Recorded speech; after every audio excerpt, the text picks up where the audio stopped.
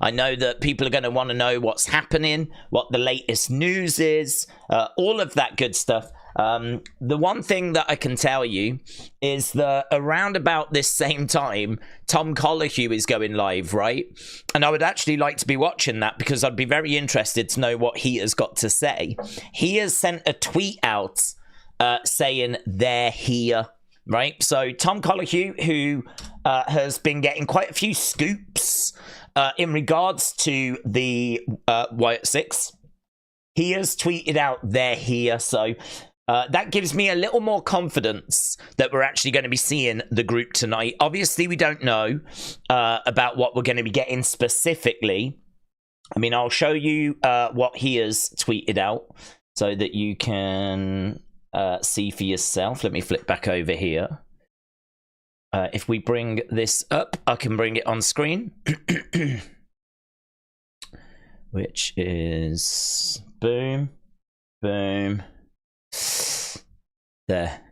So this was about 3 hours ago. You can see Pro Wrestling Finesse said Wyatt 6, they're coming. Tom Colohue just quote tweeting, they're here. So that, I mean, obviously I don't know the context of that, but that gives me confidence that we're going to actually be seeing the group tonight. We did speak yesterday when we did a special live stream. We did like a bonus live stream yesterday where we were talking about our expectations and we were talking about what we were thinking that we might get.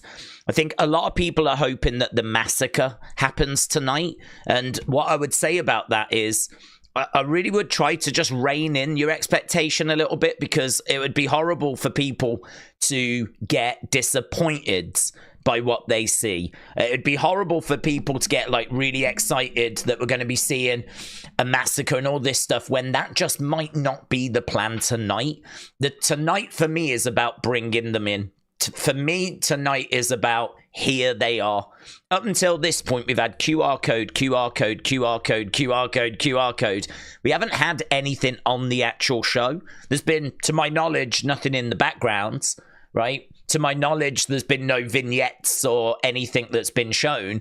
It's only QR codes. What we're going to get tonight, almost certainly, is that next stage now. And that next stage is going to show itself in some way, but we don't know quite how. Obviously, we expect to see them, right? That we obviously expect that. But I don't know that we can expect the massacre tonight. I don't know that that's coming tonight. And for some people out there, that is going to be disappointing if we don't get that massacre. But that's why I'm saying now, 3 hours before the show, just get yourself ready for this being more than a QR code. And I wouldn't get too carried away further than that, right? I don't think they're going to open the show. I don't think they're going to be attacking loads of people throughout the show, right? If I was booking this show, I can tell you what I would do. I would have little glitches, little teases throughout the show. And I would have maybe even a little QR codes quite early, that when you scan, it basically comes up with something that says, see you tonight, right? So that you're left in no doubt that you better not tune out, because something big is going to happen later in the show. And then I would bring them in right at the end. I mean, from a business point of view, I want you to watch this show, and I want you to watch all of this show, right? I want you to see my other wrestlers. I don't want to just give you what you want at the start, because then a load of you are going to tune out. A load of people will tune out. It makes more business sense to do it right at the end, so that people stick around and they watch the show, right? And maybe see something else that they like the look of, which then means they might come back again next week, the week after, right? So I want to do that. The other thing as well is I wouldn't want to give you the massacre this week, because I would want you to tune in next week to see what the group's going to do. This week, I'll give you the group. Next week, I'll start the massacre, right? So that's why I'm just saying, just try to get your expectations into check, because I keep getting so many people getting in touch going, oh, I can't wait for the massacre tonight. It's like, it could happen. They may book it a different way to how I would book it. So it could happen. But it just worries me that if the massacre doesn't happen tonight, people are going to be moaning, complaining, disappointed. Well, that was a letdown and all that kind of stuff. It's like, yeah, no. As long as we get more than a QR code. I mean, personally, what I'm looking for is I want to see them. I want to see the costumes. I want to see the masks. I want to see the group, right? As long as I get to see them, I will then be satisfied. That will be enough for me. And then, yes, next week we can then have a conversation about, well, what do we do with the group now? Now that they're in, what do we do with them? So just something we touched on yesterday. Obviously, I don't know who's here that wasn't here yesterday. So just wanted to make sure that we were like touching on that, boxing that off, and trying to get people onto the same page. In regards to information, we know that Rob Fee is in Corpus Christi. There's a picture of him actually, I think, jet skiing or something on the lake at Corpus Christi. So we know that he is in Corpus Christi. No great surprise there. He is the director of character development. I'm sure he goes to a lot of the shows, but we know that he's in Corpus Christi. We know that everything's been pointing towards the 17th as well. 17th has been shouted about for quite a while. And obviously, we've had a few disappointments. We thought that they might be at Backlash. We thought they might be at King and Queen of the Ring. We thought we might get Nikki at Clash at the Castle. It has been disappointment after disappointment after disappointment. But here we are. There is very little doubt that we get something tonight, right? I'm not seeing any reports that like they're not gonna arrive tonight, or it's gonna be another QR code. Tonight is the night we're expecting something more. Okay, so lots to get our teeth into, lots to get excited about. Obviously, we're going to be live a good 2 hours 50 now before the show starts. So we've got plenty of time to get into the chat, plenty of time to talk about things and go wherever the conversation is going. But yeah, I think this is going to be a memorable night, man. It's going to be it might be a long night as well, but it's going to be a memorable night. The amount of excitement that people have shown, like on my Twitter account, like you just go through my notifications, it's just people freaking out. I'll show you this actually whilst we're just on the topic. If you go back to this over here and bring this up. That's what I want. Here, look, we've got this poll that I put up, and it's had nearly 2,000 votes. And it's, how excited are you for Raw tonight? How excited are you? Look at that, 65%, nearly 66%, 2/3 of people are saying that it is off the charts. It is off the chart. It's not normal levels. It's not even more than normal levels. It is off the charts. This is looking like 91% more than usual. Like if you count like the 65 and the 25, you're getting to about 91%. That's how more than usual that people are excited, right? And 65% of that being off the charts. And this ain't like 10 people that have voted. This is like 1,744. So hopefully that feeling is really coming across. Hopefully that vibe is resonating as people are watching this, that there is a lot of excitement out there. There is a lot of anticipation out there. There is a lot of hype doing the rounds, and rightfully so. Because as we said, everything is indicating that tonight is going to be the night that we take that massive step forward. And as we said, Tom Colahue, who's been very, very good with breaking information, he says they're here. So, he's not mixing his words there. He is coming out and saying, tonight's the night pretty much. So I'm obviously massively excited. I want to get into the super chats. I want to get into the normal chats. Let's get about, oh my God, wow. Let's try and get into that now, shall we? So words of red, shout out to you, my friends. Hope you are well. And I know you're excited already. I don't even need to say I hope you're excited. I don't think I need to say that tonight at all. So words of red, shout out to you. Really appreciate it, man. I saw that you sent in a couple of super chats, and it really is appreciated, dude. And just a big thank you to everyone that's been on this journey. for me, we go into a different phase now, but it's obviously not the end of things. I would much rather look at it as the beginning of something new. So rather than this being the end of the QR codes, I think now what this can be the beginning of is us getting to really know these characters. You know, I want to know more about Dexter Lumis and what his character is. I want to know more about Nikki Cross and what her character is. You know, do we find out the identity of the bride tonight? Are we going to get a bit more information about where this group is going to operate? Because this group ain't going to just randomly be backstage in the corridors. You know, if you think about Bray, he did his promos in the Firefly Funhouse. Well, I don't know if this group is going to do that. So where do they operate?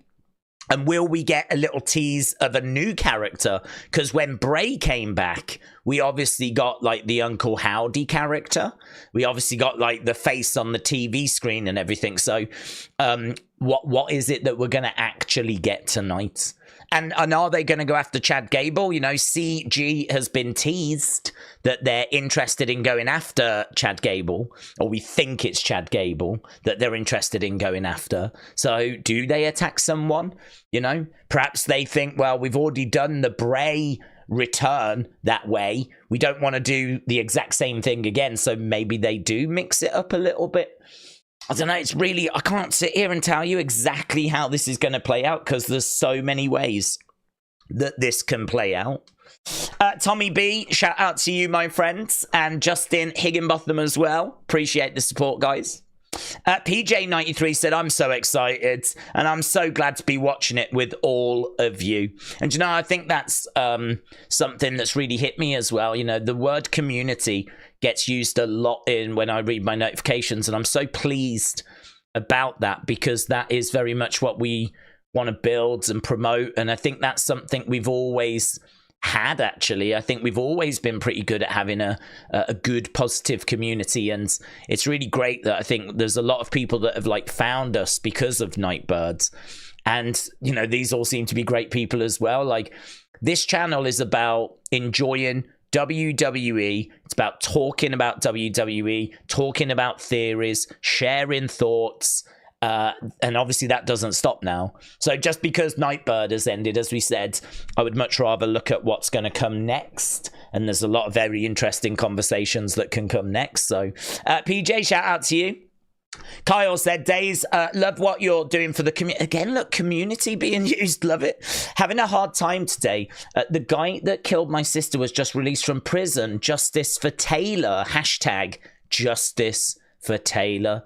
Kyle, I'm so sorry to hear that, buds. I mean, that is, I think this is where like wrestling and hopefully like this community can be, I don't want to say a distraction, but I think sometimes, you know, life, it can just deal you just the most horrific hand. And I think these things can provide a bit of relief, if you will, just a little moment where you can just step away from like real life. Just even if it's for a moment, you know you're going to have to go back to it. But I think that is something that wrestling is fantastic at doing, actually, because wrestling never has that off season.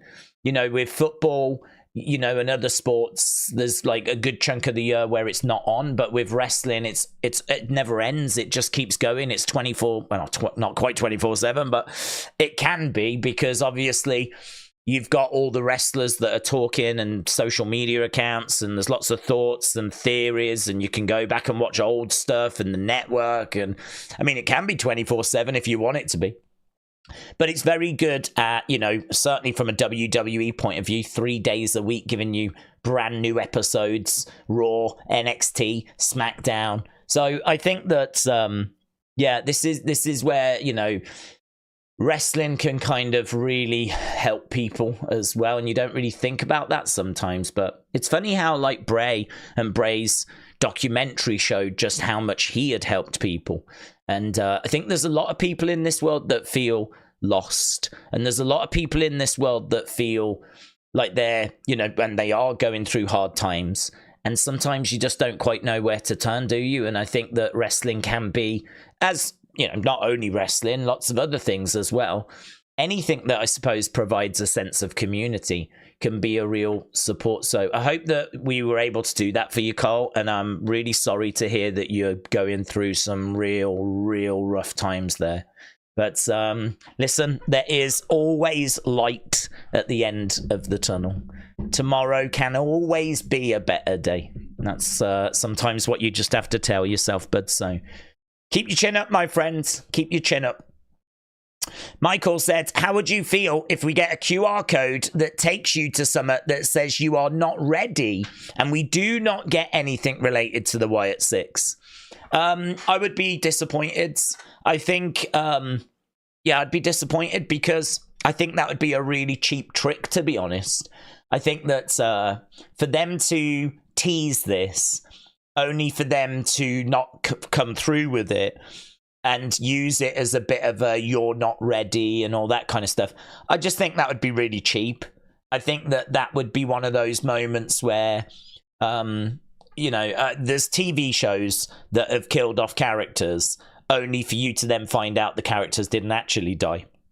And, you know, I'm thinking in Walking Dead in particular, they did that. There was quite a famous moment where a character dies, but actually a few episodes later you find out he didn't die.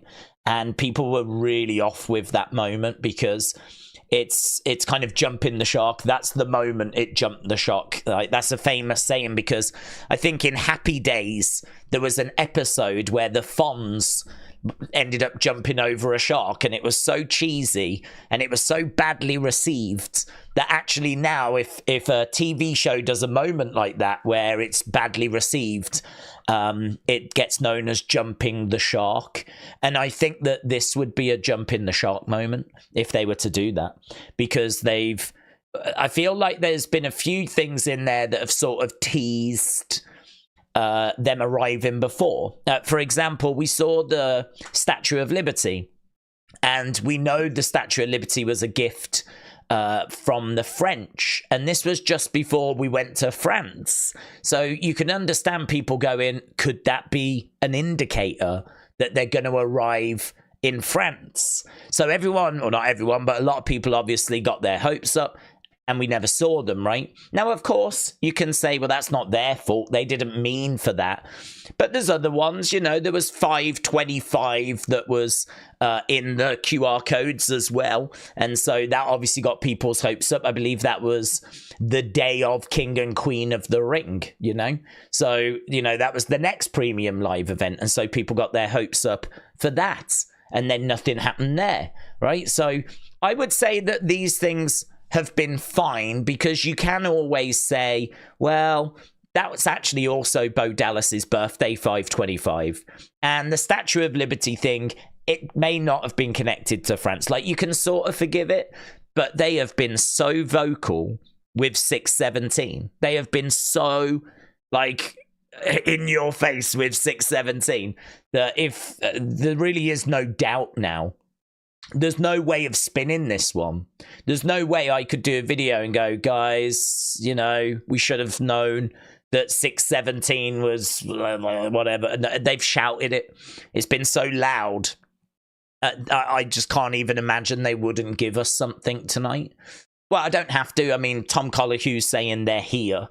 And I'm totally expecting it. Nothing is being reported that they're not going to be here, or that there's a swerve in the works or something like this. Like, so far, everything's good. So far, I'm sat here and I'm still expecting them to arrive tonight. So the only thing I would say, though, is, again, what are we expecting? I'm expecting to see them, and that's about it. If I get more than that, then brilliant. But I think if you want to know what my parameters, right? So what would make me disappointed if we don't see them, right? If we get another QR codes and we don't see them, I will tell you that I'm disappointed, right? If we get to see them, brilliant, tick, right? I'll be really pleased, right? Because I've got to see, I want to see the costumes, I want to see the masks, I want to see that group, I want the crowd going, holy shiz, holy shiz, holy shit. You know, I want the crowd going off, I want the group there, I want this thing to be kind of like the Bray return at Extreme Rules, right? It doesn't have to be exactly the same, but, you know, that kind of ballpark. If they then give us more than that, like we get a promo as well, or we get the massacre as well, or we get a Alexa coming back tonight as well, and we're not expecting that. Like, if we get more, well then, oh my God, you know. But my expectation isn't those things. So, yeah, that's kind of the parameters, really. Anything short of seeing them will be a disappointment. I won't have any problem with telling you that it's disappointing. Doesn't mean that I won't still be excited for when they finally arrive. Of course I will. But anything short of seeing them tonight would be a disappointment. JP Ville, shout out to you, says December 2036. That's when the Uncle Howdy will finally debut. That's not bad. I mean, that's only 12 years. That's all right. That's a lot of QR codes, but I think we can do it, right? So, yeah. Oh God, imagine how good we would be at like solving crime. We could solve crimes by that point. We'd be so good at like detective work if we were to carry this on for 12 years. We could open up unsolved crime folders and yeah, it was him. How'd you know? Hair. And if you look at that bit there, you can see like a blood spatter, which is the exact same blood spatter as a crime he did before. We'd be like the best detectives in the world. So hopefully we don't have to wait that long. But if we do, I'm going to take the positives from it. Rachel, Cisco, shout out to you, my friends. Appreciate the support. Hope you are well. And Swans 1, which I do love the spelling of that. I'm in Corpus. I'm ready to head to the show. I can't wait to see Uncle Howdy. I'm bummed that CM Punk won't be there, but I'm gonna have fun, and I am so excited. Well, just know that we're all jealous. I think if there's one Raw that a lot of us wish that we were going to, it's this Raw tonight, isn't it? If there's one Raw that we wish that we could attend, it would 100% be this one. So I hope you have a fantastic time. I hope it lives up to expectation. I hope that you get a good view and you get to see them and that they're there. You know, I would love for them to be there in person. For me, as long as I just see them. So even if it's like the end of the show, lights go out, we get a video play, and Uncle Howdy's there, and you can see him, and you can see the other members, and Howdy's like, we bring the massacre next week. I would be okay with that. That would be fine. But I know what I want. I want to see them, right? It doesn't really matter to me if they're there in person or not, because I'm not there. So it doesn't really matter to me. I'm watching on TV, so it doesn't really matter if they're there in the arena or not in the arena. I expect them to be in the arena. Let's be clear on that. I expect them to be in the arena, but it doesn't really make a big difference to me. But it will make a difference to Swans 1. So for you, just for you, I hope that they are there in person, and it's not just like a video or something like that. But yeah, I hope they're there in person. I think they will be. And, oh, God. Do you know, I feel like there's going to be so much to talk about. I mean, already I don't know where I'm going to start. I mean, like, the moment of them walking out is going to be massive. The costumes that they're wearing, the music that is played, the masks that they've got on. Like, what moment did they appear in the show? Like, all of it's just going to be... Flipping Nightbird video tonight's going to be like 5 days long. So it's going to be... I might have to get a little quick video out just so people get the headlines. And then I might have to do like a more fleshed out video after, which is, you know, really digging into stuff a bit deeper. It's going to be, honestly, buckle yourself in. It's going to be a ride. Cookie Kid on Fire said, Daze, it's me. Cookie Kid on Fire, hello from me. I hope you are well, and I hope you're excited, buds. Big Popper D reacts, said, I've been watching in silence for a while. I enjoy your channel. I like that. In my mind, you come across as like a thoughtful monk. Sat there in silence, just sort of taking it in and meditating at the same time. I like that. But I do love hearing from people that live in the shadows, because I mean, if you look at the amount of views that the streams tend to get, tend to get, on average, about 10,000, 12,000, something like that for a Raw or a SmackDown, right? I'd imagine that tonight will be a bit above that, of course, but we clearly don't have that many 10,000 people like in the chat, right? So that means that there is this vast majority that just stay quiet, that are silent, like Big Papa D Reacts. And a big shout out to all of you out there. We know you're there, right? We know you're there. We just can't see you or hear from you. And we don't know what you're thinking. And we're a little bit suspicious of you, to be honest. But no, it's awesome. And it's great to hear from people that are in the shadows, if you will. You've revealed your identity now, Big Papa D Reacts. You're a known face now, so welcome. Alan, shout out to you, my friend, says, thank you, Daze. It's been an amazing journey with you and this community. Is that word community again, innit? Community, it weren't them, it was me. What are you on about? Stop giving them the credit. Nah, Alan, shout out to you, buds. Yeah, it has. I must admit, the more of these messages I'm reading, you would think that it would be warming my heart. It's not.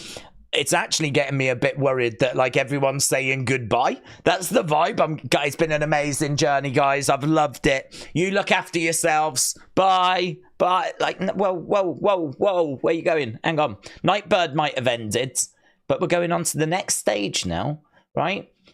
Like, surely we want to know who these people are, don't we? Surely we want to know what their characters are and what they're going to do. Like, I mean, I ain't got no plans to go anywhere.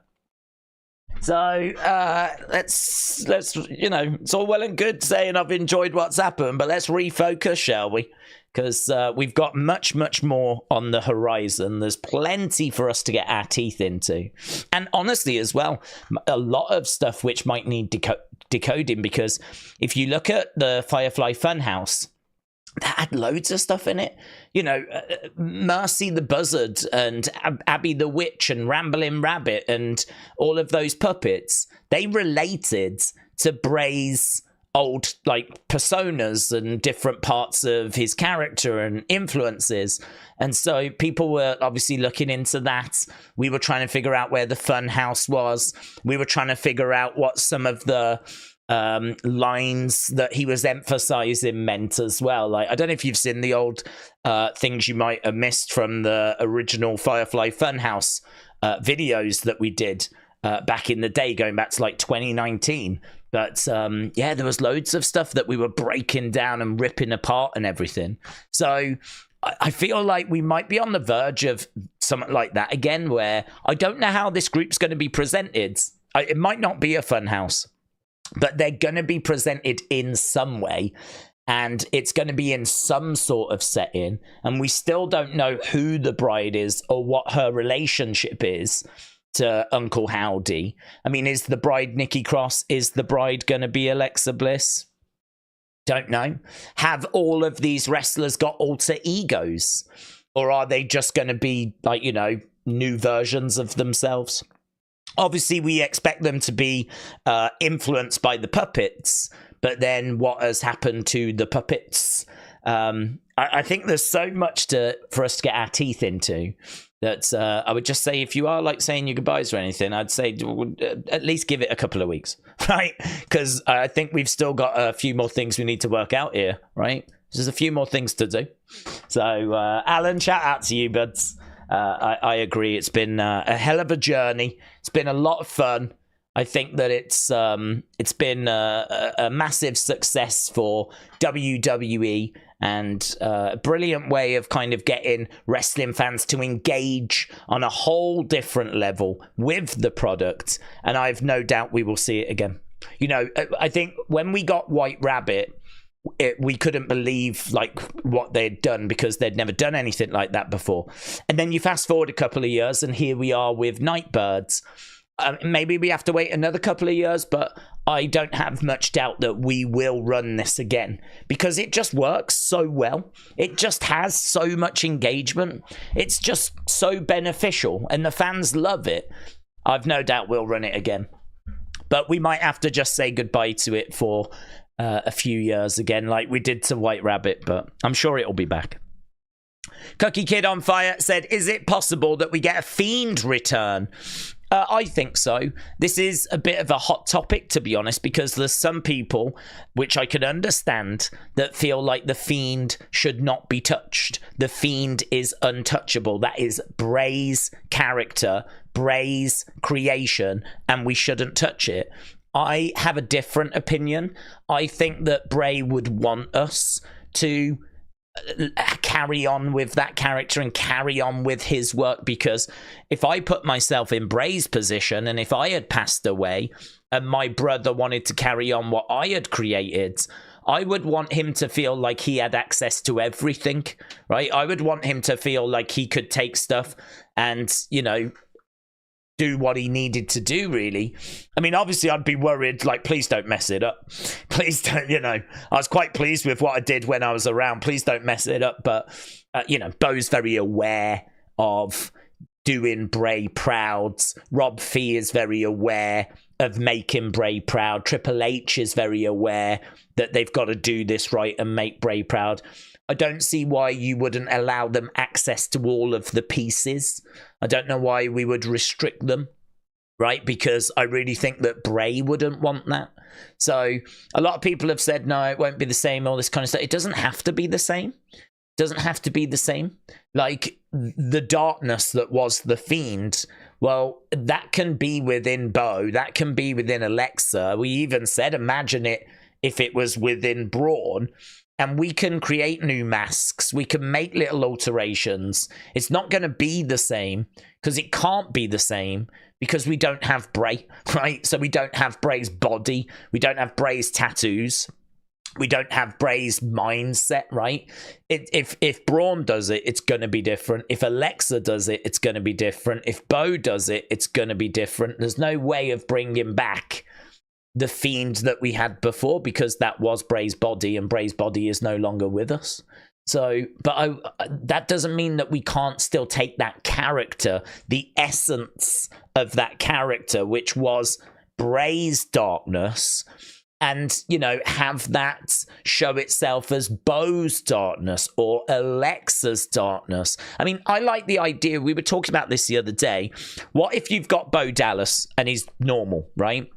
And he does promos like Bray did in the Funhouse, or Bray when he came back and he said, I'm Wyndham, right? And then his darkness, Bo's darkness, is Uncle Howdy. Yeah. So whenever like things need to get a bit darker, like he could wrestle matches as Bo against low-level talent, but when, you know, it's time for a premium live event, then it's time to go and get Uncle Howdy, and so he becomes Bo's darkness. But I did throw the thought out yesterday, the theory out there yesterday, what if we could go one step further? What if even Uncle Howdy is not enough sometimes? What if we're facing Randy Orton and we need something even more extreme than Uncle Howdy? Uncle Howdy, even he is not total evil, right? He's evil, but he's not total evil. What if there is another level that we can unlock? And what if that is Bo's Fiend? What if Bo says the only thing that I can turn to now is total darkness, total evil? I need the Fiend. If he says that, everyone's going to wet themselves with excitement, right? And then we get like Bo as the Fiend against Randy Orton at WrestleMania. I mean, listen, if we were going to do that, I would really want Bo to try and bulk up as much as possible, because if he comes down and he looks like really thin and small, and it's not gonna, you're always gonna compare it to Bray's Fiend, so he's gonna have to do the best he can to get, you know, as big as he can, really. But I would only do something like that after seeing it. I mean, I would, if I was working in creative, I would say to Bo, show me the mask, show me the costume, put it on backstage. If I don't get blown away by it, we ain't gonna do it, right? Because I need this to look impressive, right? We do not want him going out there looking small and it looking like someone cosplaying as the Fiend. It's never going to be Bray, but can we get it to look a little different and to still make it feel, it can still have the right aura? it can still feel good. It can still look impressive. Like, you know, maybe we just mix it up and we do something different with it. Maybe the mask is a bit like ripped in half or something, you know? So it's not quite the same full face mask. It's different. I would be very interested in that, but I wouldn't sign it off until I saw it. And I would only use it a couple of times. Maybe if he was in a feud with Randy. But, so will we get the Fiend? I can't sit here and say, yes, we will. I have heard that the Fiend is expected to feature, though. I think it was Tom, again, that said the Fiend is expected to be part of the Wyatt Six. What he means by that is that he's not going to be one of the six, but he is going to be a character that can be used. He will be like a persona, an alter ego, or will feature in some way as part of the vignettes or something, you know? Hard to know how they use him. It may not be in ring. It might only be promos and vignettes. But as I said, I would definitely be interested in looking at that. And if we do get Braun, I think Braun is, do you know what I mean? Imagine the Fiend as Braun's darkness, and you've got Braun jacked with, like, you know, a new type of Fiend mask on, and like, oh, that could be really sick, man. That could be really sick. So for me, I would be okay with it. I don't think Bray would want to limit that. I don't think Bray would be like, no, I don't want you doing that. I think he would say, you know, fill your boots. You do what you need to do. I want my creations to be shared with the world. That's certainly how I would feel. So, but that's for them to decide, isn't it? And as I said, I know not everyone is going to feel that way. There's a lot of people that will still turn around and go, no, we shouldn't do it. We run the risk of ruining it. And that's a fair comment. It's a fair comment. I would definitely want to see it before signing it off if I worked in creative. Jake Campbell said, Thomas said, the group is like the Addams family. The group is like the Addams family. I mean, I've heard that they're not going to have supernatural elements. I would imagine that they are a bit cult-like. I don't know. I mean, like, the Addams family is not cult-like. They were a family. I don't really see how they can be like the Addams family, because they're not a real family. And because, you know, there's not like sons and daughters and uncles. And well, there is an uncle, Uncle Howdy. But you get my point. They're not an actual family. They're a group of people that have been brought together that are going to become a family. But there's not a daughter and a son and all that kind of stuff. So I don't know. We'll have to wait and see, won't we? We'll have to wait and see how it shows itself. There's a lot of nerves out there. People are nervous about if this is going to land and if it's going to work. I think that's another reason why I would do it right at the end. Because to be honest with you, sometimes less is more. I mean, Bray came out when he returned at Extreme Rules, and all we got was the door open. He came out with a mask on and a lantern. He took it off. Crowd went crazy. He looked at the camera and said, I'm here. Blew it, and that was it. And then we got his logo on screen, and that's how it ended. I mean, sometimes if you give a bit too much, then, you know, people might go, yeah, no, that's not the vibe I was looking for. Whereas if you keep it compact, you know, people will still be a bit in the dark as to whether they like it or not. And then they're going to have to tune in next week to find out a little bit more. So it's one of those, isn't it? Everyone wants everything now. And I think that WWE would be wise to not give everything away now. Just like, you know, anything more than a QR code tonight, that's all I'm after. That's all I'm looking for. Blame Darius said, once again, I couldn't think of another community to be in the watch in the debut. Blame Darius. Blame Darius. Blame Darius. Shout out to you, my friends. Yeah, no, amazing. That word community again. I feel like we're going to hear that quite a bit tonight. It's brilliant that people have got that sense, you know, that sense of community. I'm so pleased that that comes across. And, you know, before I even went live, I saw there was like a good amount of people that were in the chat just chatting amongst each other, with each other. And I've said this before, and I hope it, like, hasn't been lost throughout Nightbird. But if I was watching this rather than sitting here talking, I would see your usernames in the chat. I put it on screen for a reason, right? Right here. I would see them. Doesn't matter if I'm on my phone and I'm on a bus or whatever, right? I put the chat on screen for a reason, and that is so that people can see the comments, read the comments whilst I'm talking. I know if you're sat at a computer or whatever, you've got a chat elsewhere, but not everyone is. Some people are on their phones and they can see these comments, and we get a lot of the same people commenting. And your personalities do come across, I promise you, right?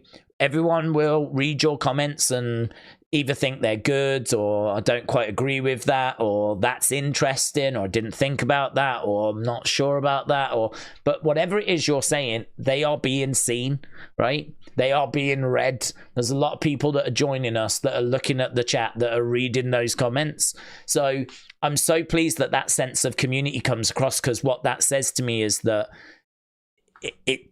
people are reading those comments, people are seeing what other people are saying. Like, you can't really have a sense of community if you're only listening to just me, right? Because that's not really a community, is it? So that says to me there's a lot of engagement amongst people in the chat, and I'm so pleased about that. I mean, we were able to boost like Twitter followers for people as well. I think this is a community that can really do some stuff, help each other, you know. I still haven't figured out how we put like it to good use. I really do want to, though. I know that there's other people in our community that do like TikToks, YouTube, stuff like that. They're going to be making content on Nightbirds. They're going to be making content on wrestling. And they're also going to be people you probably know, right? So these are people that would love to talk to you. That community is a very real thing. It shows itself with followers. It shows itself with other YouTube channels. It shows itself with just engagement, likes. You know, imagine putting a post up and you getting 100 likes on it, right? And that's because the community is into the same things you're into. So if you tweet about Bray, there's a load of people there that are ready to like it. And all of a sudden, where your posts normally get 4 or 5 likes, now it gets 100.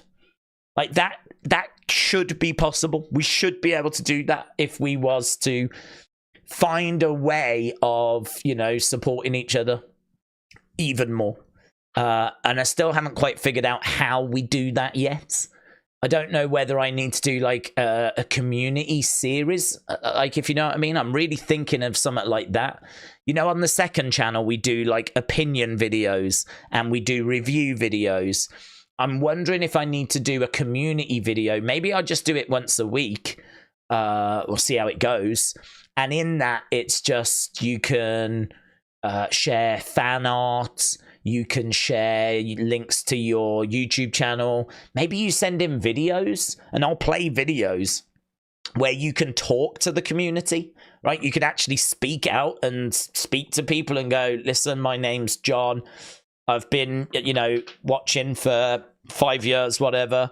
I've got my own YouTube channel, TikTok account. It's called John Loves Wrestling and blah, blah, blah, blah, blah. Do you know what I mean? And like, maybe there's something in that.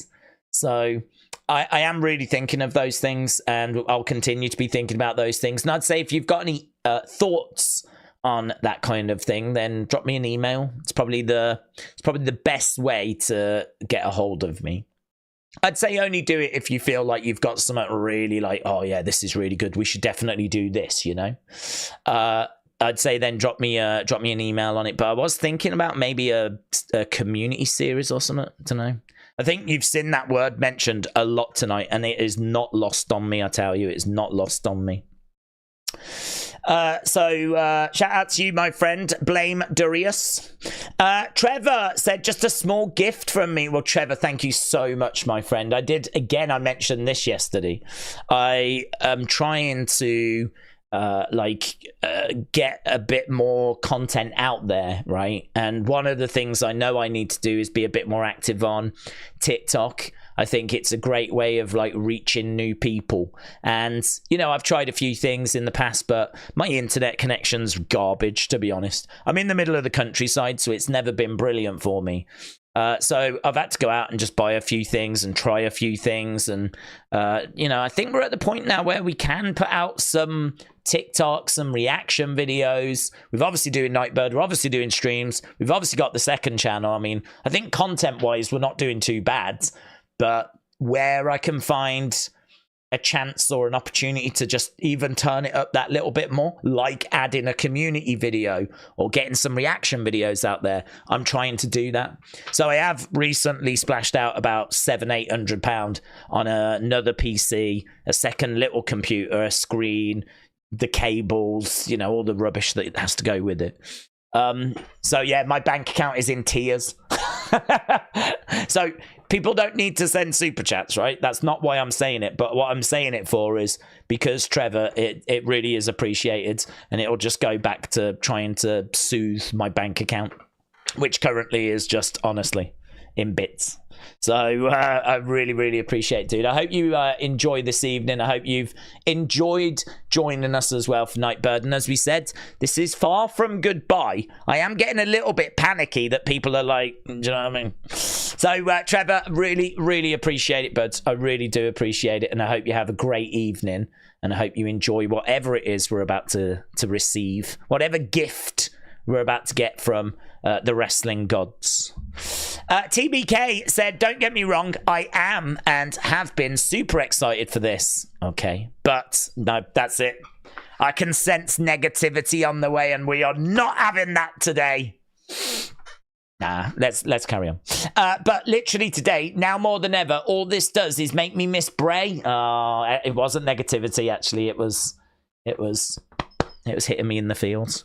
That much more. Know what I mean? The expectations are high. TBK, shout out to you, buds. I know exactly what you mean. I think I think I look at it a slightly different way, to be honest, and that is that I just think that Bray would be so pleased for what's happening today. I think that Bray would be proud. He would be excited. He would want to be there. Of course he would. But I look at it that way. I don't so much look at it like, oh, I wish he was there, because of course we do. Of course we do. Yeah, his loss is a massive loss because, well, to be perfectly honest, it's not even a massive loss because of the wrestling sides. I feel it because of his family.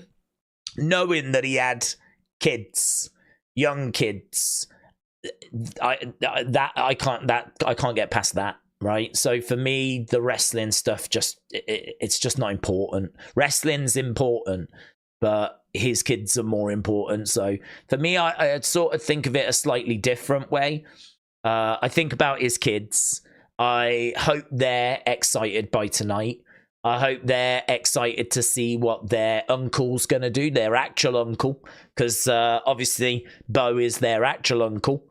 And so I hope they're excited to see what their uncle's going to do. I'm sure that he has been talking with them and, keeping them up to date with what's happening and all that kind of stuff. So hopefully they've kind of felt a part of this in some way and they're excited to see it just as much as we're excited to see it. And I think that really, I think about how it is going to be hard to not have Bray there, but I think that it's the excitement just outweighs it all for me. I know that Bray would be happy with this and would be excited by this. And I put myself in his situation. I think about if I wasn't around and my brother was doing this and he was carrying on my creative, I would be excited because the story I wanted to tell, it hasn't died with me. It lives on, right? It lives on. So many people's work and so many people's, what they contributed can go with them. It doesn't live on when they pass away. People that have created pieces of music, whatever, that have just been lost to time. People that have created paintings that just never got the recognition they deserve. They're just in a garage somewhere, People, when they pass away, what they created can sadly sort of go with them. But with Bray, it lives on.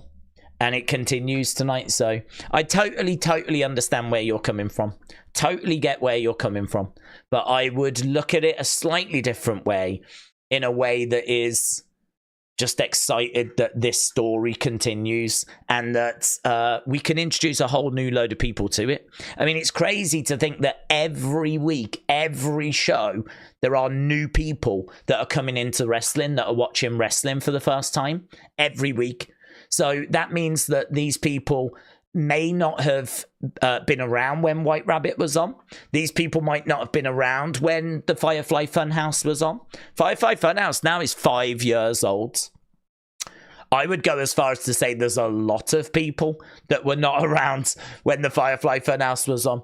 Because if you think about when you got into wrestling as a kid, you know, are you sticking with it 5 years later? I mean, if you get into wrestling when you're, say, 8, are you sticking with it when you're 13? Because when you're 13, like, I don't know, girls, do you know what I mean? Like, things happen, don't they? So a lot of people get into wrestling when they're young and then get out of it when they start hitting their teenage years. So about 5, 6 years, maybe 7 years, you know, people's relationship with wrestling can change, and we know a lot of people lose wrestling, leave wrestling when they reach, like, you know, those teenagers. There's a lot of us that stick with it, right? But I kind of feel like 5 years is a long time in wrestling. It's a long time. And the Firefly Funhouse was 5 years ago. The Wyatt family is like 10 years ago, when they were like first arrived, 2013, 2014. You know, you're going back like 10 years for them. So that's even longer. So I kind of feel like it's so exciting that this is going to continue. It's definitely going to reach people that were not around for some of the previous stuff. And I just love the fact that the story is carrying on, and hopefully it's going to work. I mean, I think what'll be a real shame is if this does backfire. You're right when you say high expectations, but that's why I would keep it short and sweet tonight. It's going to upset people, but I don't care, right? I would keep it short and sweet. I know that the people that are really into this, I know that they will get more than enough by just seeing the costumes and seeing the masks. Having that group walk out, standing in a row in the entranceway, just like staring at the camera as the show comes to an end, you'll be like, oh my God, did you see Nikki Cross? Did you see Dexter? Did you see their masks? People will be freaking, right? You really don't need loads. You don't need loads, right? I think the QR codes have shown that as well. Loads of the QR codes have had lots of content, but even when they haven't, people have still dug into them and found things that have interested them. And I feel like with this as well, you know, the entrance music, what's on the Titantron, what do the masks look like, what do the outfits look like, who did they interrupt, what did they say, how were they standing even? You know, who was in the middle? I'm guessing it'd be Howdy. But is it Howdy? Maybe it's Bo? What if it's, I don't know what we're getting. So is there going to be any reference to Bray? Will there be a rocking chair? Will there be a lantern? Will he be wearing the hurt and heel gloves? I mean, there's so much that we can talk about just from them walking out in the entranceway. So I would keep less being more. That way it's going to be real hard to ruin expectation, isn't it, if you're not really giving a lot. And then really start worrying about next week, because next week is when you're going to have to turn it up a bit more. Next week is when we are going to have to do some stuff. And that's where we are going to have to show our hand a little bit more. And that's where it is going to potentially divide opinion a little bit. So, but we should be able to get through tonight. We should be able to get through tonight with, you know, keeping everyone pretty much on board. Just depends what people are expecting, really. That's why I'm saying keep your expectations low. The one thing I would hate to see is people being disappointed after today. Certainly when I think you can get away with just giving a little rather than giving loads, you know. So TBK, I know exactly where you're coming from, my friend. Carl and Dawn Hamilton said, I think the Scotland screw job was close to jumping the shark. Maybe. I feel like if you're Scottish, you probably feel that way. I think that, I don't know, I feel like if you're from anywhere else in the world, I don't know that it's perceived that way. I think that it's a real difficult one, that actually. It's a real difficult one because it's Drew in Scotland, and a lot of people did want to see him win it. And of course the Scots wanted to see him win it. But I don't know. I don't know that it was kind of jumping the shot, because I was pretty convinced someone was going to interrupt in that match. So I sort of went into it with the expectation that there was a good chance he was going to get screwed. And then he got screwed. And so I can't say that it was the biggest shock. So I don't know that it was jumping the shark. I think if you went to that show and you didn't think that, and you thought that you was paying your money because I want to be there when Drew wins the title, well, then I could understand you being disappointed, right? I could understand you being disappointed. But then I would also say, welcome to the channel, because we did talk quite a bit about the fact that we thought Drew was going to get screwed. So I kind of feel like it's a tricky one, that. It's a tricky one. I can see both sides of the argument. For me, it wasn't a problem. But for people in Scotland, it clearly was. They booed Samantha Irvin. She was like, get home safely. Boo! I know you're disappointed. Boo! Burn in hell! Have a safe trip. Boo! Yeah, they were not pleased with Samantha. Well, it wasn't her. They were just unhappy at WWE, and she was the representative of WWE, you know, so it wasn't her that they were having a pop at. But it was, yeah, you can understand it. You can understand why Scotland was not happy about Drew not winning in the main event. But we'll see how he reacts. That's another part in it tonight. That's another one. It's going to be very interesting to see how he flipping reacts tonight at that. I mean, did you see him, like, grabbing Corey Graves? Just, like, grabbed him in the entranceway, going off, like, about how he'd been screwed. And, I mean, he was livid. He was flipping livid. He is livid.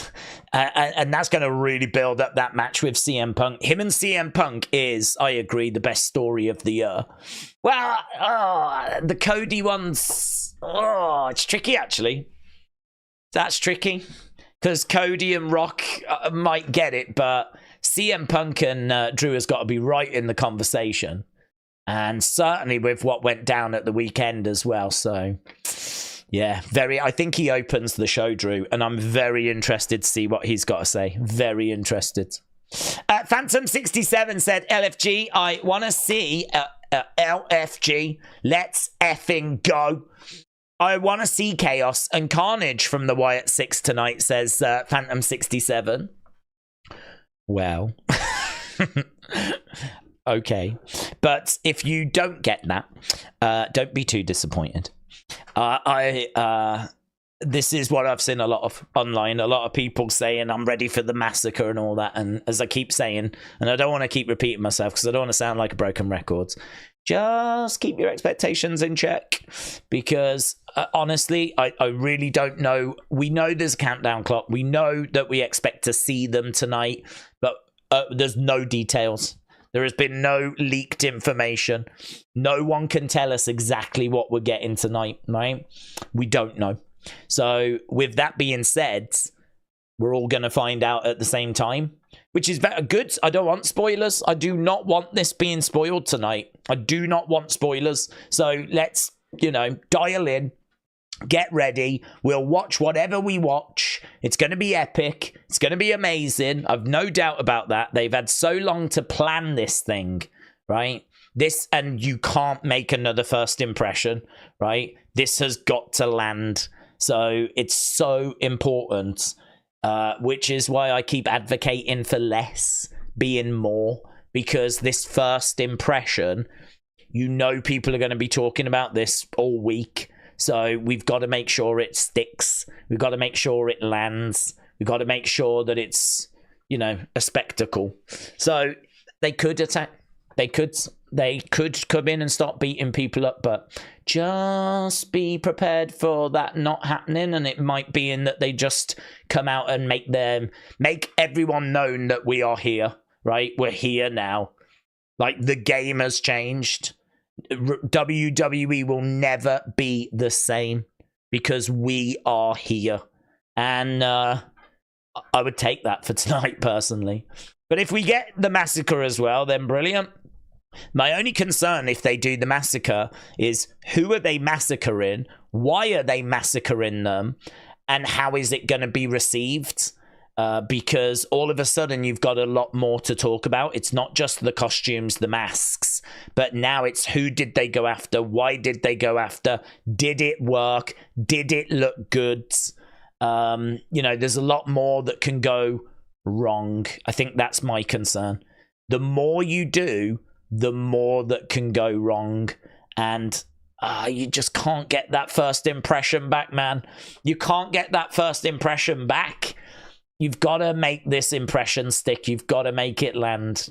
So the more we do, the more nervous I get. Right. Word of Red said, Daze, hello, friend, and hello to the community. I should have a community counter.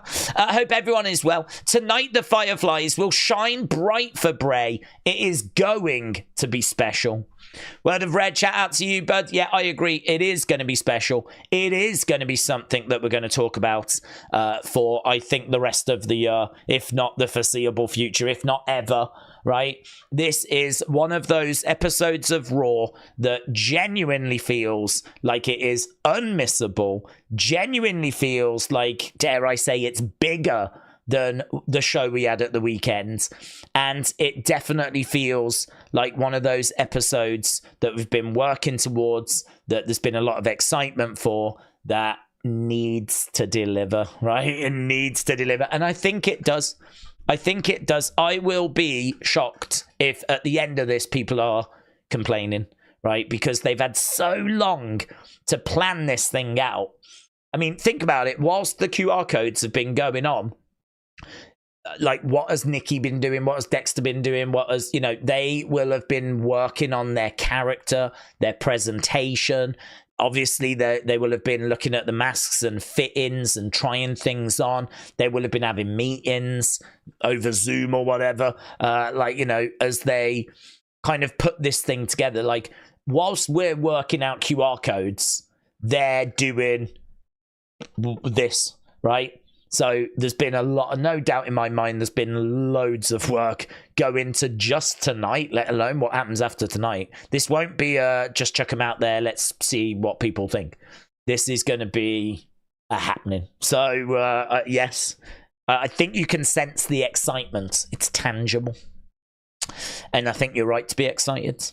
That's what she said. Said, follow the buzzards. I love Wyndham. Shout out to you, my friend. That's what she said. Phantom67 gifting some memberships. Really appreciate that, buds. And yeah, we should have a really good members stream this week. Obviously, there's going to be so much to talk about. You know, it's going to be a hell of a week. We also need to induct our next person into the Hall of Fame, so we need to do that as well. We've got the Community Hall of Fame, so we need the next person to go into that. So I'll be asking the members this week for their votes. So the members all vote, and then the top 5 will go into a poll. I'll put that on the channel probably at the weekend, and then you lot can vote for who you think should be the June inductee into the Community Hall of Fame. Dormouse69, shout out. Whoa, Dormouse gifted 50 memberships. Dude, that's insane, but that is insane. Dormouse69, shout out to you. That is insane. So I hope people, I'm guessing they were all claimed, but I hope people massively benefited from that. I think as a thank you there, we'll do an extra member stream this week. So I'll put that in the book for... Well, it would probably make sense to... well, tomorrow I've got the Wrestling Escape Pod, haven't I? I've got the Wrestling Escape Pod tomorrow, so Wednesday. We'll do one Wednesday, and we'll do one Thursday. So... I'm trying to think if I can do one tomorrow, to be honest, because that would make sense, wouldn't it? But I've got the Wrestling Escape Pod, and then I've got NXT. So I suppose I could do one before the Wrestling Escape Pods. Does that make sense? No. Well, we're probably going to talk about it on the Wrestling Escape Pod, aren't we? Oh, look at the bother I've got myself into now. I tell you what, we'll do one Wednesday, we'll do one Thursday. We're going to do two. And you can thank Dormouse69 for that. And you can thank Phantom67. So we'll do one Wednesday and Thursday. I'm making a note, member streams.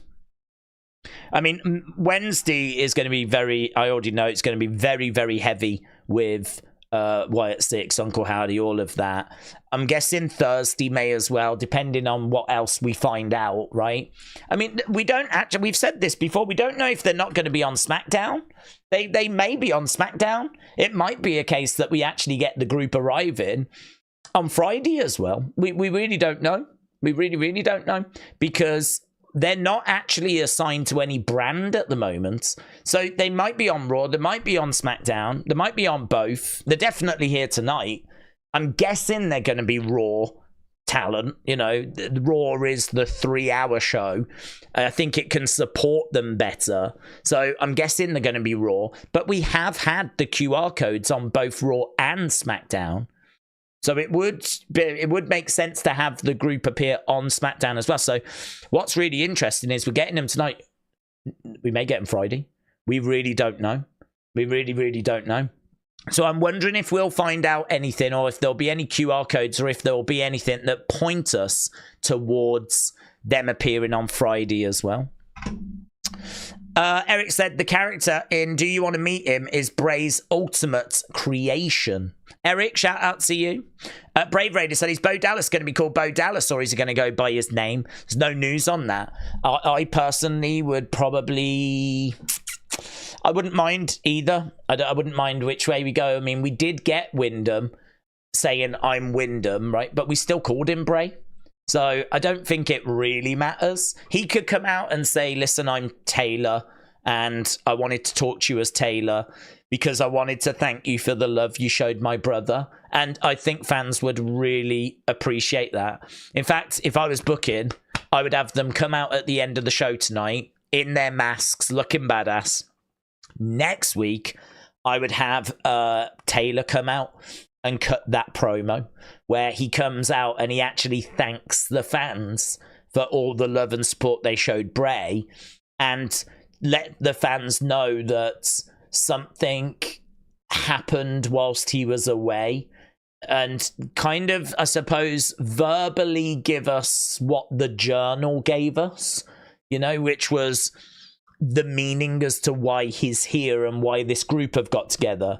You know, he heard the words of the Red, right? And he found a purpose, and that was to free people that were being undervalued, underutilized. And to kind of flesh out something like that, to verbally explain to people that have not been following the QR codes why he is here, why this group exists, what it is they're looking for. I really think the fans are going to want that moment where they hear from Taylor.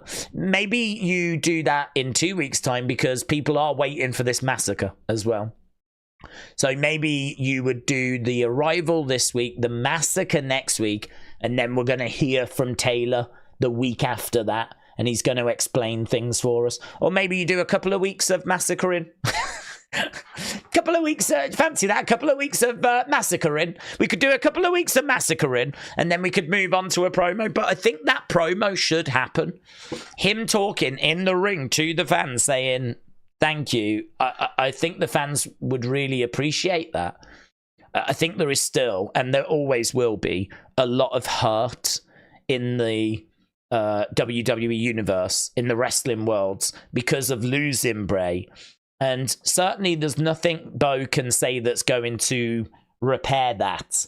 But I think hearing from him, I think would be something very much appreciated by the fans. So I hope they've got that factored in somewhere. And I think that for him to do that as Taylor would make a lot of sense. But I do agree, you do have to, everyone wants this massacre, so maybe, you know, in second thoughts, maybe you do have to just delay it a little bit. Maybe we can do that promo, but it just comes a little further down the road. Because I think, I don't know about you, I do want Uncle Howdy to be a persona. I don't want Uncle Howdy to be the only character that Bo is. I do want to hear from him. I do want him to be able to come out as himself. I do want him to be Bo or Taylor or whatever he's going to be called. I don't want it to just be Uncle Howdy.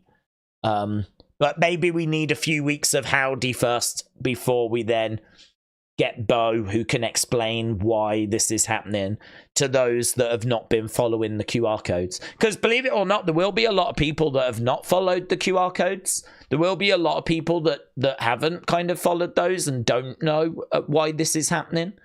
They might have read the odd thing or caught the odd thing, but, you know, there'll be plenty of people. I would love to know how many views that journal page has had. I'm sure there must be a way they can track that. We won't have that info, but I would love to know how many views it's had. Because, you know, if it's had, say, 400,000 views, well, we know that Raw gets 1.7 million views. So that means there's over 1 million people that have not even looked at that journal page. Well, I don't know what the numbers are, right? I don't know what the numbers are. But the point is, I feel pretty confident that not every single person that watches Raw will have gone onto that journal page. So I think there will have to be a degree of kind of bringing people up to speed and explaining why this is happening. Right, so Phantom67, Dormouse69, dudes. Dormouse said, thank you, Daze, for everything, and this community has done. With everything, I am grateful for all of you. Thank you, and you are welcome. Well, Dormouse69, I can't even begin to thank you. I mean, so supportive, so much support from so many people. And, you know, all it makes me want to do is just work harder to try and help promote people within the community. Like, I really do want to do that community video. I know people have got TikTok accounts, Instagram accounts, YouTube channels. Like, there's a lot of creative people in this community, and if I was in this community, I would want that support as well. I would want that help where my social media numbers can be boosted, you know. So I do want to find a way of, like, how do we successfully do that? What is the best way of doing that? And maybe a community video would be a start, at least, and then maybe from there we can find a way forwards. There is a Discord as well. I never get a chance to go into it, but again, you know, I think that word community has come across loud and clear for the past hour and 15 minutes. So I think the Discord, there's a link in the description. I know that Sunny and Coaster Maniacs do a lot of work in there, and I think you should be able to find people in there from our community that you can chat with as well. So, you know, maybe there's stuff that can be shared in there, like links to people's Instagrams and TikToks and all that kind of stuff, you know.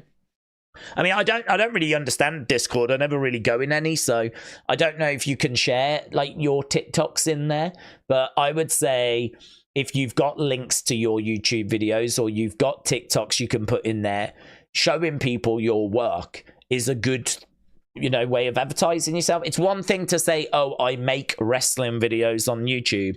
It's a whole different thing to go, here's my wrestling video on YouTube. Do you know what I mean? It's one thing to say you do something. It's a different thing to show people what you do.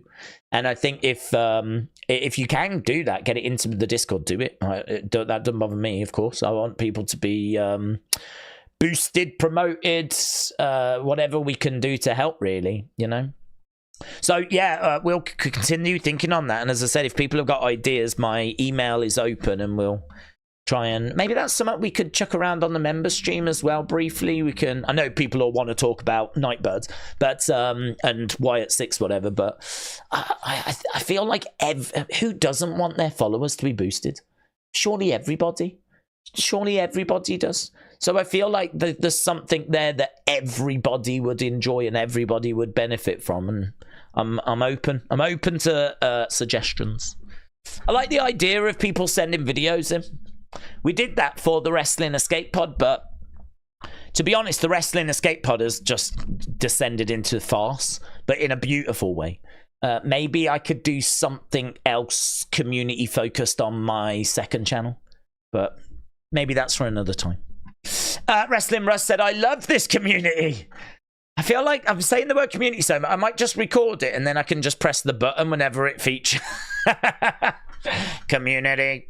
Blame I want to make sure I say your name right now, and I'm not very good at remembering. Blame Darius said, have a Daze Con in Chicago and I'll be there.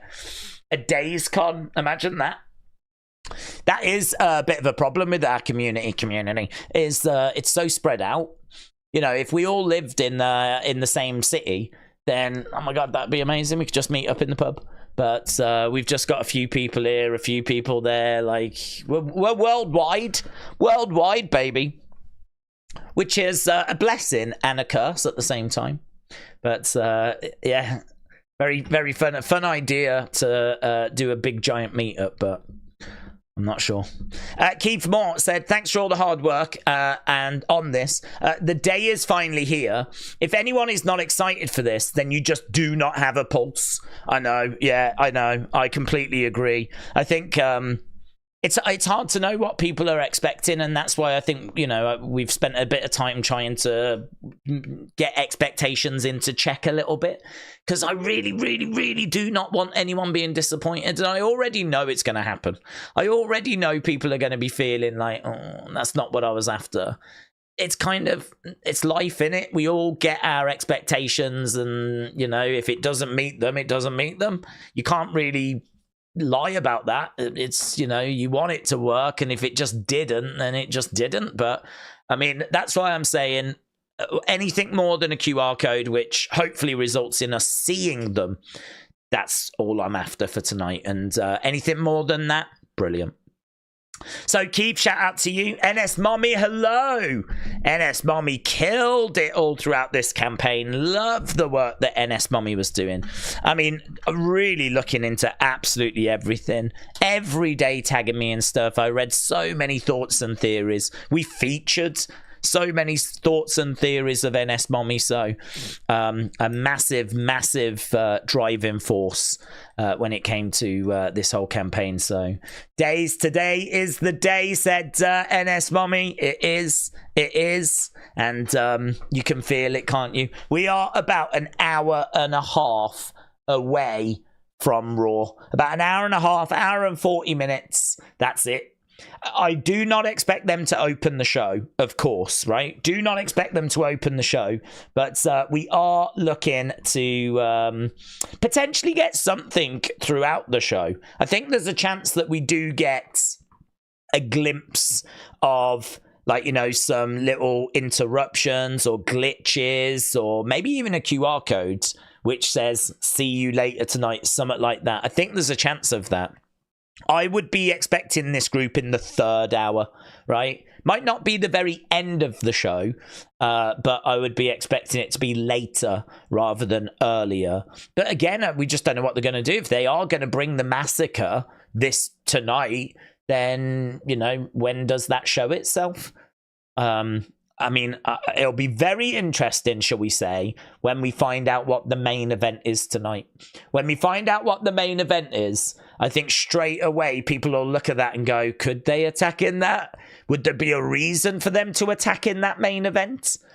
There will be a lot of attention paid to the main event, depending on what it is. And I don't think that's been revealed. I'm not aware as to what that actually is. I did look earlier if we had a preview for Raw, but we don't. On the WWE website, they're still talking about Clash at the Castle. So we still don't have, like a preview for tonight's show. So I don't really quite know what to expect. I don't really quite know what it is that we're going to be getting, but yes, very exciting. Man United Hodge said, let's effing go. How are they going to show up? Well, we don't know. We don't know is the honest answer. I mean, we expect it to be that they're there, and we expect it to be a case that we see them, and they've been talking about a massacre, so there are people out there expecting the massacre. I have made it very clear what I think. I think it's going to be third hour. I think we're going to see them. I think that it'll be kept short and sweet. I think it should be kept short and sweet. I think that there should be an image of them all together that is going to be an image that we will pore over hours and hours and hours, looking at every little detail, right? I in my mind, I can see them in the dark, maybe with fireflies out and a spotlight on them, and them just all stood in a row as the place is chanting and the show comes to an end. So I sort of see it being something as simple as that. Obviously there could be some vignettes and stuff that plays before that, before they walk out there. There could be some, like, you know, that's what we got with Bray. So for those that never saw Bray's return, I'm sure many of you did, it was Riddle against Seth. Riddle won, lights went out, and then he's got the whole world in his hands playing, and then these spotlights went on in the crowd, and that's when we saw the puppets, people dressed as the puppets. They were standing in the crowd, so a spotlight went on, and there was someone dressed as Huskus, and then a spotlight went on, and there was someone dressed as Abby, and then a spotlight went on, and there was someone dressed as Ramblin' Rabbit. There was a spotlight that went onto the commentary table, and it had the burnt Fiend mask on it. And then a spotlight, and it was the Fiend. And people popped thinking that was the Fiend, thinking that was Bray. But it was actually Jason Baker dressed up as the Fiend. And then we kind of panned around, and we got on the screen, we got a Firefly Funhouse, but it was all derelict. It had cobwebs, and the puppets were all like slumped over, and you could tell that it had been unloved, unkept. It was run down. You know, it hadn't been cleaned, no one had been there for a while. And on the screen, we had Uncle Howdy, who sold the worlds. You did. And then we went back to the arena. There was a door. The door swung open. Crowd started like cheering everything. It was so good because, as I said the other day, it built and it built and it built and it built and it built. It's like, are we seeing Bray now? Is that the Fiend? Is that Bray? No, it isn't. Now we go to the screen. Is Bray going to be there? No, he's not. Then we go back and the door swings open. Is Bray there? No, he wasn't. Then a shadowy figure came walking with a lantern. And is that Bray? We still couldn't tell. And he walks through the door. This person's got a mask on. Looks like Bray's body. Crowd start going crazy. They're convinced. He takes the mask off, and it is Bray. And he's standing there with the lantern. Crowd are all staring at him. And he grabs the lantern. He's like, I'm here. Off it goes. I mean, it's just like... it was so good, man. It was so good. What a flipping ride that was. What a ride that was. So if we could do that again, you know, if we could do that again, that would be great. I'd be down for that. Something like that. I mean, they're going to build it. There's going to be a presentation. I think it results in them walking out into the arena. Whether we get something slightly different to that and they do actually attack someone, that is an option. That is on the table. That is definitely something that could go down. But who, when, why, once they've done that, if there's a bit of the show left, do we see them again? Yeah, imagine that. Imagine if they attack someone and then we've got to try and watch the rest of the show. But how do we do that? We see them, the group, they attack someone, there's still like 2 hours left to go, and we've got to try and watch the rest of Raw. That's going to be impossible. That's like Mission Impossible. Even flipping Tom Cruise couldn't do that. That's like, how am I meant to concentrate on the rest of the show when you've just given me the Wyatt Six with their masks and their costumes? So this is why I think you leave it like late, because surely that's going to be one hell of a distraction to see them early, you know? But yeah, what we actually see, we don't quite know. Wrestling Russ said, I meant to spend 20. I love your content. I am so glad to be part of this community. Wrestling Russ, shout out to you. So, okay, so you was going to spend 20, but you spent $2. Well, dude, that was fine. It's all appreciated. You didn't need to go back and add the other 18.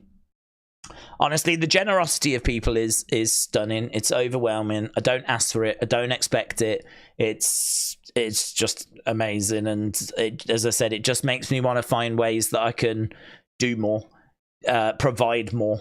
And we'll have to see how that can show itself. But as we said, I like the idea of the community videos. We'll do an extra member stream so that we can welcome all these new people.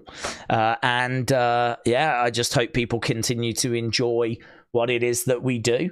And if we can continue to grow that community, like grow that bond and get people to see actual tangible benefits, then I'm here for that.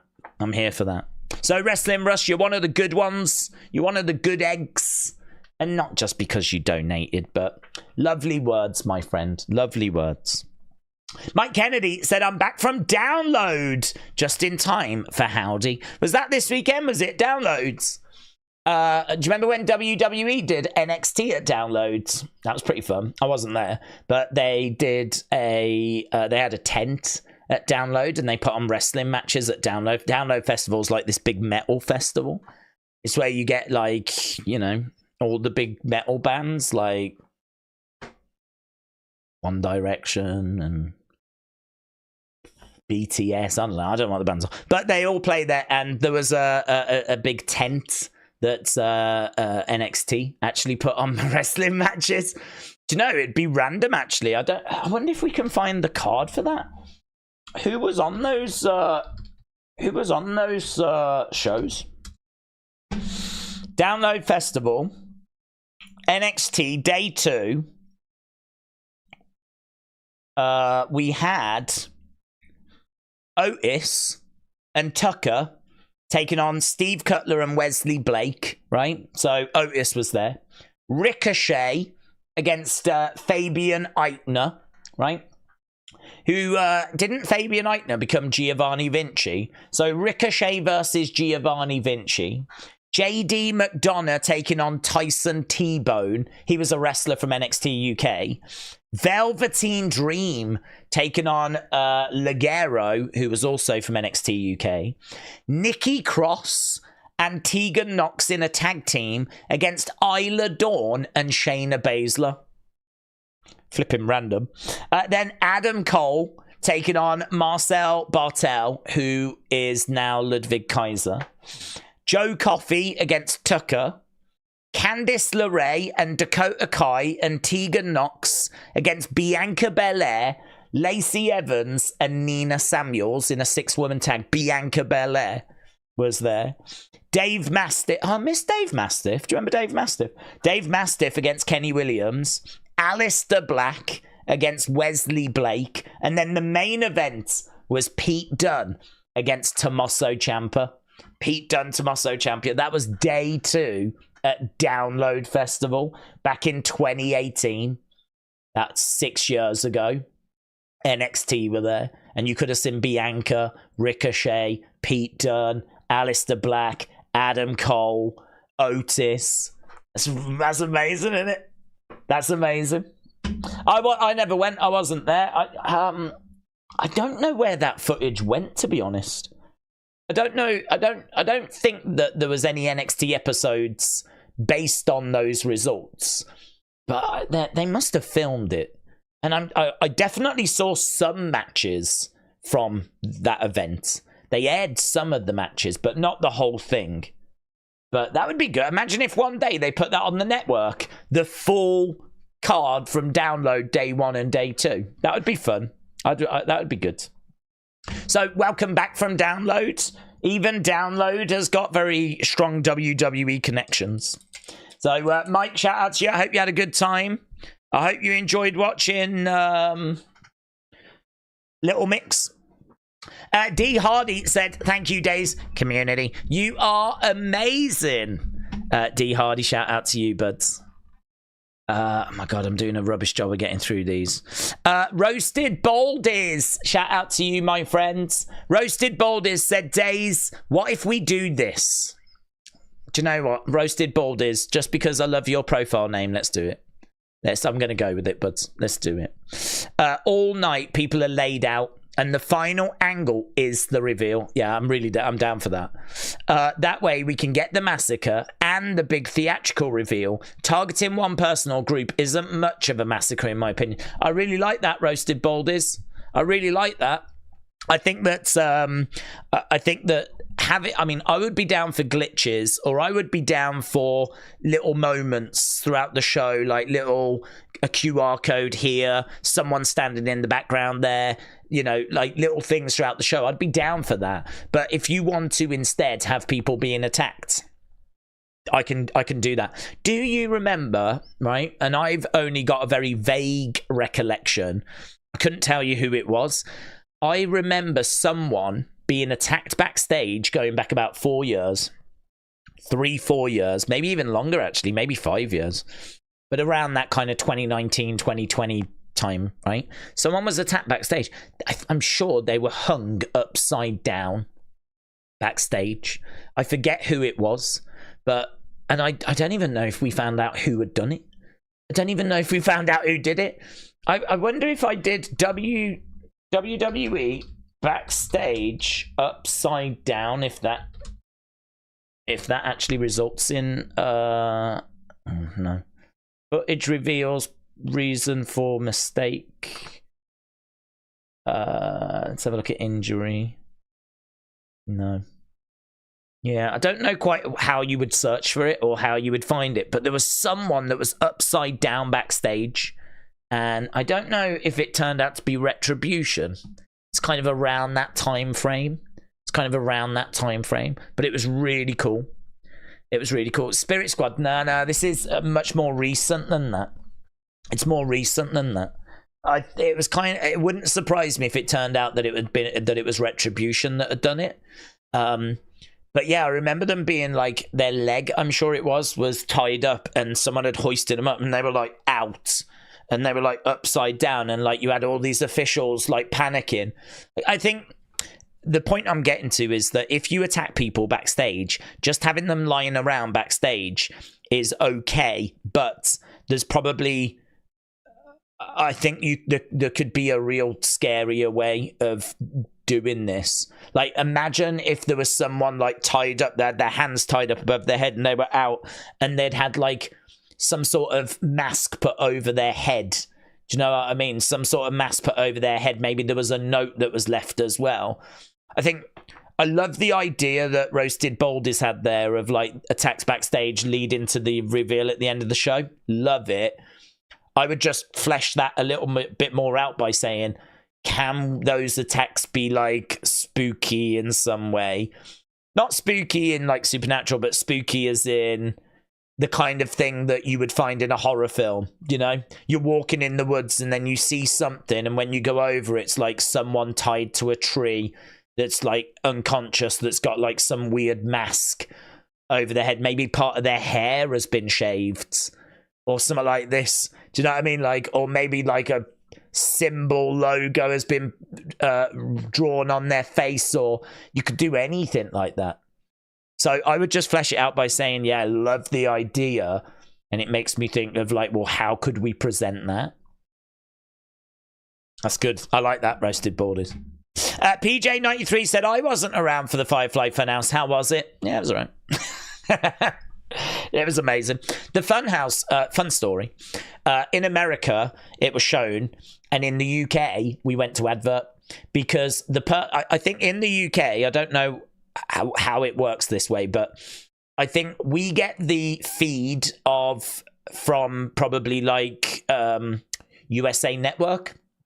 We get that feed, right? And we then, so when you go to commercial break, someone has to press a button in the UK to, when you go to commercial, send it to our commercials, right? Otherwise, I think we might end up seeing your commercials. It's something like that, right? Something like that. Because we always go to commercial break. Like, we might be watching this Friday on SmackDown, CM Punk is going to reveal, and then all of a sudden in the UK, you'll just go to commercial break because someone has pressed the button and thrown us to commercial, right? So clearly there's someone sat there, unless it's like computer algorithm or something, that manually takes us to commercial break. In America, I think you do your show and then boom, you go into commercial, but here someone manually does it. And when the Firefly Funhouse was on, you could understand someone looking at that going, I don't think this is wrestling. I don't think this isn't wrestling. And so they flipping went to commercial. So we never saw it. The very first Firefly Funhouse we never saw. I was sat there like chatting away and people are like, I remember in the chat people going, what's this? Are you watching this? What is this? Bray's back, Bray's back. I'm like, Bray's back? What do you mean Bray's back? I'm looking up and I've got like, do you need a new carpet? Or something like this. I'm like, what do you mean Bray's back? Is he selling carpet now? What's going on? And people were telling me about the Funhouse and I was like, we ain't got it. We haven't got it. It's not being shown. So I had to wait for Raw to finish so that I could then go to YouTube to see the uploads so that I could watch the Firefly Funhouse. And it's one of those where people had told me, you've got to see it. It's amazing. So I can't remember if I did a reaction video to it. I think I might have, where Raw had ended. I found the video, I hadn't seen it, but I knew people had gone, it's amazing, you're not going to believe it. So I'm pretty sure I set up the reaction like camera for it so that I could share my thoughts as I was watching it. And I ended up watching it after the show had ended. And when I saw it, I was like, this is incredible. It's incredible. I mean, the thing with the Funhouse is, I think some of it got lost on people. You know, if you just look at it at surface level, you know, the old boys, you know, your Dutch Mantels, I could understand them looking at it going, what, Bray's flipping children's presenter now. What has wrestling become? Bray's a kids presenter, but you go, yeah, it's deeper than that. It's deeper than that. He's going, hi kids, join us. You know, I mean, there's a very clear darkness. There was a very clear undertone, which I don't think was that hard to pick up on. But some people just didn't get that. Some people, it just didn't translate. They just saw a kids presenter and they couldn't get past that. And you know, that first week, a lot of people struggled with it, to be honest with you. A lot of people on Twitter did not get it. What is he doing? Like, what, he thinks this is going to work? There was a lot of backlash. It's funny because I don't know if that's kind of remembered now. That first week was, certain people loved it, but there was a healthy amount of people that were not sure what it was. And it was funny because I think those of us that did get it straight away were like, no, you don't get this. Did you not notice this? And did you not notice this? And did you not see that the puppets are named after this and this and this? And as soon as you sort of pointed a few things out, people were like, okay, maybe there's more to this than I thought. And then they watched it the next week and then they spotted some stuff themselves and spotted that stuff. And they were like, right, I'm with you now. But not everyone got it at the start. Not everyone got it at the start. A lot of people did, don't get me wrong. I'm not saying that no one did, and you know, a lot of people did, but there was a healthy amount on my Twitter that were like, I don't know what he's doing, man. I think he's really lost his mind. And it's like, yeah, that's sort of the point. If you look at it, you can see a darkness there, you know. So I loved it from the moment I saw it, and obviously we didn't know where it was going to go. And then I was, you know, everyone knows this story. When the very first time we see the Fiend, that is shown in the UK and at the O2 Arena. I was there. I was in the crowd for Raw in the O2.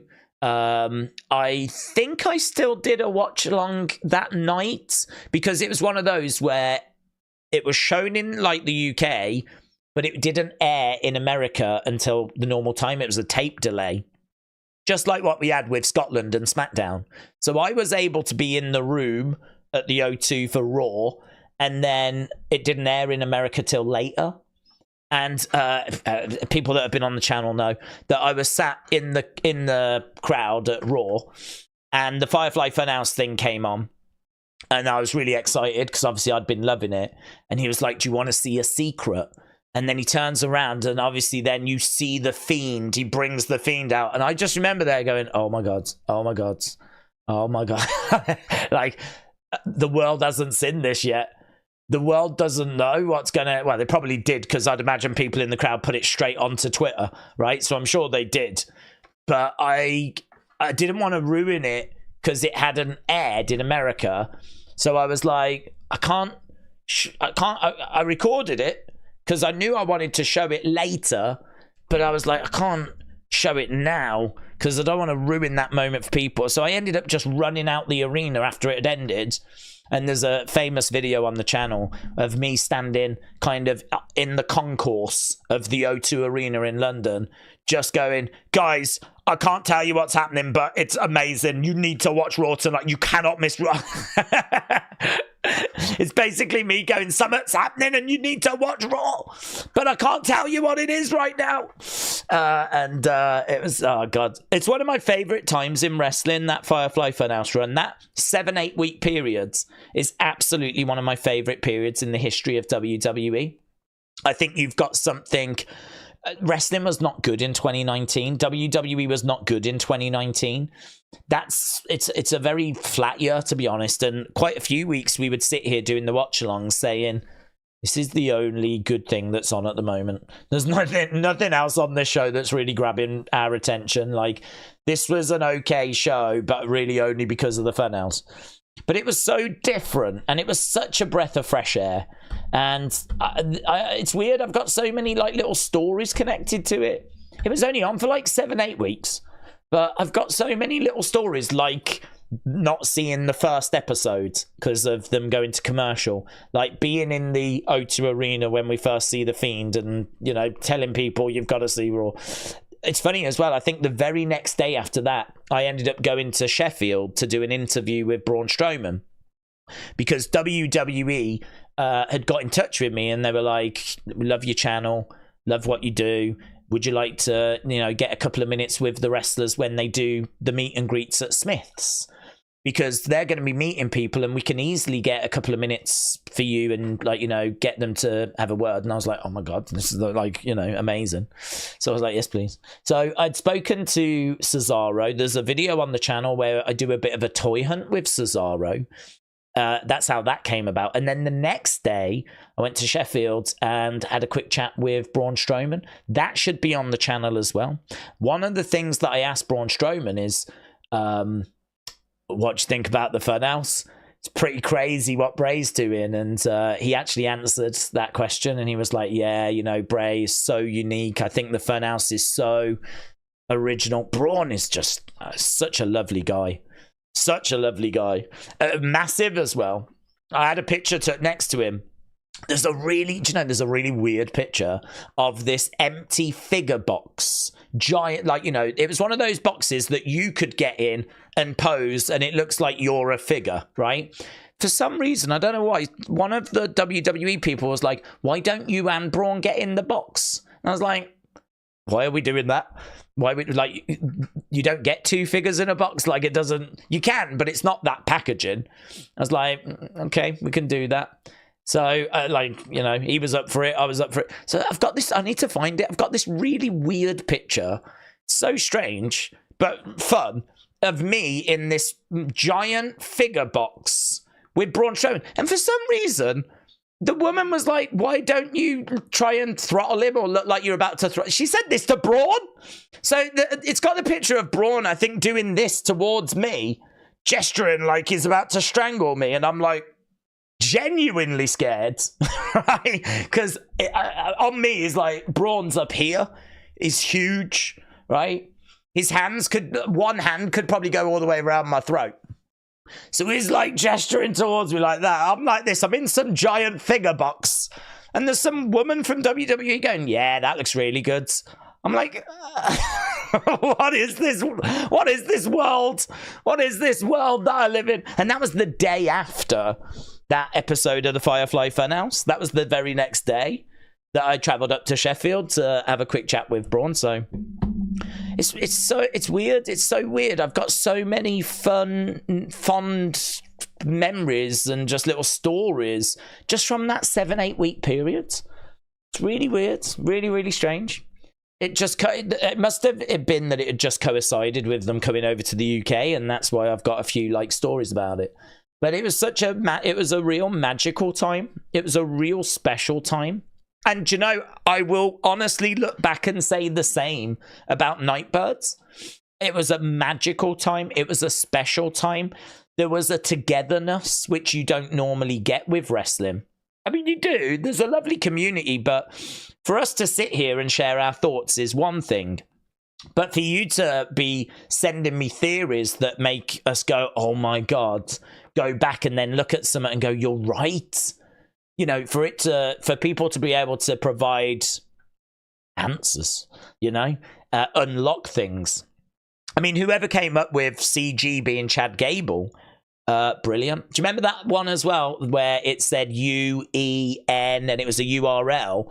And someone, I don't know who it was, but worked out that the U was Uncle Howdy, the E was Eric Rowan, the N was Nikki Cross, the J was Joe Gacy, 5 was for Wyatt 5, 1A is maybe for Alexa, who's coming later.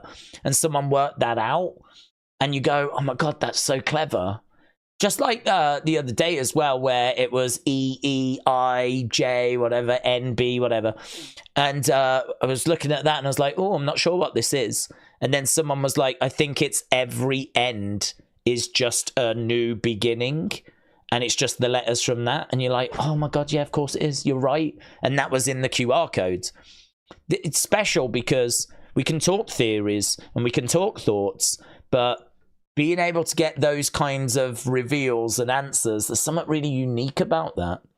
Something really special about that. It hits you on like a deeper level because it's, I don't know, it blows your mind in a way, you know? It's like, oh my God, yeah. It's when one of those come through, the only way I can describe it is like, I feel like I'm living in a black and white world. And then when an answer like that comes through that fits and works and you're in very little doubt that, oh my God, yes, I think it is that. It's like seeing in color. Like it just blows your mind and you're like, oh my God, that's amazing. And this Nightbird campaign has had a few of those moments. And a few of those moments which turned out to be incorrect. You know, like the one where we thought the t-shirt was for Corpus Christi. That is still one of my favorite moments. Because I flipping love that. I loved that theory. It didn't turn out to be correct because we got more information. It turned out we think to be the Roman Colosseum, but that's one of my favorite moments still because it was so exciting. It was so, and like also when people thought that was Nikki's house and people were finding connections to Nikki, that was exciting. It obviously turned out to be Rob Fee's house, but like all of that, the journey that we've been on has been so amazing.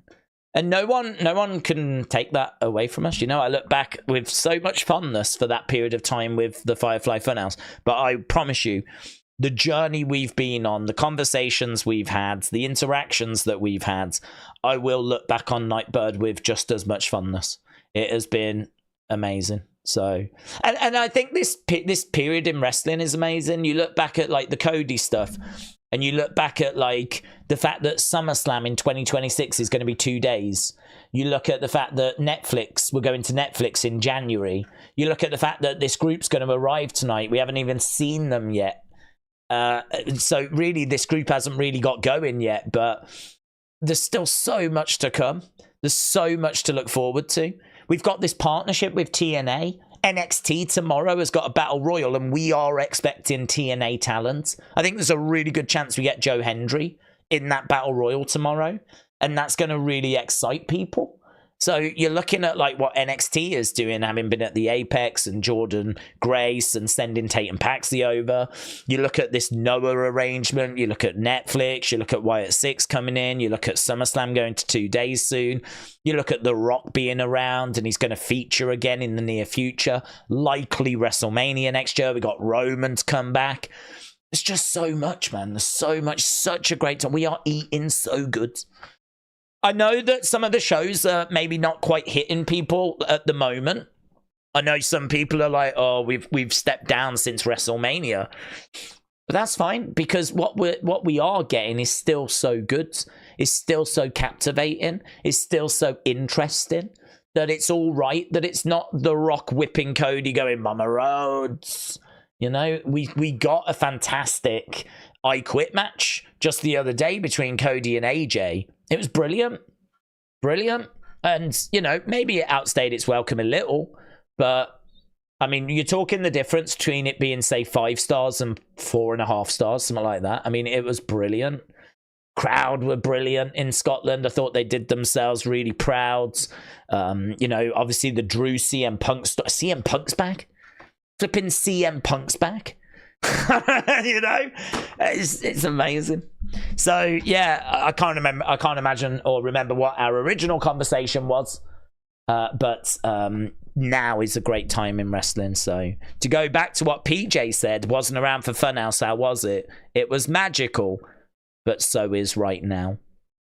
Rob79 said, that was a walk, wasn't it? Hey, that was a walk.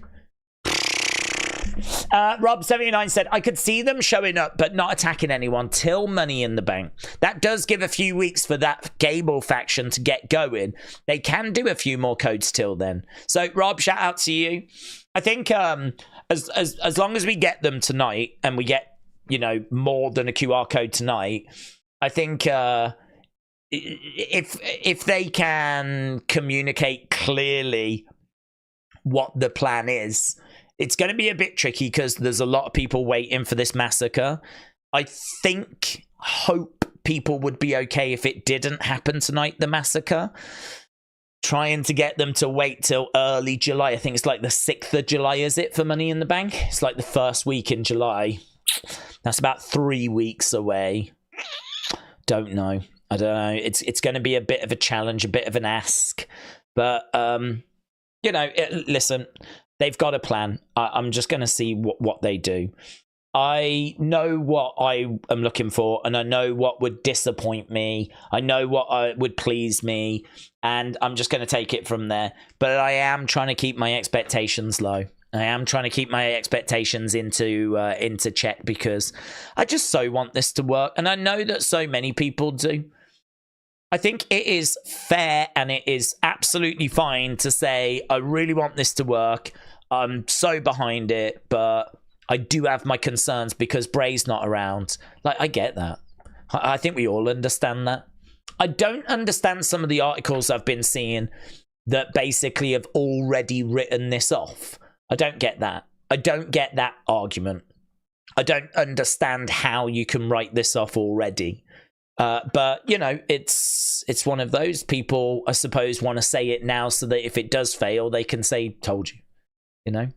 But I would much rather give it that chance, of course, because we all want it to work, and then see how it does and take it from there. I think it would be easy to sit here and go, nah, it's not going to work. It's not going to work. There's no Bray. You know, it's going to be a lot of responsibility. People's expectations going to be really high. It's not going to meet their expectations. It's not going to work. I think it'd be easy to do that. There's no value in that. So I think remember that, because I think if you do, if there are going to be people out there that are going to say it's going to suck, and then if it does underwhelm, they turn around and go, I told you so.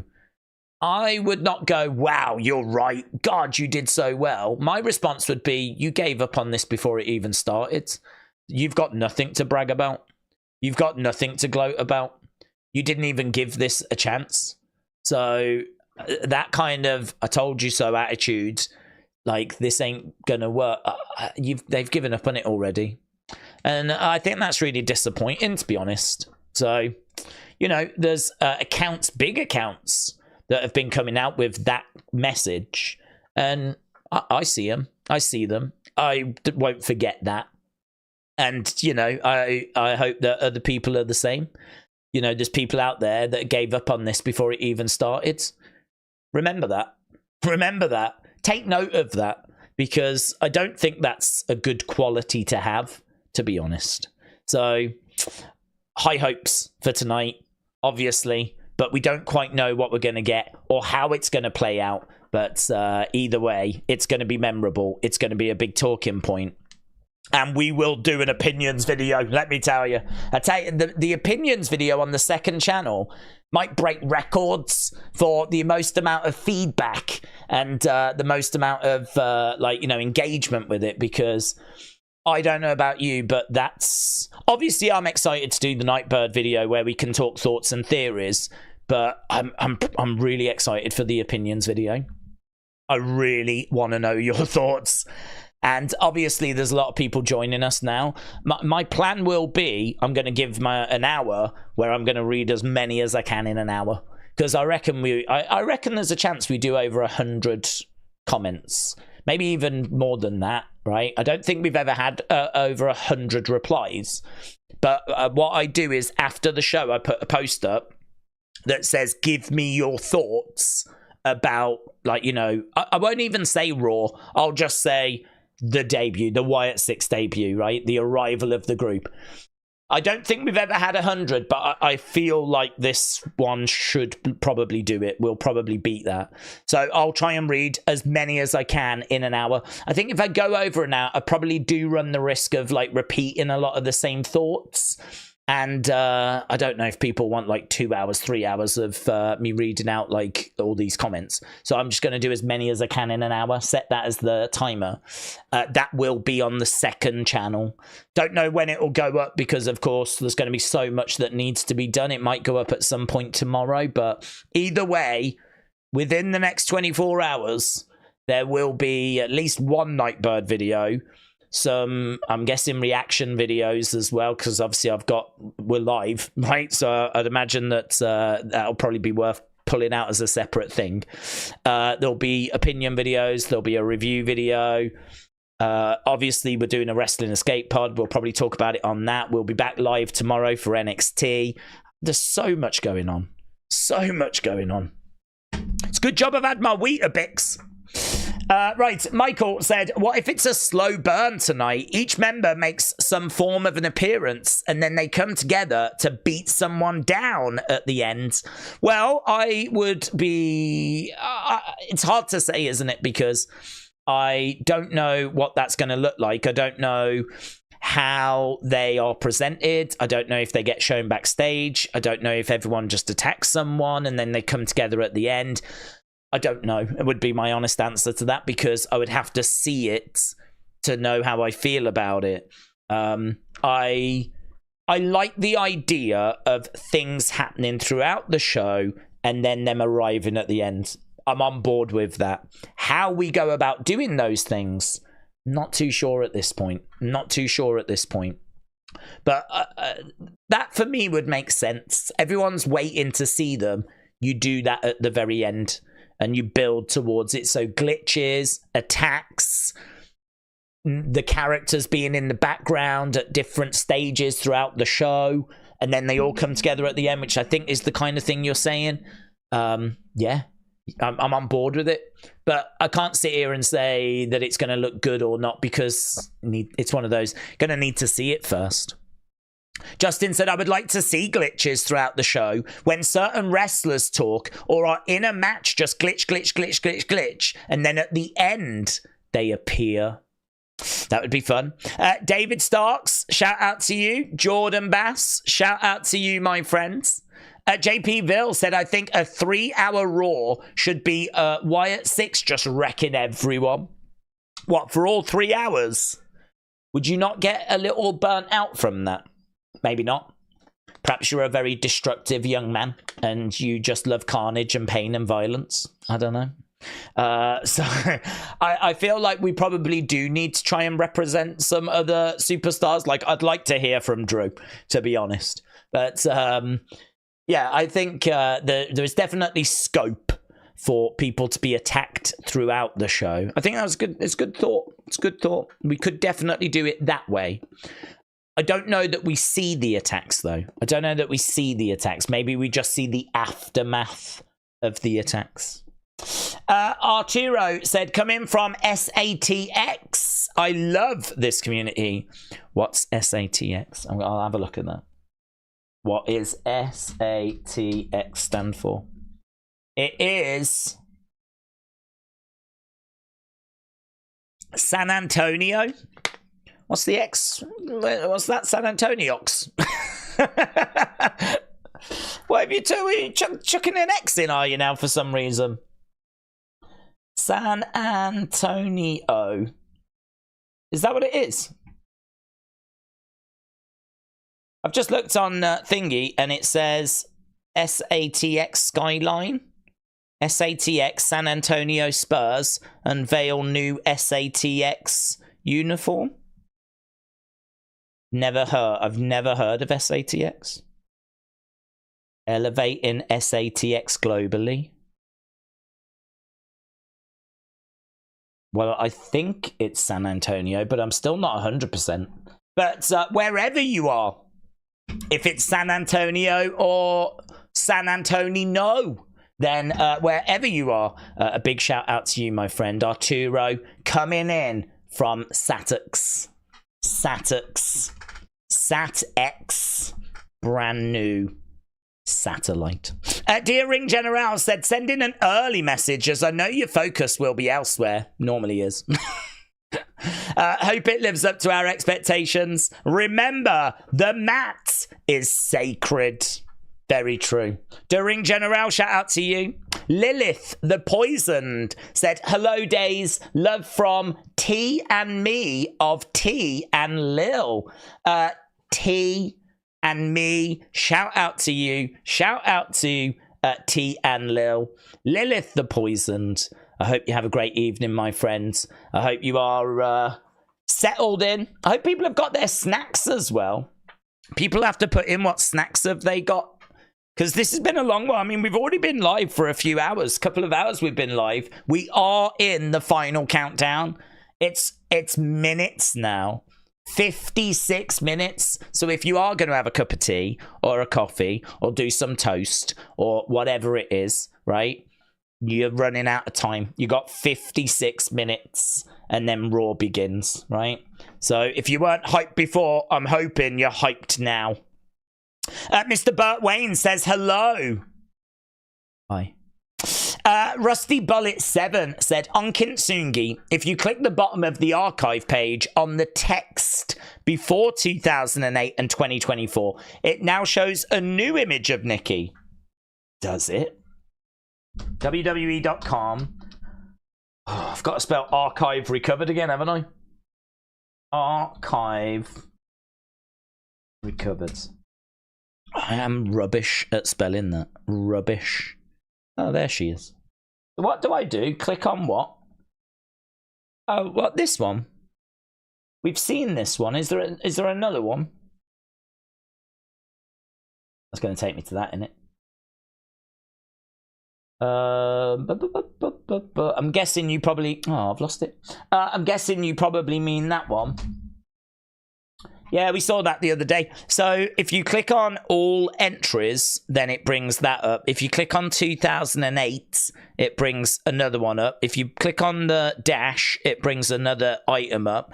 And if you click on 2024, it brings some up. So I think there's 1, 2, 3, 4 down there. So yeah, we've got that. I'm guessing they're all going to be the same as what they were the other day. Yes. I don't know why I'm checking them, but yes. And up here as well, an open door. It's cool, isn't it? That's cool. Can you keep a secret? There he is. Uncle Howdy. And Kintsungi. That brings up that as well with the CG. I think, was that all of them? What's the music?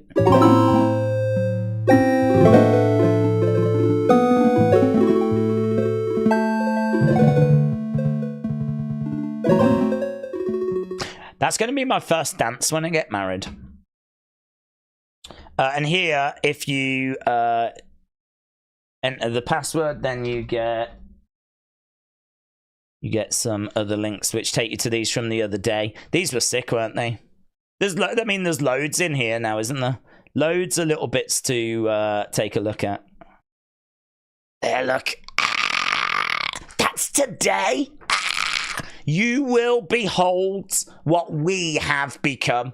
You see, I got asked earlier, would you be disappointed if nothing happened? And it's like, yeah, because this is making it pretty clear, isn't it?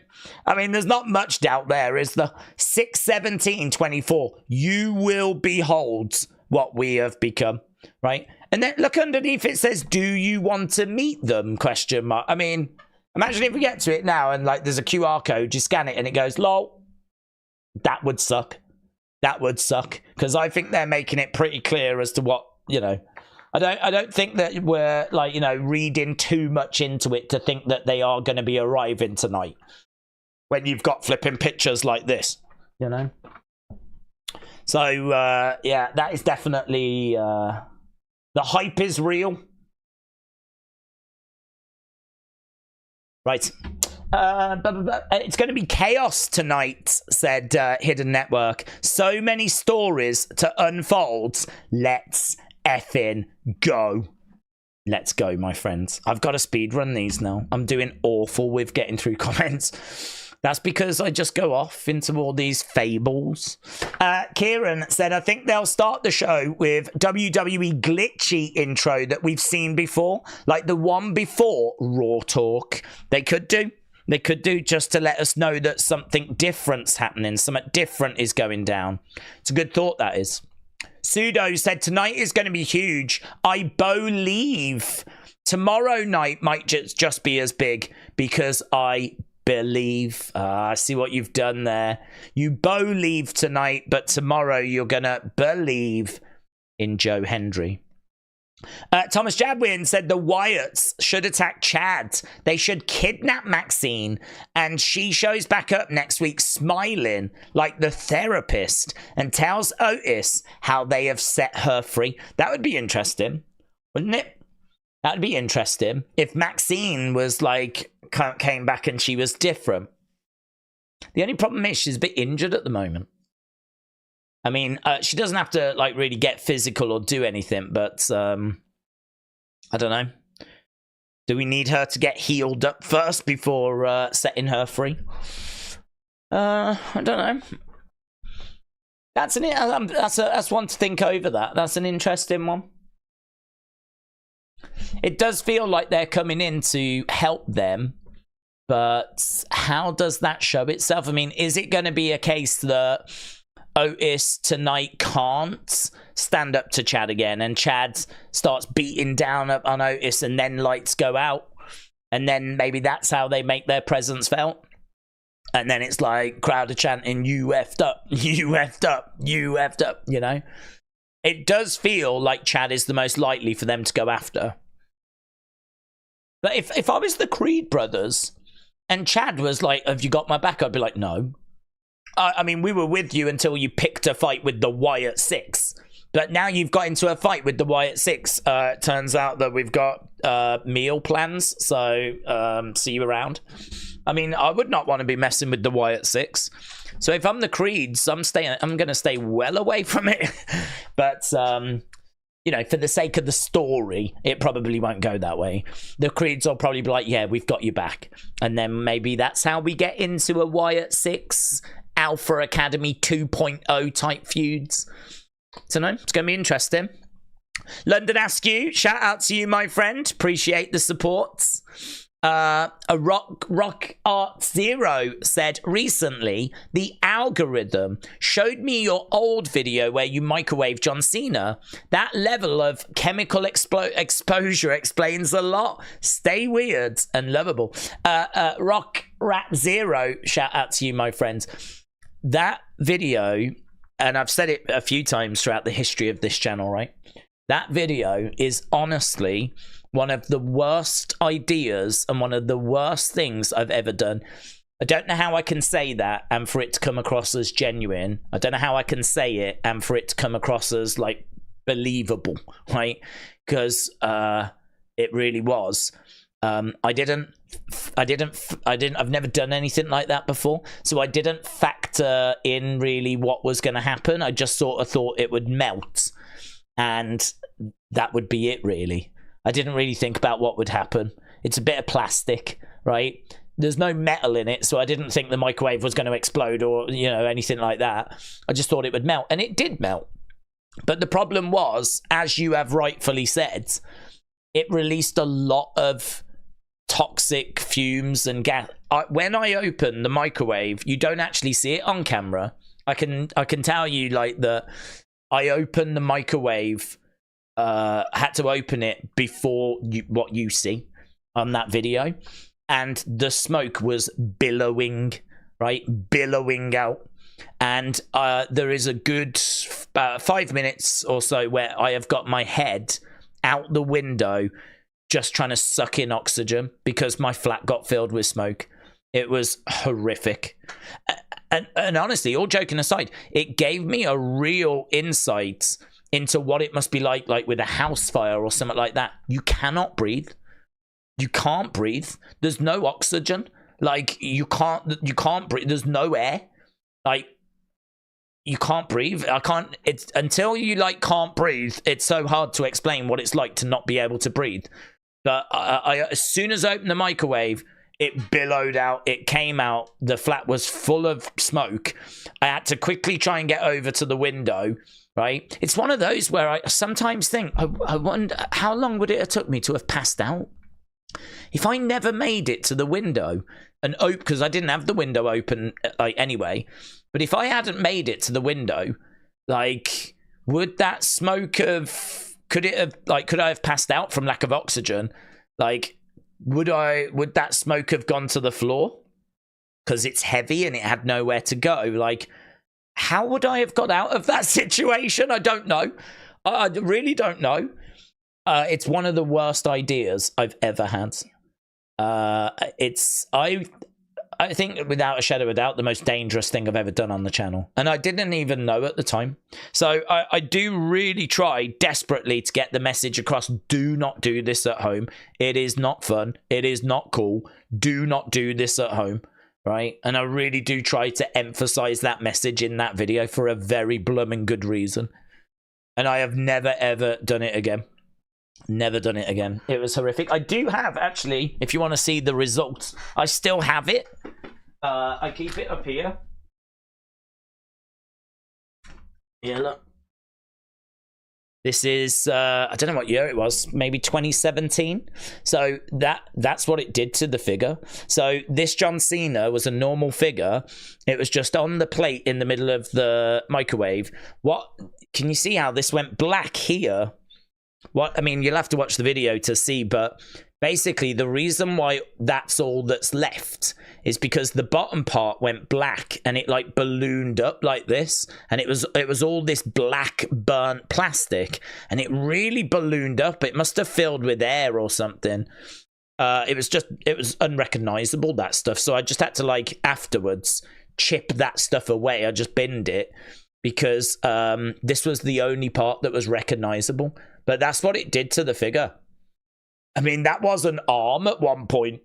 So you can see the kind of destruction that it caused the figure. And that was it being in the microwave for 2 minutes or something. Yeah, really, really bad. Really bad. I mean, it absolutely flipping, look at his flipping head. It absolutely messed it up. So it's one of those where I'm pleased I did it so that I know what happens and I've got the story, but I would never, ever, ever, ever, ever tell anybody to do it or try it. It was awful, and I will never look to do it again. So please, kids, if you are watching this, do not even think about it. It was horrific. So Rock Rat Zero, shout out to you, buds. John Lammy said, Daze, I think Chad turns on Otis and then the Wyatts save Otis. What do you think? I think there is a chance of that. I think that might explain why it didn't happen the way we thought it would in Scotland. Because if the plan is they're going to do the save tonight, well then, you know, that makes sense, doesn't it? So I think there is a very good chance of it, but I don't know. It's going to be a little tricky because how are they going to do that save? Because is it going to be lights out and they're just in the ring, for example? If we're going to do that, does that mean that we don't get the nice presentation? I really do like the way they brought Bray in, where we had, you know, this theatre, this show, and we had the puppets in the crowd, we had the video playing. I feel like if they need to make a save, you can't really do all of that. You've kind of just got to turn the lights off, turn them back on, and they're in the ring. So then that sort of makes me feel like I'm missing out on all of that show and all of that theatre, you know? So I think it's one of those where I can see why we would do that. I can see the logic. I'm not down on it. I just don't know how it looks. I don't know how we present it. And do we lose a little bit by doing it that way? Do we not get the show? Do we not get the theatre? Maybe we can still get the show in the theatre. Perhaps we can find a way of still delivering that whilst making the save. I'm very excited to find out. So yeah, I really don't mind it. I'm not down on it. I just would question how do we... You can only make that first impression once. And... I sort of feel a bit like, I don't know if we need to work on their time, you know, like they'll debut when they want rather than them coming in because someone's doing something. I don't know if I'd go that way. I like it. I think it makes sense them coming in to help Otis. It's definitely an option of what could happen tonight, but I just don't know. I just don't know. I don't know how it plays out, but it's an option. It's one way that we could go. London Askew, appreciate it, my friend, sending in some memberships, and he says, I hope everyone is having a great day. Dude, I'm sure people are. How can you not have a great day today? It's a very special day. It's the day that this... Really, it's the day that since we found out about this group with the whole documentary and seeing Uncle Howdy at the end of that documentary back in April, early April, because that documentary hit the week of WrestleMania. That was the first time we found out that he was going to come back. And we did wonder if there would be a tease. And obviously it was right at the end of the documentary. So since early April, everything's been building towards today. And it's so exciting that it's finally here, isn't it? And I hope that excitement is still out there. I'm sure it is. With 40 minutes to go, just over half an hour to go. Again, not expecting the group to open the show, but I think there's a chance that we do get glitches. And maybe the intro is going to be messed with. I think that was a good shout earlier, just to let us know that something's not right. Something different's happening this week. We could definitely get that, yes. So, London Askew, shout out to you, my friends. Mike said, busted, we're amazing, not gonna lie. I've been to the year 3000. Yes. Woo! Bit of busted. Love that. Headlining night 1, and then you got McFly on night 2. Let's go.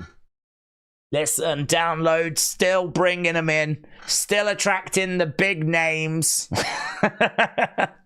Hey, do you know who I have only recently started appreciating? I'm a little bit ashamed to admit this from a music point of view. I did actually used to work in a music store, like an entertainment store, DVDs, CDs, vinyl, all that kind of stuff, right? And I worked in a company for 15 years in retail. And so I've heard lots of different bands, lots of different styles of music. And there's one band that I never really gave a chance to, just never really appealed, never really gave him a listen. But I've started listening to him now, and I'm really starting to appreciate how good they are. And it's Deftones. Deftones. Never really listened to much Deftones, but there's a couple of tracks that have really caught my ear. And I'm like, oh my God, man. Yeah, I've missed out here. Definitely these should have been on my radar back in the day a bit more. So I'm glad that I'm giving them a chance now. But yeah, Deftones. I think that is the kind of band you would get it download, you know, all joking aside. I mean, I don't know if they're still going, to be honest. I don't know if they're still doing new music. The stuff that I'm listening to is quite old now. You're going back a good 15, 20 years. But yeah, really good. I don't know if everything's good, but certainly the bits that I've been listening to really enjoy. So yeah, Mike, hope you had a great time, but hope you and the busted crowds rocking out this weekend. London Askew, Bray Wyatt fan. Shout out to you, my friends. MLW Flash says, I am so excited and I am so ready. Rising Raven 23 said, remember, Fireflies, he will always light the way. And all we have to do is believe. Can you imagine if Bo Dallas does that? I think there's a lot of references and callbacks that Bo Dallas can do, and I think there's a lot of moments that could potentially hit us in the feels.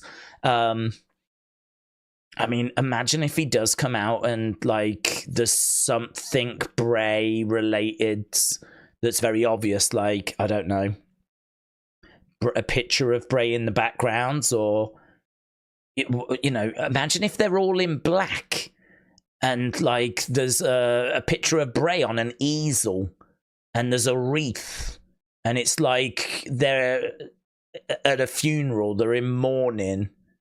And, like, the group stand there staring forward. And it's like, I don't know. I don't know what you do. I don't know how you present them. There may be something Bray related in this reveal. I mean, the whole thing's Bray related. But, you know what I mean? Something like...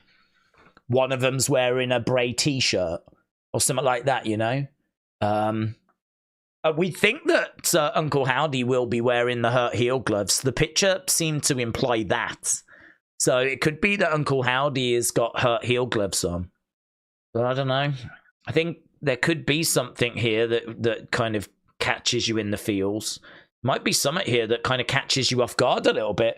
I mean, I don't know about you. I'm not expecting to be emotional tonight. But as the comments have pointed out, there's plenty of scope for it to be emotional. There's plenty of room for this to pay tribute to Bray. So I don't know how that would show itself, but oof, I don't know, man. I don't know. I just don't know what to expect. I can't sit here and map it out for you because there's like a million different things that they could do. There's a million different ways they could debut this group. And it's like, I don't know which one they're going to choose. I don't know which one they're going to go with. I suppose that's what we're waiting to find out. Christian said, Daze, I've sent you an idea. How about tonight? I got my username is Christian, and I hope that you like it. I have for how tonight will go. My username is Christian, and I hope that you like it. Christian, where did you send it? But did you send it over on Twitter or something?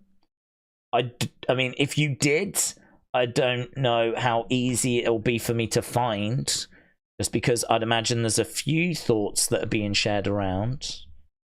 I mean, look, I'll bring my Twitter on screen. So I've got, I mean, if I go up here, we'll see what people are sending, shall we? I'm looking for Christian.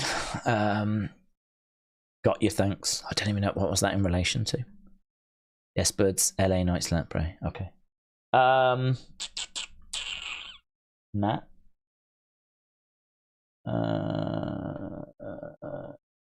Those are very different. What's this? Anyone else seeing different times on computer versus phone? Oh, I don't know. That's interesting. So I wonder if what that means is, when was this? 10 minutes ago, was it? Yeah. Yeah, so apparently, according to the computer, it's counting down a different time to the phone. Phone is counting down to the start of Raw. The computer is counting down to the start of hour 3. So I wonder if one is counting down to the start of the show. Maybe the other is counting down to when the group's going to arrive. That's an interesting piece of information, isn't it? I'll retweet that one. That's interesting. Anime Fiend Zeno said, yes, that is for me as well. I think Wrestling Daze speak for us when we says, what would we do if we got another QR codes? Let's retweet that because I'm sure I made some excellent points. I'm sure I was brilliant here. Word of Wrestling, shout out to you, buds. Yeah, Christian, if it is on here, but I'm not sure. It's almost time. Not sure. I'm going to track it down. NS Mommy. What's glimpses? For me, I think she will refuse to join at first and feud. I think that's probably about Alexa. He hit it spot on. Well done. What have we done? What's happened? Daze, thank you so much. You got me in tears. I made you cry.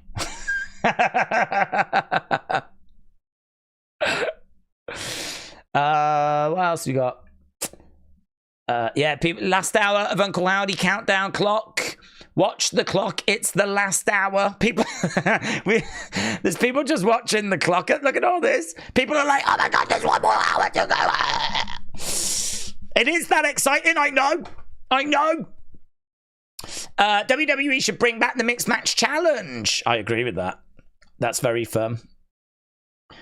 Predictions. Chad Gable has a qualifying match. He loses. He'll upset Otis. Leave him in the ring. The music hits. It's surrounded by the Wyatt 5. I think the lights go out one by one. The members pop up. Could go that way. Check out my edit of Wrestling Daze's reaction to tonight's upcoming Raw massacre. Have I already reacted? Oh, I don't want to be getting... oh, hello. Oh, I don't want to be getting copyrights. I'll like it, but I don't want copyrights. Yeah, Christian, I don't know that I'll find... Oh, hello. What's this? Oh, did you see this? Happy Father's Day, Daddy. That was Liv Morgan. Very good. Very good. I did put this in the folder for Unseen, but there wasn't loads for Unseen. There hasn't actually been much, like, news.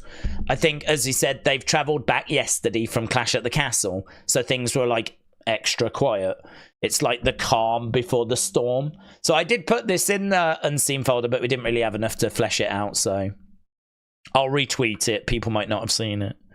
Hello, what's... Oh! Word of Wrestling said Daze told us there's a picture of him in a giant figure box with Braun Strowman.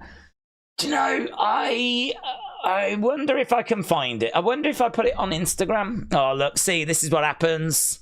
I've got flipping messages I need to get through, and now I've gone off, ain't I? But yeah, I wonder if I can find it. I must have put it up on Instagram. Did I put it up on Instagram? I must have. Don't tell me I didn't. If I flipping didn't, then I massively dropped the ball. Yeah, I don't think I did, you know. I don't think I did. I don't think I put it up on Instagram. I mean, that is special, isn't it? That is pretty special to have social media that is only dedicated to pictures. And then for you to have a picture with Braun Strowman in a flipping figure box and you don't even bother putting it up. I mean, what I can show you is... that was me and Braun. So I put that picture up. So there's me. It does look like a fake picture, but I did meet him. And I wasn't wearing a beanie, no. I was surprised as well. It turns out I do have hair. I know. Yeah, but I haven't got the picture, unfortunately. I'll have to track it down. Well, here it is. Here. I do love that. That is very good. That is very good. Right. I've got to get back, unfortunately. As much as I'd love to take a walk down social media, I need to get back. Christian, I will try to find your thing, buds. I don't know where you sent it, but I will try and track it down. Brandon, shout out to you, my friend. Trent said, Daze, did you ever watch Iron Claw? I didn't.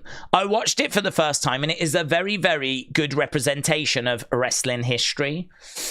I've got a bit of a problem with Iron Claw in the sense of there are some changes to the story and there are some omissions and there are a few things that aren't 100% factual. I don't know how bad that is, but it does worry me because, like, if I was to watch it and then take it as verbatim, then obviously you're kind of filling your head with, like, false information. And so I think I'd much rather watch a documentary on it than watch a dramatization on it, because they're gonna give it that Hollywood flair, aren't they? You know, I think if you watch it and treat it just what it is, a wrestling movie that's based on true events, right? I wouldn't treat it like everything you see in that movie absolutely happened in that way, right? It's not a documentary. But if you just treat it as a bit of fun, then yeah, fine, no harm done. But the problem is, I know that I'll sit here and I'll be like, yeah, I remember watching some and such happened. And then all of a sudden I'll be like, oh no, that was Iron Claw. That was Iron Claw. I can't really use that as a source. So I don't really want to watch it, to be honest, because I'd much rather be watching documentaries and reading like stuff that I know is based on what actually happened, rather than watching a dramatization of it. So no, I've stayed away from it. I've heard it's meant to be good, you know, and I think if you are someone that just wants to watch it and enjoy it for what it is, then absolutely fine. So I'm pleased you enjoyed it, but I would just say put a little grain of salt on it. Put a little grain of salt on it. Largely, it's going to be correct, but just a little grain of salt on it. But I feel like we sort of know quite a bit about the Von Erichs and that family and Fritz and the dad and the brothers and what happened with the brothers. Like, it's one of those that's been picked up by like Dark Side of the Ring, and it's such a tragedy what happened to that family. I feel like there are some really good documentaries you can watch on it. There's some good videos on YouTube that you can watch. So, but I'm glad you enjoyed it, bud. Missy said, remember, this is for Bray's family first, then fans, says Missy. No, that's incorrect. It's for me, and then everyone else comes after. So, I think, like, Bray's family's about 10th. I'm not sure. It's me first. Then I think it's Trent. Then I think it's you, Missy. Then I think it's SlamX. And then I think Bray's family is about 10th, 15th, something like that. So I'm joking. Yeah, no, I mean, look, I think they will have been a part of it anyway. I think that the family will have been involved in this. I don't think they would have been kept out the loop. I think that, you know, he's going to be with those kids. Bo will be with the kids. He will have told them, like, you know, what some of the plans are, maybe shown them some of the plans. I think they will have been a part of this journey. You know, it wouldn't be the biggest surprise to find out they were backstage tonight, you know? So I haven't heard that, but I would be shocked if they didn't know that what was happening and they were just being kept in the dark. So I think that they're a part of the process. We saw him in the documentary, you know. Darwin said there is so much good on Raw tonight. 2 Money in the Bank qualifying matches, a story between Drew and CM Punk, Liv and Dominik, Chad and Alpha Academy, and of course Nightbirds. I can't wait. We need to let Triple H cook Raw. Listen, he will cook. He's got the ingredients. He's got our attention. He's got the excitement where it needs to be. Everyone is dialed in and ready. And so it's down to him now. Down to him to deliver. So, yeah. Appreciate the support, Darwin. I always appreciate the support. And I hope you're excited. I know that you are. I know that everybody is. And we're getting to the point now where we're starting to get just 20 minutes away, right? We've been live and chatting for over 2.5 hours, right? 2.5 hours. We haven't even started with Raw yet. 2.5 hours we've been chatting. So, people are ready. The excitement is real. It's palpable. You can cut it with a knife. So, let him cook. You're right. Let's see what he comes up with, and we'll judge it afterwards. Cal Dub said, I can't bloomin'. I'm going to say bloody. It's that exciting. I can't bloody wait to see what happens tonight, says Cal W95. Please don't report me, right? I got carried away. I got overexcited. As soon as I found out it was only about 20 odd minutes away, I did lose my mind a little bit there. So I do want to apologize on my behalf, on Cal's behalf. That was unprofessional to use that kind of language. But I think we can all agree that excitement is real. Yeah. Cal, shout out to you. Muse0042 said, I'm going to go to a house show on Saturday. Well, have a great time, my friends. Now is a really brilliant time to be into WWE. I mean, I don't think you're going to be seeing the Wyatt 6 at the house show, but you might get Nightbirds. I don't know if they'll still play that, to be honest. But either way, you're going to be seeing probably Cody and, you know, I don't want to say who you're going to see if they're not going to be there. But there's a good chance you'll see Cody. He tends to do the house shows. And, you know, you're going to see a lot of the big names. Maybe Jey Uso, you know, maybe Bianca, Jade, I'm not sure. But whoever it is, have a great time. I think back to when I went in 94. That was the first one I went to. I was so excited. So excited. So I think back to that, and it's like, people sometimes tell you, like, oh, house shows, not really bothered by a house show, but I just think that if I think back to when I went to a house show when I was a kid, it meant everything, you know? It might as well have been flipping WrestleMania. It felt that I don't think I could have been more excited. So, and they have a bit more extra fun on house shows as well. You know, there's no cameras there, so they do stuff they wouldn't do on TV. They have a bit of fun. They interact more with the crowd, and you tend to get like moments at house shows you wouldn't normally see on like Raw or whatever. So you get to see some different things. You get to see their personalities more. They have a bit of fun more, and yeah, have a great time. I really hope you enjoy it, dude.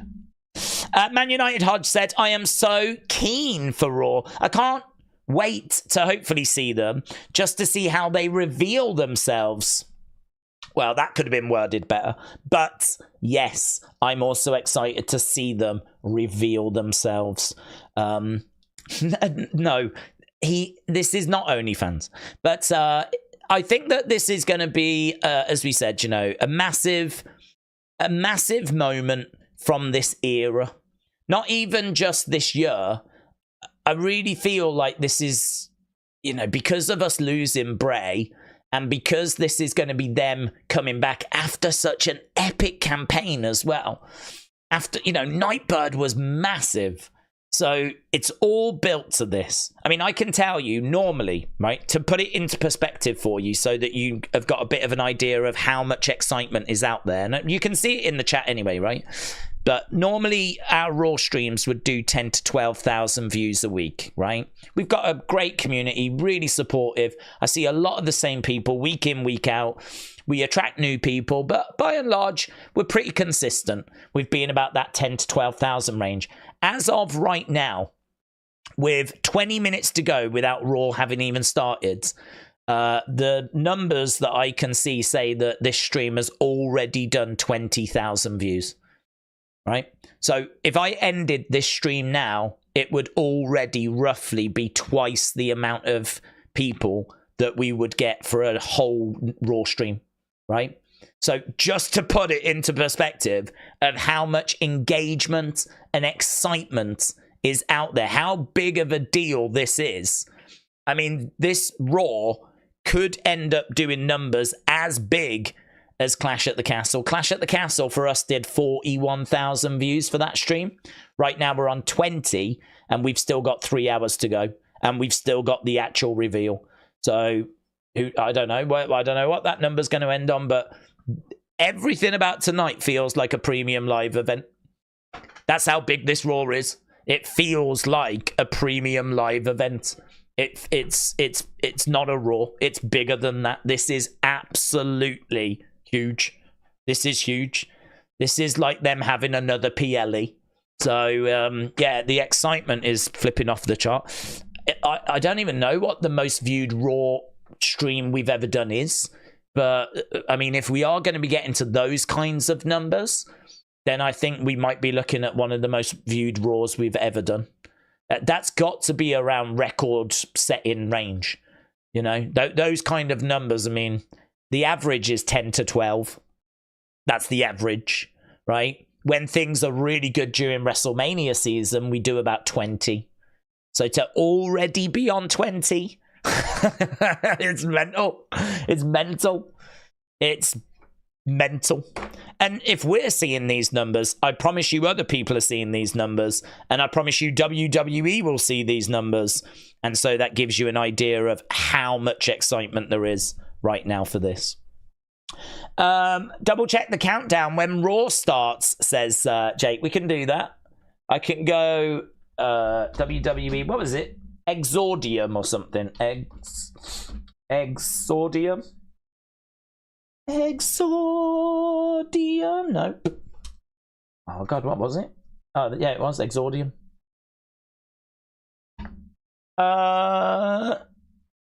For me, it is... I mean, I can pop it... Let me go over here. There we go. That's what I've got. We can just watch that for a moment as I try and get through some of these super chats. I'm not getting through them.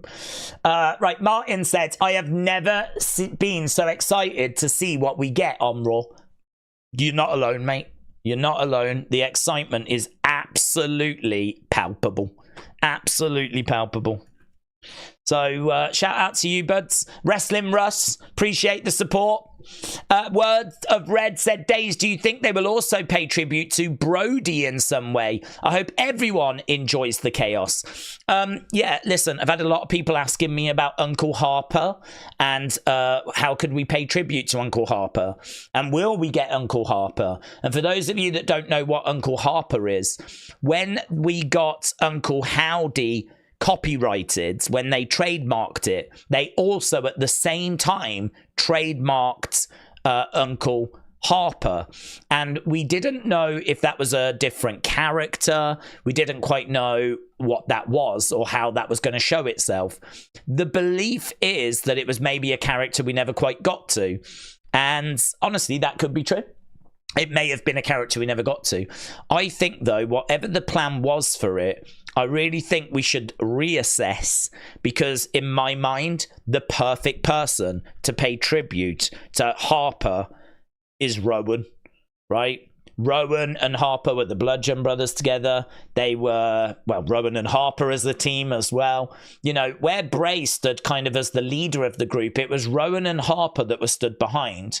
And at times, Braun was with them, but Rowan and Harper are like brothers.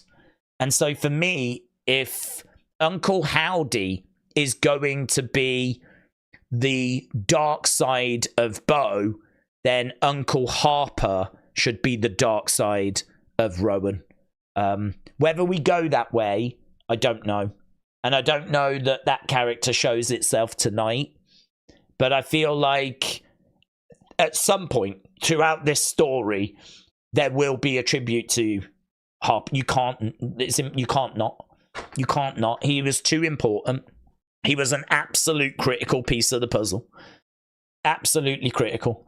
You know, without him, I don't know that we got to where we got to. He was a main part in this group working, as was Rowan, and of course Bray. But that Wyatt family, that was the vehicle that Bray needed. You know, when he arrived on the main roster, he didn't arrive on his own. He had followers that sort of supported his message. So as he was talking, there was people that were engaged. You could see them. They believed in what he was saying. And that was important. because he wasn't just out there on his own like Gacy has been recently. You know, if Gacy goes and spouts a load of stuff and no one's really paying attention to it, I don't think it comes across well. But with Bray, he could come out with all of this stuff, and there was people right there who believed in everything he said, and it just reinforced what he was saying. And I really think that the contribution of Rowan and the contribution of Harper is really overlooked. Really overlooked. I think them as a unit, as the Wyatt family. Plus also, when it came time to have matches, they were good. I mean, Harper was brilliant in the ring. Harper was so good. I mean, he went on to have some great matches in AEW, but he had a great little feud with Randy Orton as well. And so, you know, in the ring, they brought legitimacy. I mean, people look back on the Wyatts versus the Shield really with a lot of fondness. And for a lot of people, all of this character stuff is garnish, right? What they're interested in is when the bell rings, are you going to entertain me? Yeah, there's people that watch all of the stories and the characters and they're like, yeah, brilliant, but I'm interested in when the bell rings. And I think that the Wyatts were legit when the bell rung because they were good in the ring.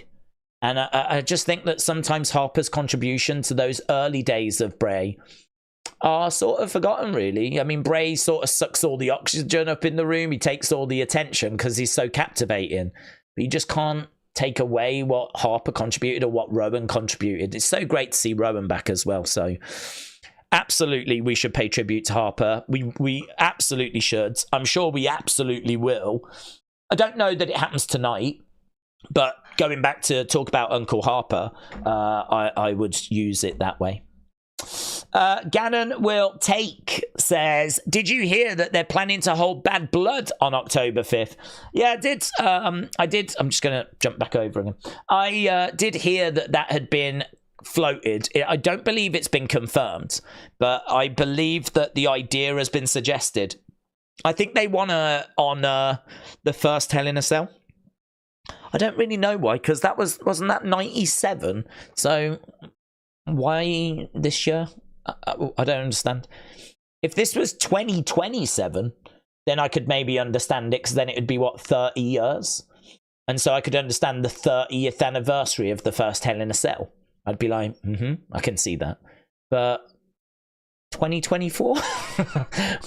Does that make this the 27th anniversary? Like, I don't understand why that's special.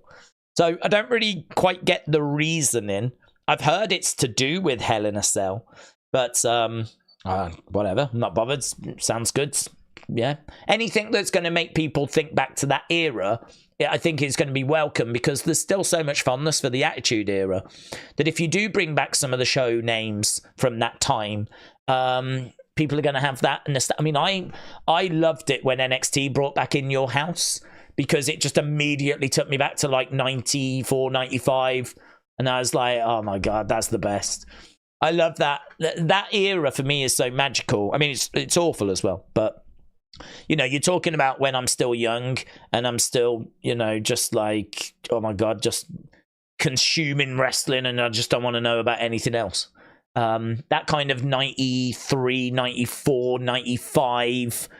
You know, actually, it's funny. As we move into Attitude Era, I think my passion for wrestling never waves, but the time that I can give to wrestling does diminish. I mean, I'm just non-stop when I'm a kid. When we get to the Attitude Era, you know, that's when I'm starting to look at, like, you know, graduating from school and all that sort of stuff.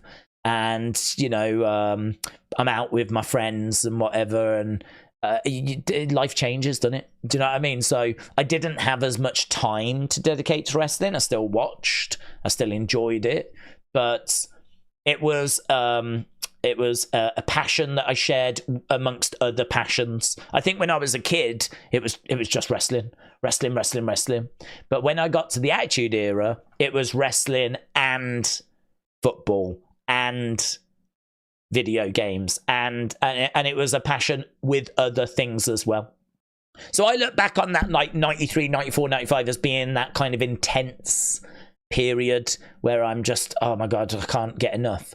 Then, you know, as we get to the late 90s, I'm watching it still, I'm enjoying it still, but it's something I'm watching with other stuff.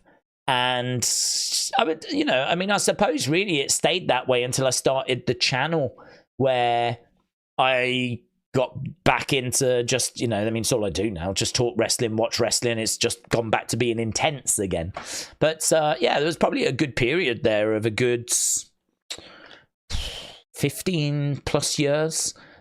I mean, work gets in the way, doesn't it? Life gets in the way. Nights out get in the way. I mean, it's one of those things. Never stopped watching. Still loved it. I never really had that period. Some people have said they stepped away and came back. I never really had that period where I stepped away and came back. But, there are shows where I couldn't watch because I had work, so I had to just check the results and read a quick review of it instead to keep up with the stories. But I never missed the pay-per-views and all that stuff. But yeah, I mean, since 2016, 2015 probably, it's gone back to being a very, very intense again. So I think bringing back Bad Blood would be great. It would hit people in the nostalgia. I felt that with In Your House. And I think that's something which would be welcome. I don't quite get it. I don't quite get why they're doing it, but that's another conversation for another time. Aubrey said, thinking of Jodie Gilly tonight as well. She would have been excited. Yeah, well said. Well said. That's very true. She would have been excited. So Jodie was a massive Firefly, so passionate. She had a show called Abby's Window, where she would talk about it on a regular basis. I think she was in the fan club as well, like the proper Bray Wyatt fan club. She had tattoos. She met Bray, tattoos of Bray and all of that, and her passion for it was just unparalleled. So she would have been so excited by tonight, and sadly she passed away like a few weeks ago. So definite thoughts with her family. I think, yeah, it's weird actually. I wonder if this will be a bit difficult for them. Missy has spoke about how this may be difficult for Bray's kids tonight. But they, I think, would have been part of the process. I think they will have seen this journey and hopefully they're excited. But obviously, like Jodie's family won't have been part of this process. So, and they know that she would have enjoyed tonight. Yeah, it's difficult, that, isn't it? That's difficult. Definitely thoughts with her family. Definitely.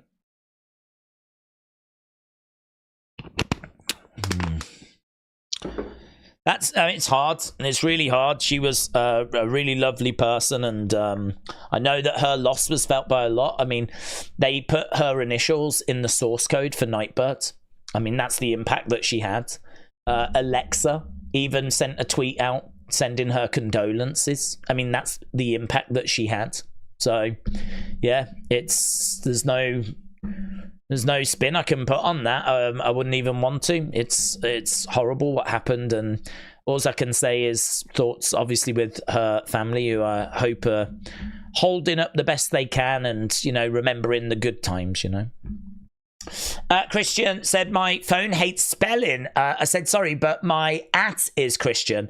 Replace the first I with a J and added 2 A's. Well, Christian, shout out to you, my friends.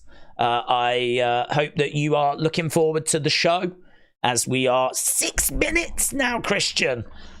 Add all the A's you want to your name, my friends.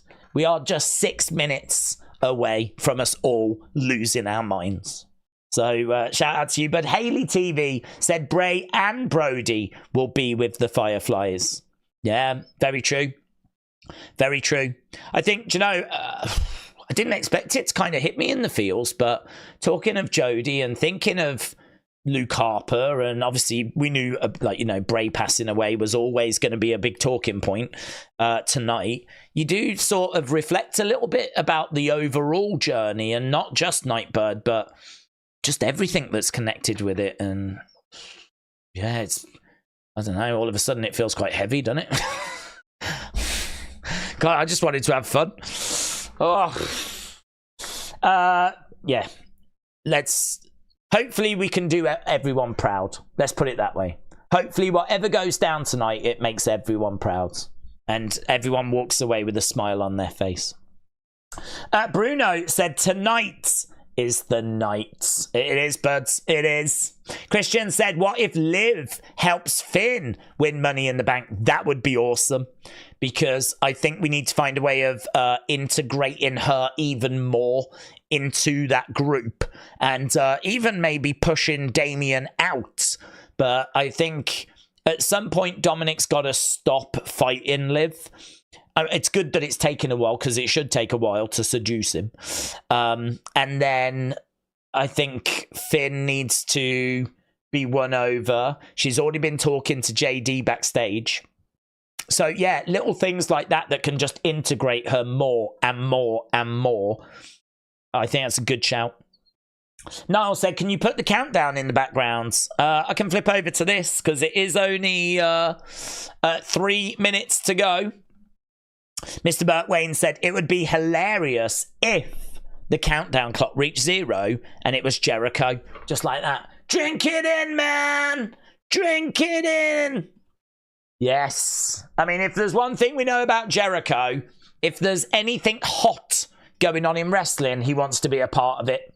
So it wouldn't surprise me if Jericho saw this and he was like, listen, is there any way that when that countdown clock counts down, you can just show my face? Is there any way at all that I can be a part of this? I know I'm not in the company or connected in any way, but is there any way we can make me connected? I think that's something he would enjoy, to be honest. I wonder, I mean, it's funny to think, isn't it, about how the wrestling world is probably watching this tonight.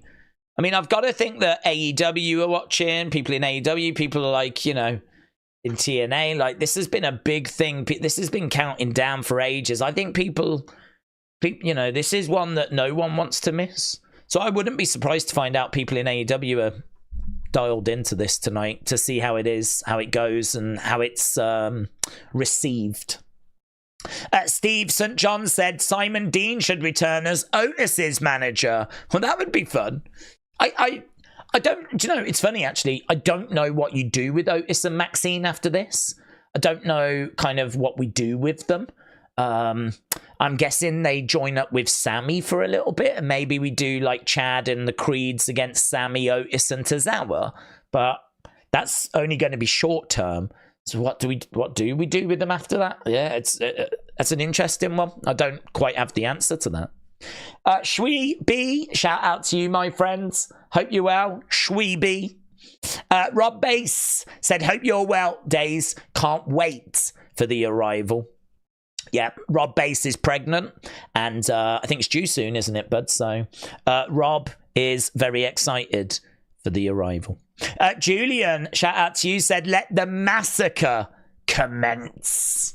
Well, we don't quite know what we're going to get down tonight, or we don't quite know what we're going to receive tonight, but I am obviously excited to find out. The massacre is potentially 28 seconds away.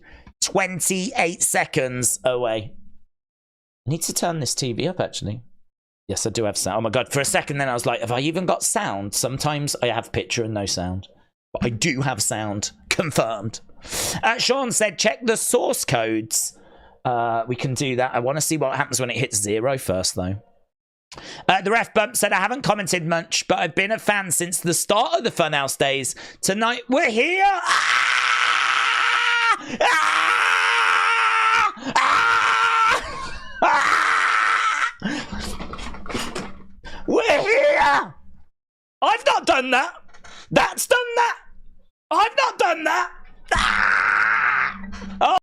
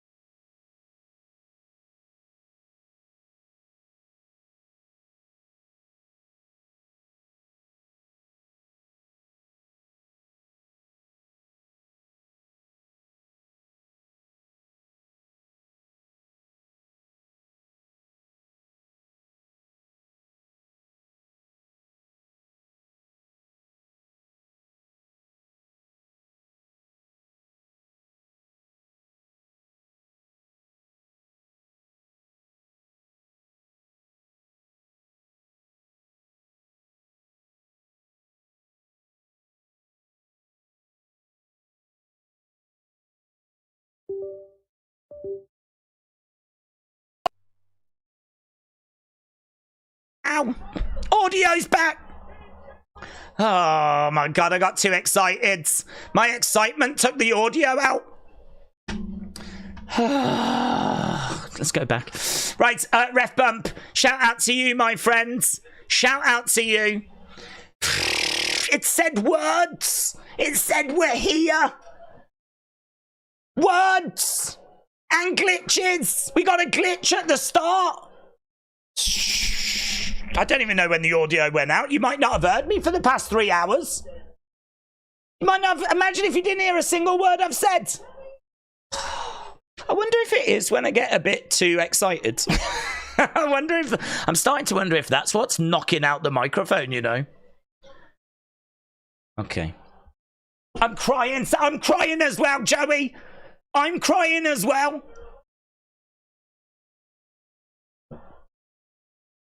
Look, you can hear me now. The sound wasn't great in the study moments ago. I don't know why, but we fixed it. We're here. We're here. I think I've pooped. I'm pretty sure I've pooped. Glitches and words and poop, it's flipping. All of that in the space of a couple of minutes. Kyle O'Sullivan said, Daze, if WWE did a PLE in Ireland, what venue would it be? I think you've got a venue that's called 3, have you? 3 Arena? I think that's where Katie Taylor fought. So they might run that. I don't think they would do Croke Park. But if they did Croke Park, which I believe is your like 80,000 stadium, I mean, that would be special. That would be really special. But I think having not done a PLE in Ireland before, they'd probably just run it in the arena, which I think is the 3 Arena. But you're really testing my knowledge of Ireland now. And Andrew Tall, shout out to you, my friends. Right, here we go. Oh, no. I thought we were starting, but we didn't. Oh, God. I feel like... Can I get a picture of we're here? People have probably tweeted me anyway, have they? Oh my God.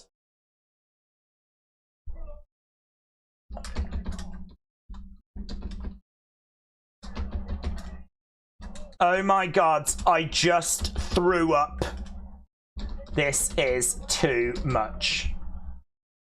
I'm a mess. I'm a flipping mess. 5 minutes of recaps. Yes. The massacre is coming. You've just got to wait for a few recaps first. Howdy hacked your audio. Yes, he did. Rude. Rude, to be honest. It was all lovely for like 3 hours. And then I got excited. I looked down and it had all gone to hell in a handbasket. Which, to be honest, is pretty much a standard stream. So I don't know what anyone was expecting. I mean, this is the kind of quality that you've come to know and love. Right, there he is. Drew McIntyre. We've got to keep our eye on the background. He is flipping livid, mate. Drew McIntyre is livid. You'd think he'd have a smile on his face because surely he's been seeing the QR codes and the teasers, you know? Corpus Christi, we are sold out. I wonder if there'll be loads of like Wyatt 6 signs and Bray signs and all of that stuff. No! We're starting with Seth! What? What? We're starting with Seth! No! That dude's got a sign that said Seth come back. Oh! Look at him, he looks like a pimp! He looks like a pimp! Yes! I want to look like a pimp! He's got like a... Oh, is that Uncle Howdy? Is that Uncle Howdy? Oh my God, he's got a hat! And he's got whites! Oh, that might be Jesus! It might be Jesus! Jesus is opening the show! Oh, he looks good, man. He looks good. Seth Rollins! Oh my God, this show. This is the greatest Raw I've ever seen. This is the greatest Raw I have ever seen. And it's literally 6 minutes old. Oh, it's Seth D'Angelo. Can I just apologize for the bad language, right? Seth Rollins is back. And there he is. Look, seems to have trouble walking, but... Have we got another picture? That's not Seth. You're not Seth. That's not Seth. There he is, look. Mid-strut. There he is, Seth freaking Rollins. Oh my god. Oh my god. I just threw up again. Greatest Raw ever. And I'm going to do crying faces. Where are they? Putting them out as well. Seth Rollins in the ring. Money in the Bank briefcases are above the ring, you know. Money in the Bank briefcases. Oh, man. Everyone wants to be here for the return of the Wyatt Six. Everyone wants to be here for Uncle Howdy. It makes sense, though. If I was Seth, I would want to be there. I would want to be here for this. I wouldn't want to miss this. I'm not saying that's why he's come back, but look at the smile on his face. He looks like a dandy. Seth Massacre, I'm peeing myself, said 17 Fresh. Oh my god. Seth is going to retire, says Daddy. Oh, imagine that. That would be amazing. What a moment. The Mayor Pete said, Uncle Sethy. Uncle Sethy. Wow, they're doing his song. Uncle Sethy is here. Lots of excitement for Seth. Niall said, this is going to be Uncle Farewell. He better not leave. He better not leave. There's too many good vibes. Do you reckon he is? Do you reckon he's about to say, I'm off, I'm going to AEW? Oh, God. I don't think he's going. Is he going? I don't think he's going. He looks too happy. If he was about to walk away, surely he'd be crying. Welcome back. Look at that. Welcome back. Welcome back. Welcome back. Welcome back. Welcome back. Here we go. He looks like a sexy sailor on shore leave. That's the vibe I always go for. Let me welcome you back to Monday nights. Rollins! Yes! Let me welcome you back to Monday Night Rollins. Guys, is this what the QR codes has been leading? We thought it was Uncle Howdy. It was Seth. He's been doing them. Oh, if he says yowie wowie in a second, I'm going to freak. He is Seth freaking Rollins. Let's go. Let's go. Let's go. So we've got all the catchphrases. I don't get the vibe he's about to walk away, you know. He's got a big smile on his face. He was only gone a few months. That is true, actually. Why is this? Hang on, this background's not right. I've only just noticed. Why was that missing? Hey, we glitched. We glitched. Shall I leave it like that? No. There we go. That's better, isn't it? Bit of professionalism. Right, they're still singing away, you know. They flipping love this. Whoa. Thank you very much. He's got an oily chest, says Matt. Haven't we all? But it's a very exciting evening. I don't know about you, but I've oiled up. I'm guessing you guys just want to sing all night. I'm back for one reason. Uncle Howdy.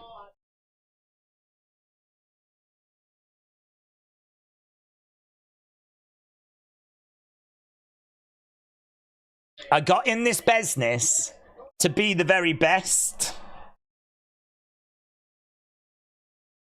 So he wants to be the very best. I can't do that.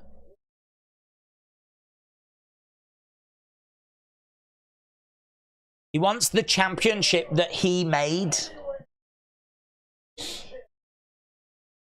Okay. Oh, so he's looking at Money in the Bank. Oh. But Jay's winning that.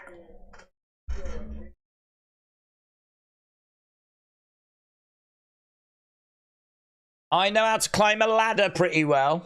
I was not expecting this.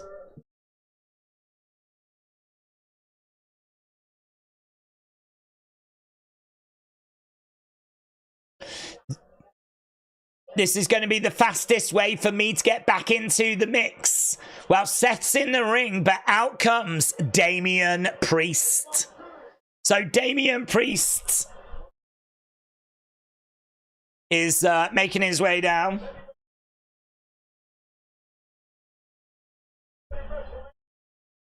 Yeah, it's Damian Priest that got that belt from Seth, of course, and Damian Priest is making his way down to the ring. Full crowd, passionate crowds, really good crowds. Damian Priest making his way up. All rise, said Delwyn. Bisexual Undertaker is here. Crowd are dead. Crowd aren't making much noise for Damian. I agree with that. They've been a good crowd so far, though, singing Seth's theme song. I've been very vocal on that front. Big smile on Seth's face. Oh, God, could you believe that moment? We're here.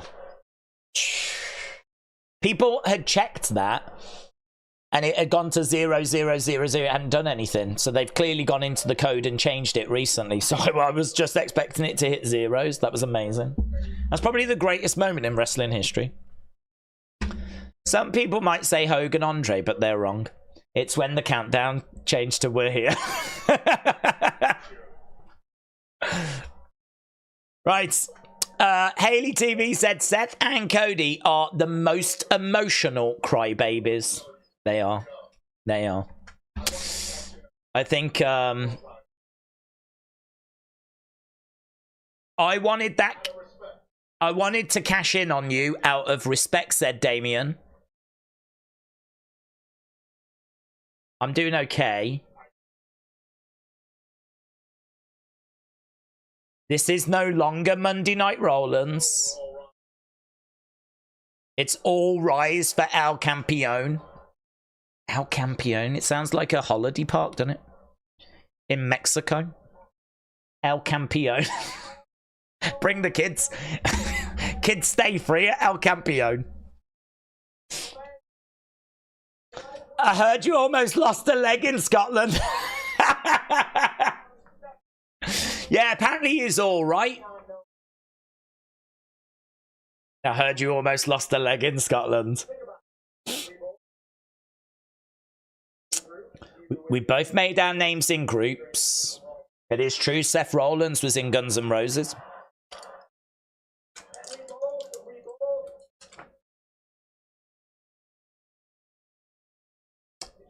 We had to wait a long time. Daze Cody was the biggest merch seller at Clash, which is surprising, said James. That is surprising, James. James, have we got any update on Mbappe? Because he broke it. Has he broke his nose? Because he's in my fantasy team, so I need to know. Who do you think Howdy is going to target first, said Tyler. Well, I think we're looking at Chad, but I don't know. We're going to find out. Okay, you heard me talk about legacy, says Seth. I realise.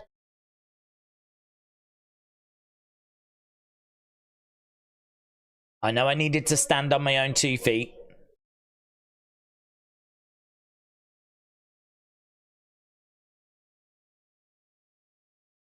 What kind of champion do you want to be? What do you want your legacy to be?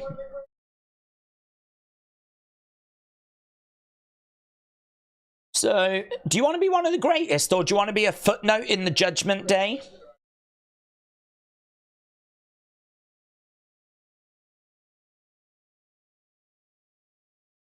Let me remind you. I was your first challenger when you had this title. You beat me because you're better than me. You were better. But times have changed.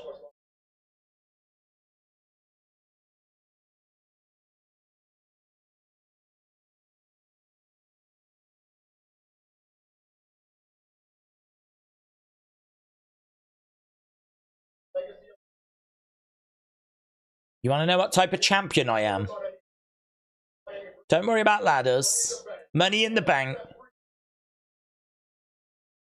You want to know what champion I am? You, me, money in the bank. That's good. That's good.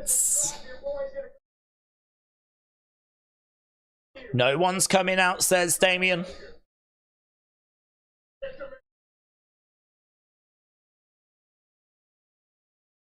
Do you want a shot at my world title?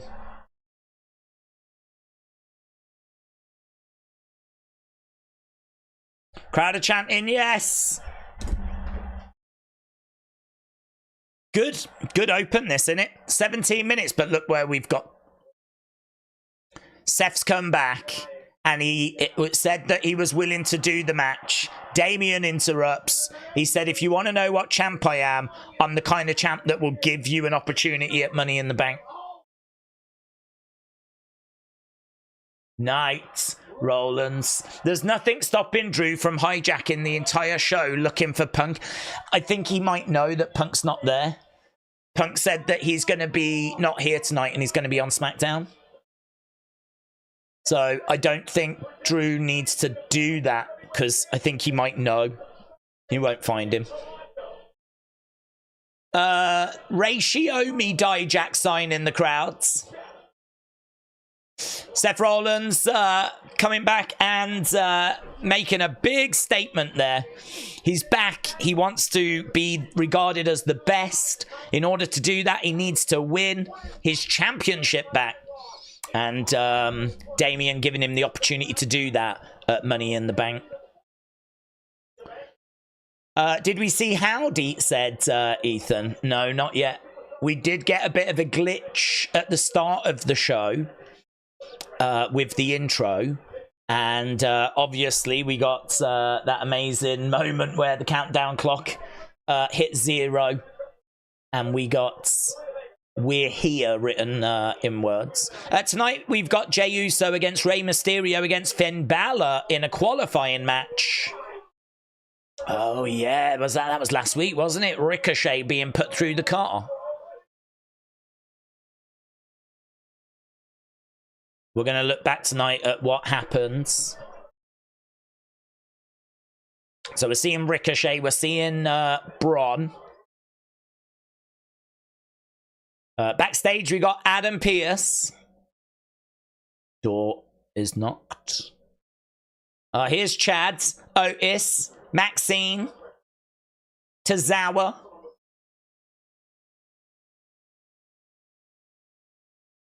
If it weren't for my #1 disappointment.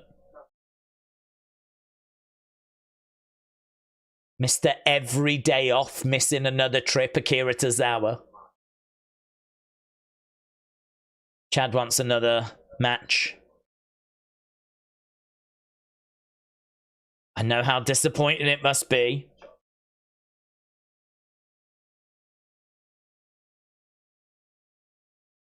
The best thing for you is to get to the back of the line.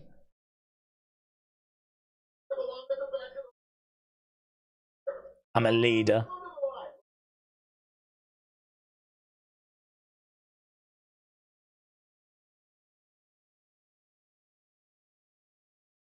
Chad says, okay, I can cope with it. And Adam Pearce says he's got the perfect opponent.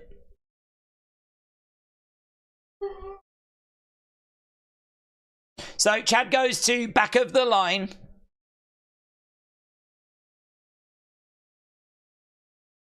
And he's coming out now.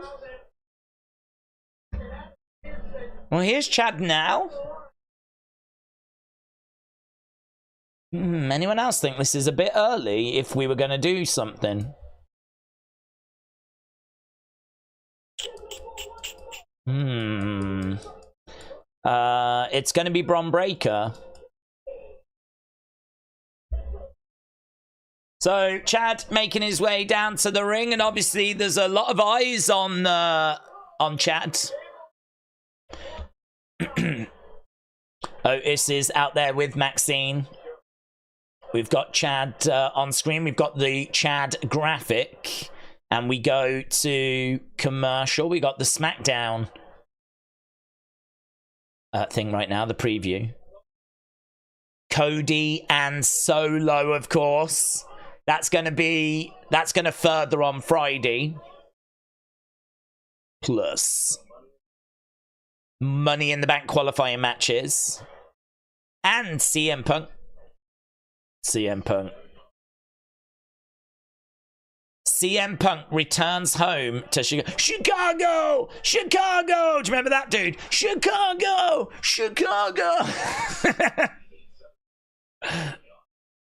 Right, but there we go. That is SmackDown. And we go to commercial break. Chicago!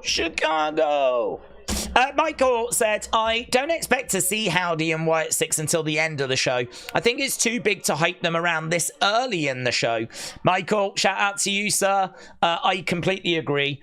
I think that we get them later. I think Chad, though, was the name. You know, listen, if Chad was going to be in the main event tonight, I think everyone would be convinced that they would be attacking Chad during that match. For him to come out early, for him to come out now, right at the start of the show, it's probably a bit cheeky, you know. It's probably a bit cheeky because Chad is definitely a name that's been teased and has done the rounds. So for them to put Chad out first, people are probably going to come back after this commercial break to see if anything's going to happen in this match. I'm with you. I don't think it does. But, you know, you've opened the show with Seth. You've then put Chad Gable out there, which is going to just keep people tuned in. And I don't know, maybe if during this match we get a little glitch or reports of an attack backstage, or do we just have something where people come back and we don't get to see them, but we do get something? You know, we've already had the glitch at the start of the show. So, you know, it wouldn't be a surprise if after this Chad Gable match ends, we hear of something that's happened backstage, or we get a little glitch, or we get a QR code. I mean, there could be a QR code that drops, that when you scan it, it's just a picture with the words "See you tonight" written on a notepad inside that therapist's journal. We might end up with something like that. So obviously we don't know. We don't know quite how it's going to play out. We may get the Wyatt 6 next. It's probably unlikely. Everyone's waiting for that. So it's probably unlikely that we're going to get it so early. But honestly, this show just keeps shocking and surprising because we've started with Seth. Now we've gone to an early Chad Gable match. And obviously we've still got some really interesting Money in the Bank qualifiers coming up. And everyone's just waiting for anything, any updates, anything to do with the Wyatt 6. So, yeah, I agree with you. I think it's a bit too early for them, but we're still going to be watching. And we need to be keeping an eye out in the background, backstage as well, because we don't know if there'll be any puppets in the background. We don't know if there'll be any kind of... If they are there, then there could be anything that just teases in the background. Like, we've really got to keep our eyes peeled. Elliot said, clear that Damian is injured. He's going to drop that title to Seth at Money in the Bank and take some time off before Seth drops it to Gunther at SummerSlam. Do you think they would give Seth such a short title reign, though? You know, for Seth to win it at Money in the Bank and then drop it, like, literally, 3 weeks later? That's not really in line with what Triple H has done or been doing. I don't know. Tricky. I really don't know if that's how it will play. I think, is there a chance that Damian gets past Seth? Is there a chance that someone interrupts that match? Because if Damian is well enough to get through a match with Seth at Money in the Bank, like if he's able to compete and have a match, could you squeeze one more out of him? He's only got to get to SummerSlam and then drop it to Gunther. So I don't know. I don't know. Can he get through to SummerSlam? I mean, when is SummerSlam? I mean, he doesn't have to fight at... I think SummerSlam's after Thingy, innit? Oh, it's Strowman. Yeah, it's Money in the Bank, then it's SummerSlam. So I think if Damian was injured, he might just drop it. I don't know. It's a tricky one, that. It's a tricky one. I think I'm leaning Damian winning, you know, so that we can avoid Seth having a really short title run. Look at the clock. What's the clock say? Oh my God, what's the clock say? I don't have it. Hang on. I got rid of it. I thought the clock had done whatever the clock was meant to do. Archive. No, what is it? Exordium. Exordium. I'll switch over. We'll look at it together live. Yeah, it's still saying what it said. I thought they changed to like, see you in a bit. Love you. Love you. See you soon. Yeah, we've got this. We've done this. We've covered this. Oh, I got my hopes up then. Daze, it'll be funny if the countdown changed to "Don't worry, we're still coming. We're just getting changed." It would. Or if it said like, "Sorry, we missed that cue. We were watching the Daze stream." Oh God, that would be the best. That would be the best. Guys, we were meant to interrupt that first segment, but we missed it. We're trying to rearrange now. Please be patient. Love, Howdy. That would be good. Jason Baker has posted that he is in Corpus and then he deleted it. Do you think, is he ashamed? Do you reckon he's ashamed? I don't know what Corpus Christi is like. I think it, from everything I've seen, it looks lovely. Right, it's not Seth. It is Chad's versus Braun. Chad versus Braun. Brenton, shout out to you, my friend. Thoughts on Jade and Bianca losing? Also, is Jade a lost cause? I've heard she's not progressing like WWE hoped. Am I wrong? I haven't heard that she's not progressing like WWE hoped. I think that the pace of the match was a bit quick for her, in all honesty. I think that she tried that high-risk move. It didn't come off. But then it's been well reported that the ropes were really loose. And there is footage of the ref speaking to AJ just before the main event saying, listen, be careful with these. They're really loose. We know that that Jade slipped, and we know obviously later in the show Damian would get tangled up in them as well. So there did appear to be something just a little bit off in regards to the rope tension. I'm not going to make excuses for her. We know that she is green. I mean, I thought she was going to come in and go to NXT, to be honest. But, you know, it's one of those where I haven't heard that she's not progressing as they wanted. I certainly don't think she's a lost cause. I think the reason why they lost the belts was so that Scotland had something they could go home with, because they knew that they were going to screw them. They knew they were going to screw them in the main event. So, you know, to have Piper lose, the girls lose, Drew lose, that would have been a lot. You know, so I think they probably looked at it and went, oh, we can't really do that. We can't really do that. I mean, they would rightfully be upset if all three of the challengers don't win. I mean, we are doing them dirty a bit though. So I think they've just thrown Scotland a bone, to be honest. I don't know. I really don't know how long these girls are going to be champs for. I mean, Triple H said after, I know a lot of people are going to think why we did what we did. But I just want to tell you, we did what we did because they deserve it. And it's like, yeah, that's cool. But you haven't been using them. Like, you didn't build them up at all. We have not seen them compete at all. So, I mean, I know they're, like, good people and they're good wrestlers, but we didn't do anything to build them up as challengers. So, you can say that they deserve it, but then equally you could say, yeah, they don't really. I mean, it's not that they don't deserve it. I'm not even talking about them as wrestlers. I'm talking about the fact that you didn't build them up beforehand. Like, I don't know if it's harsh to say this, but if that show was not in Scotland, I don't think they get on that card.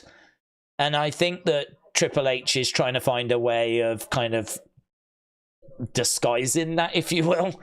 He can't come out and go, yeah, we only did it because it was in Scotland. He ain't going to do that, is he? So he's saying the only thing he can say, which is, you know, these girls are brilliant. They deserve this. And it's like, yeah. You haven't used them on the show. You know, you haven't used them.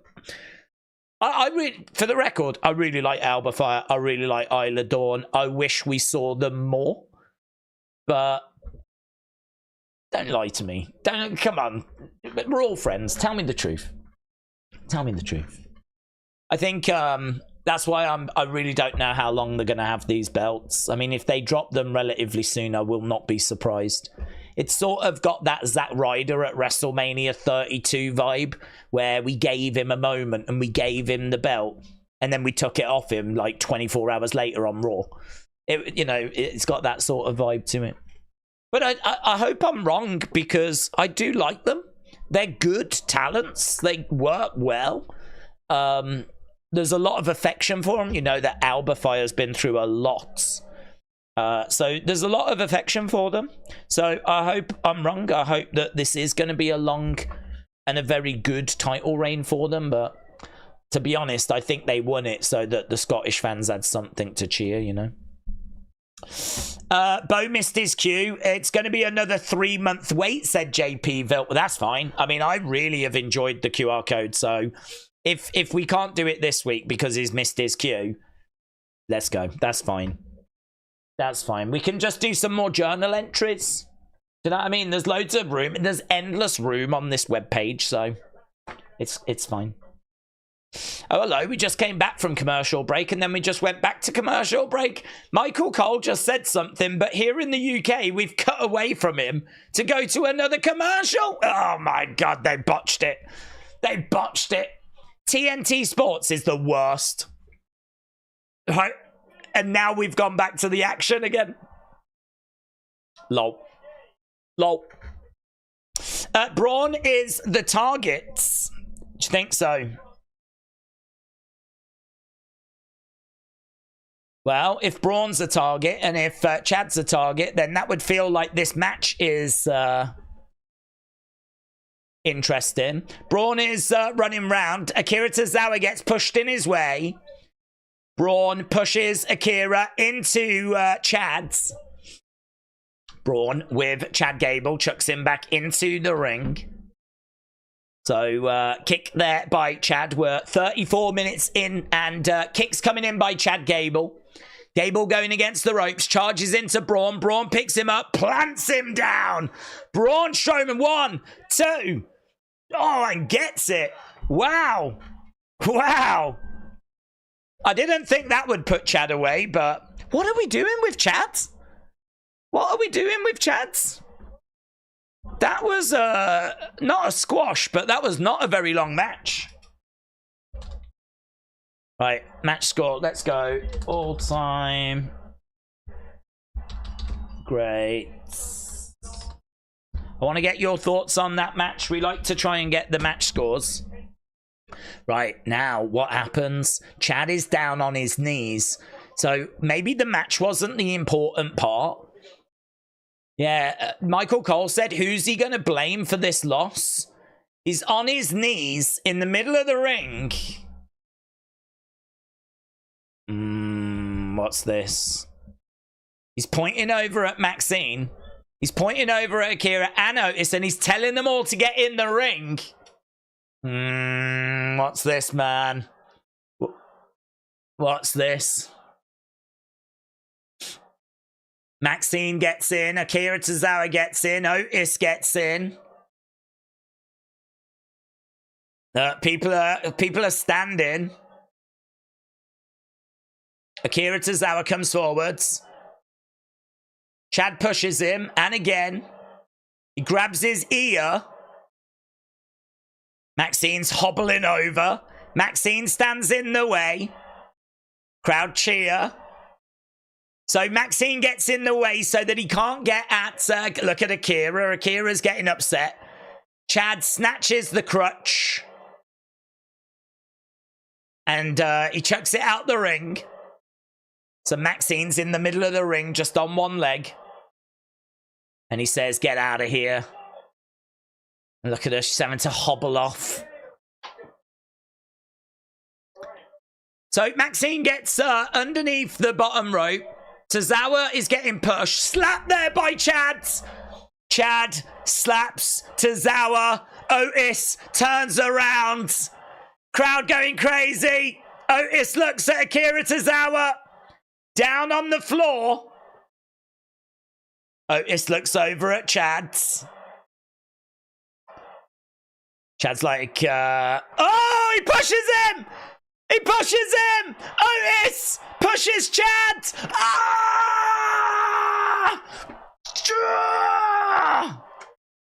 Come on, Otis! Come on, Otis! Chad's in the corner! Oh, let's go! Let's go! Oh, he has gone! Oh, he jumps out the ring. I thought he was going to mess him up. Crowd are chanting for Otis. Oh, I thought he was going to follow up with something. Stink face. Yeah. I think I just twerked. I twerked. This is the best Raw ever. Otis, Otis, Otis. Oh, look at Maxine. Look at Maxine. She looks so sad. You suck, chants from the crowds. Well, no flipping... No Wyatt 6 unless they're about to attack. He's in the ring on his own.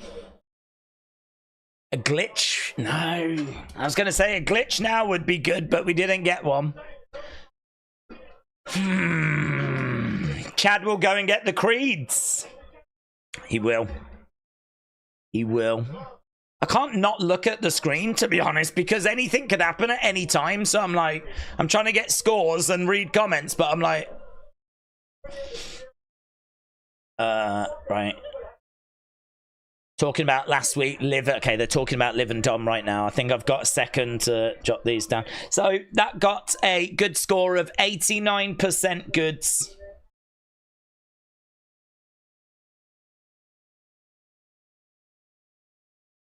Liv said, here's my room key. So we're just seeing her giving her room key over to Dirty Dom. They've made Braun powerful, said Ken. We're just getting a recap of last week with Liv and Dom. Mr. Burt Wayne said, if Chad Gable was the target, wouldn't it be interesting that it's Braun that's wrestling right now, softening him up? Yeah, I mean, I think the fact that it had happened so early put a lot of doubt in our minds. But of course, we were still there waiting, like, what's going to happen, what's going to happen. But sadly, nothing did. It was a false start. That's all right. 40 minutes in. There's only 2 hours 20 left of the show. Oh, my God. Oh, my God. It's so exciting. I've never been this excited. Cynthia said LMAO. Maybe it was Uncle Howdy that loosened the ropes. Bum, bum, bum. Sadly, I won't be able to see him in Wyatt 6 debut. I don't have cable. Oh, you'll see it.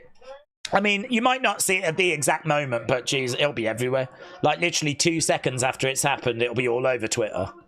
So you'll see it, buds.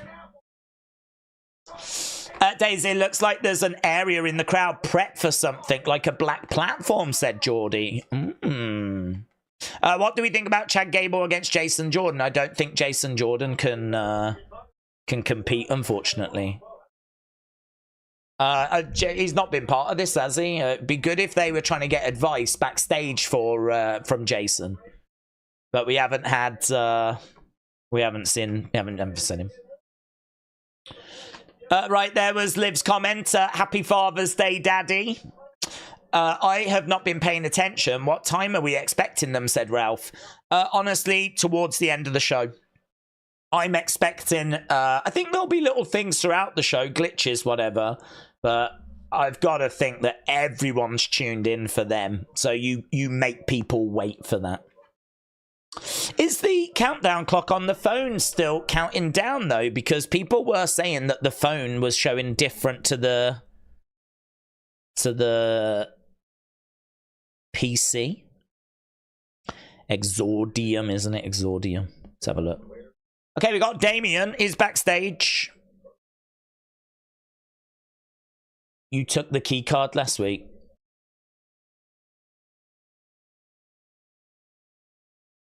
I took that key card to protect Dominik, said Finn.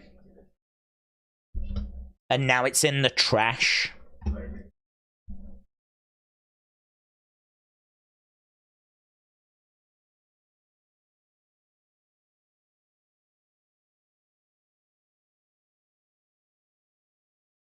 If you get Money in the Bank, I need to know where your head's at.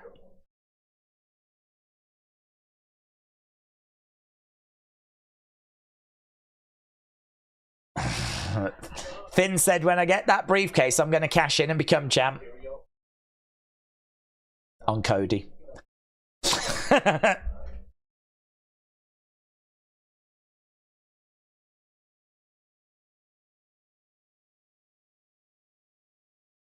He can't find his purple what?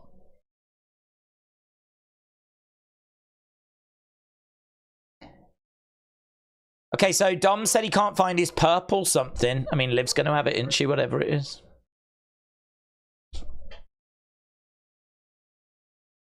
Okay, Carlito making his way out. JD going out with him as well.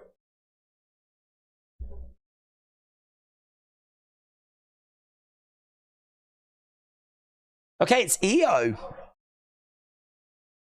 Purple Calvins, was it? What was it? Purple Calvest. Calvest? What? I thought he said Calvins. Like Calvin Klein, his pants. Liv might have his pants. We can't rule that out. Here's EO.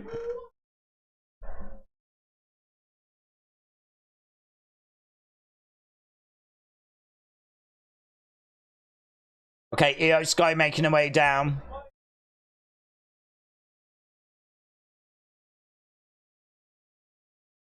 So it's going to be EO against Kiana against Zelina in a qualifying match. Are we going to get a glitch? Are we going to get a QR code? Are we going to get anything before this commercial break? I'm looking. I'm watching. I'm dialed in. We've got an EO Sky graphic. No, we're not. We got nothing. So EO versus Kiana versus Zelina.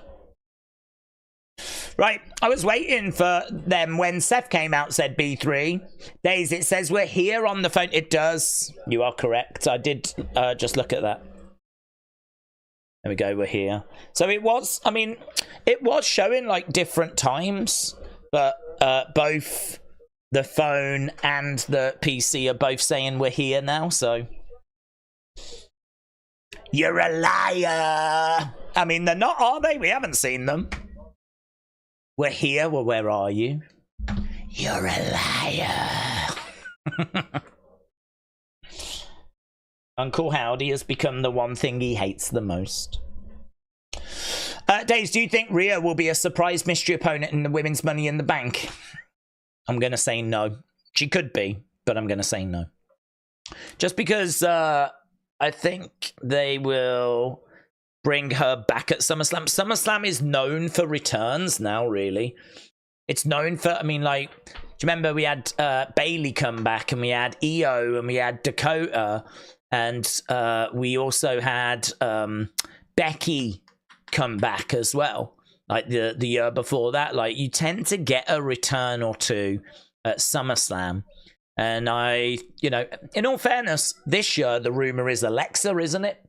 So Alexa might be the return, but I don't know. They could save Rhea for SummerSlam as well. It depends where she is in her recovery. If she can have a match then maybe they bring her back before so she has a match at SummerSlam. But if she's not quite ready to compete after her injury, then they might bring her back at SummerSlam. I think the last I heard was the plan was they were going to bring her back at SummerSlam, but you know how these things change. It all depends on how her recovery is going. If she starts getting ahead of schedule, they'll bring her back before. Daze was actually the other therapist in a missing QR code that never aired. That's correct. That is correct. I was a therapist. In fact, that was me. That woman, blonde hair with the glasses, that was me. It was a wig and just some cheap glasses. And honestly, once I've had a shave, I am fit. So, I've tagged you in something, says Daddy. Thank you, Daddy. Should we have a little look, actually? We can have a little look over there. See what's going down in Twitter Town. These are my notifications. Uncle Howdy, we're here. That's not the real Uncle Howdy, just so people know. Uncle Howdy doesn't have a Twitter account. If you actually scan on it, it does say unofficial Uncle Howdy account. So I don't mind Uncle Howdy on Twitter. They're not trying to, like, con people or fool people. They do make it clear in their bio that it's an unofficial account. So they're cool. They're fine in my book. They're making it known. No matter what happens, just want to say thank you, community. Respect. I was looking for Daddy, wasn't I? I'm looking for you, Daddy. What's this? Oh, yeah. I did a lot of throwing up at the start of this show. Oh, hello, what's this? I look good in face. Yeah. Oh. I look good in blue. Blue suits me. I'm going to retweet that out. I fit. I mean, I am. Listen, you've got to have confidence. Yeah? There's enough people in this world that'll put you down. If you're not confident, do you know what I mean? Don't any of you be nasty in the replies to that. Yeah? Because you'll hurt my ego. And it's fragile. We're here. Oh, Daddy. Look, I was looking for you, Daddy, but I don't know where you are. I might have gone past it. I'll get distracted. Oh, hello, what's this? Right, we are back to the show. Looks like we're not going to get a QR code. We're just going to get a big surprise at the end. That's what she said. Right. Can someone tell me, has Jay wrestled yet, said Ramona. In his life? Yes. Tonight? No. So, we've got EO in the ring. So, we're just waiting for the others to come down. Blame Darius says, Gail should be the voice of DC when Dakota exits. Gail. Who's Gail? Gail Kim? Gail from Coronation Street? Who are we talking about? Ribby said, Daze, I hope all is well with you, my ninja. Oh, I am a ninja. That is so true. Ribby, I hope you're well, my friends. My fellow ninja. I like that. That makes us seem cooler than we actually are. Thank God there's not a nerd emoji. Although there might be, actually. There might be a nerd emoji. Let's have a look. That's the one with the glasses in it. If I type nerd, what comes back? Oh, there isn't there. Ah, oh, flipping hell. Is that in it? Here's Selena. I reckon we will see Chad taken out in the backstage area, said Ultimate Damo. Tony said, like mid-show. Do you mean like it's they're going to appear mid-show? Well, I mean, we're 50 minutes in. I mean, we're only, 40 minutes from the halfway point. Jason said, I have a ring and all the 80s action figures. Oh, that is sick. I've got the Junkyard Dog, the Rockers, Undertaker, Hogan, Sting, Brutus, Jake the Snake. I'm jealous. Those 80s LJN figures, I don't have many. And they're not cheap now, you know. To buy them loose, you're probably like 25, 30. And that's for the cheaper ones. I saw some in America that were loose, but were like 50, 60, 70 loose. And then if you want them boxed, I mean, it's hundreds and hundreds, maybe even 1,000 plus for certain ones. So those 80s LJN figures, I mean, I feel like as time goes by, they're probably only going to keep going up in value. So you've got a nice collection there. I'm jealous. I just realised Samantha is not ring announcing, Seb Liam. I can't remember if she does Raw or SmackDown, to be honest. I can't remember. So that's interesting. Perhaps she's still upset from the reaction she got in Scotland. Because they were off with her, weren't they? Right. We are underway with this female match. Zelina versus Kiana versus Io. Who do you reckon's going to win this? Let's do a poll. Let's do a poll. Who wins? It's got to be Io, surely. That's a bit moody for Kiana, though, isn't it? Meteora by Zelina. So Io, Kiana, Zelina. We're just looking up at the briefcases. Meteora by Zelina. And we go to commercial break. Samantha is Raw, said Jimmy. Wow, I wonder where she is then. Julian said she does both. No, I don't think she does, because we've called up Alicia Taylor from NXT. It used to be Samantha and Mike Rome, but Mike Rome's gone to NXT and Alicia's come up from NXT. So Samantha does one, but I can't remember which one. But I'm told it's Raw. And Mike Rome does the other now. I think Zelina's going to win, said Arborus.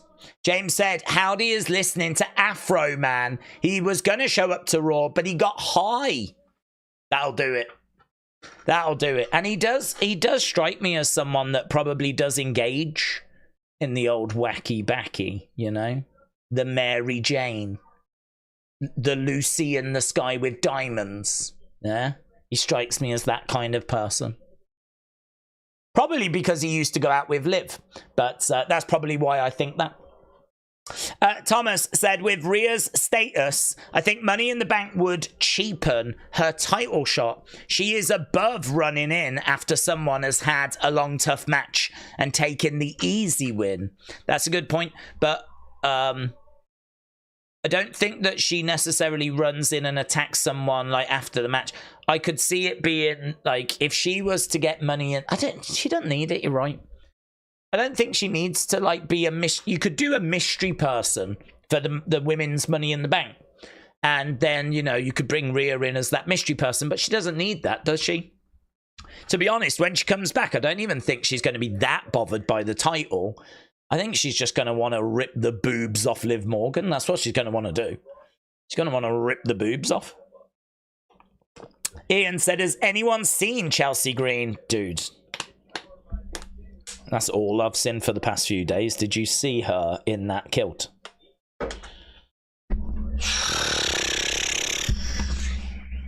She looked wonderful. The ref bump said Wyatt 6 is going to turn out to be a bunch of stoners. Yeah, they're just getting high backstage. The vignettes have just been us. The QR codes have just been us looking into Uncle Howdy's mind whilst he's been high.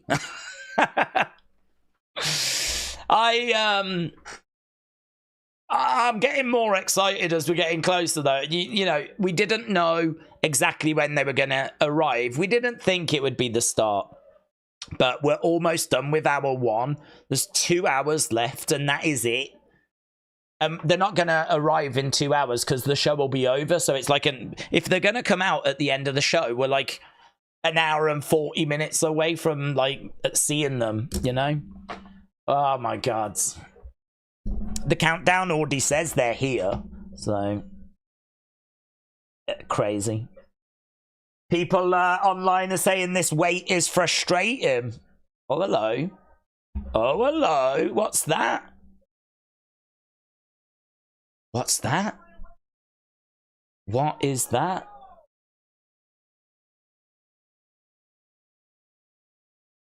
Is that real? Is that real?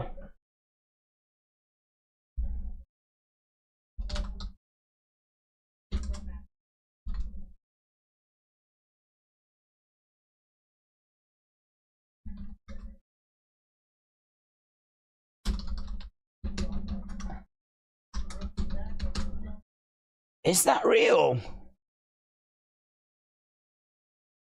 What the flip? Is that Liv Morgan? Just all the smoke? I reckon it is. Or is it Uncle Doody? Uncle Doobie?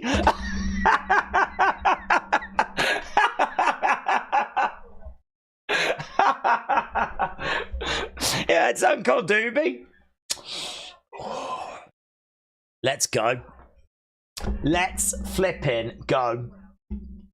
Is that real? Someone confirm now.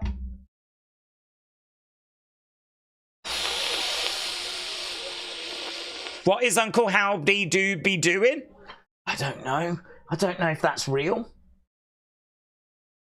JP Bill said there's no Uncle Howdy. You're just in oh my God, imagine that. Imagine if I wake up and I've been in a coma.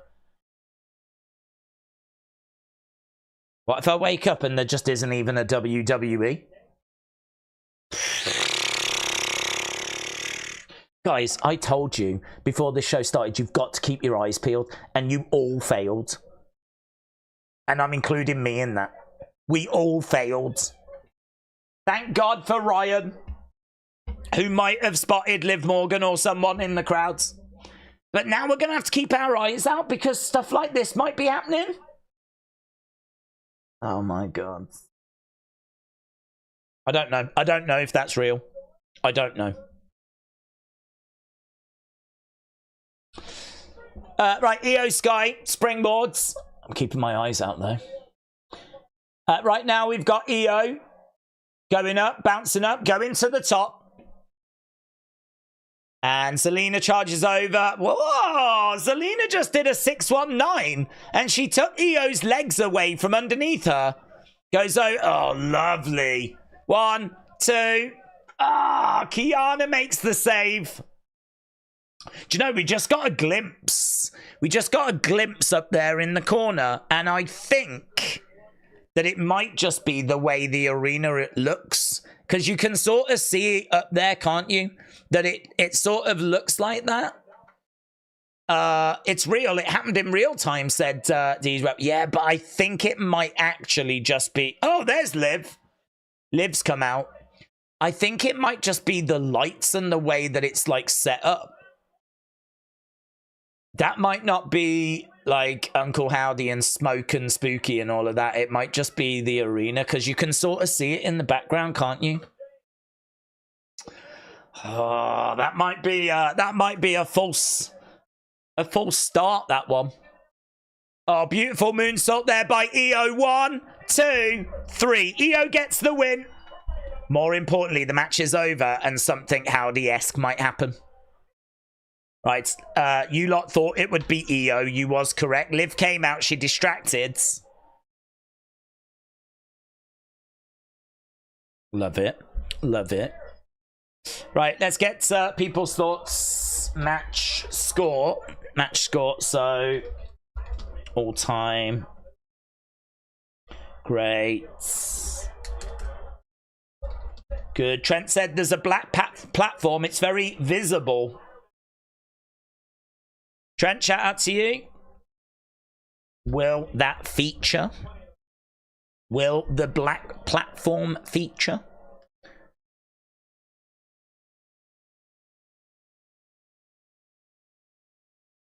So EO celebrates. Liv.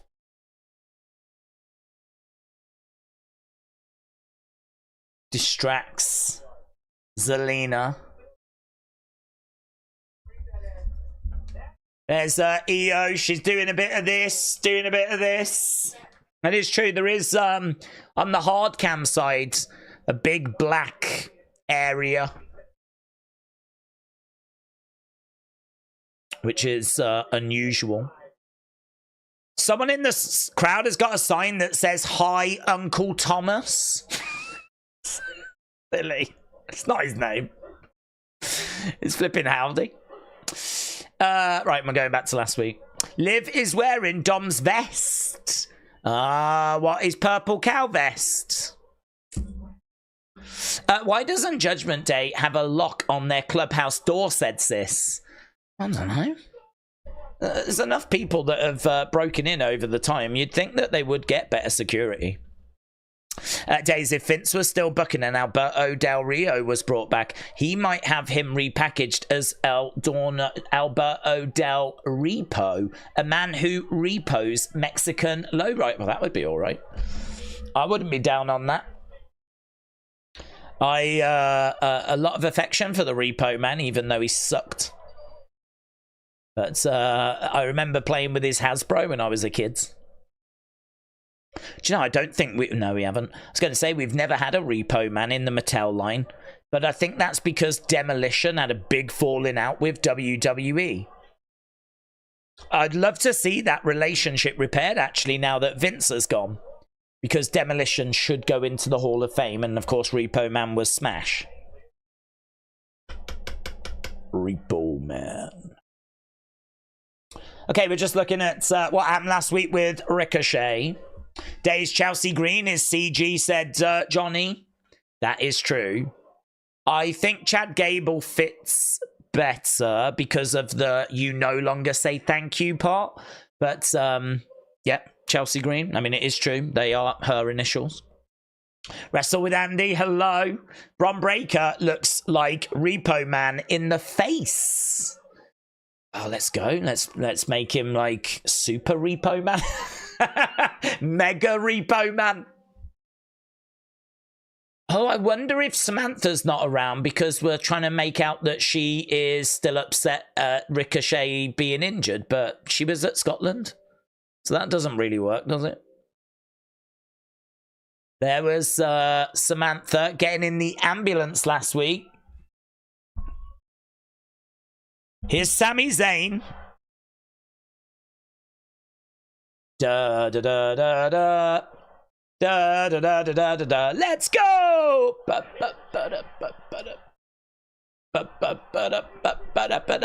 What next for him? What next for Sami Zayn?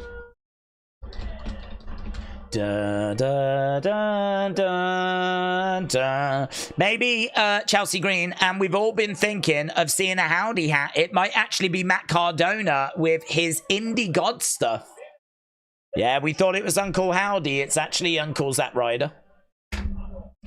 Okay, Sammy coming down. Days, do you think Rhea Ripley could show up at Money in the Bank? She could. I'm not expecting it. I think if she is going to show up, then she... you know, may go after Liv beats whoever, and then she might, you know, because I think she's just going to want to rip her head off, man. But the streets were saying not that long ago that the plan for Rio was to return at SummerSlam.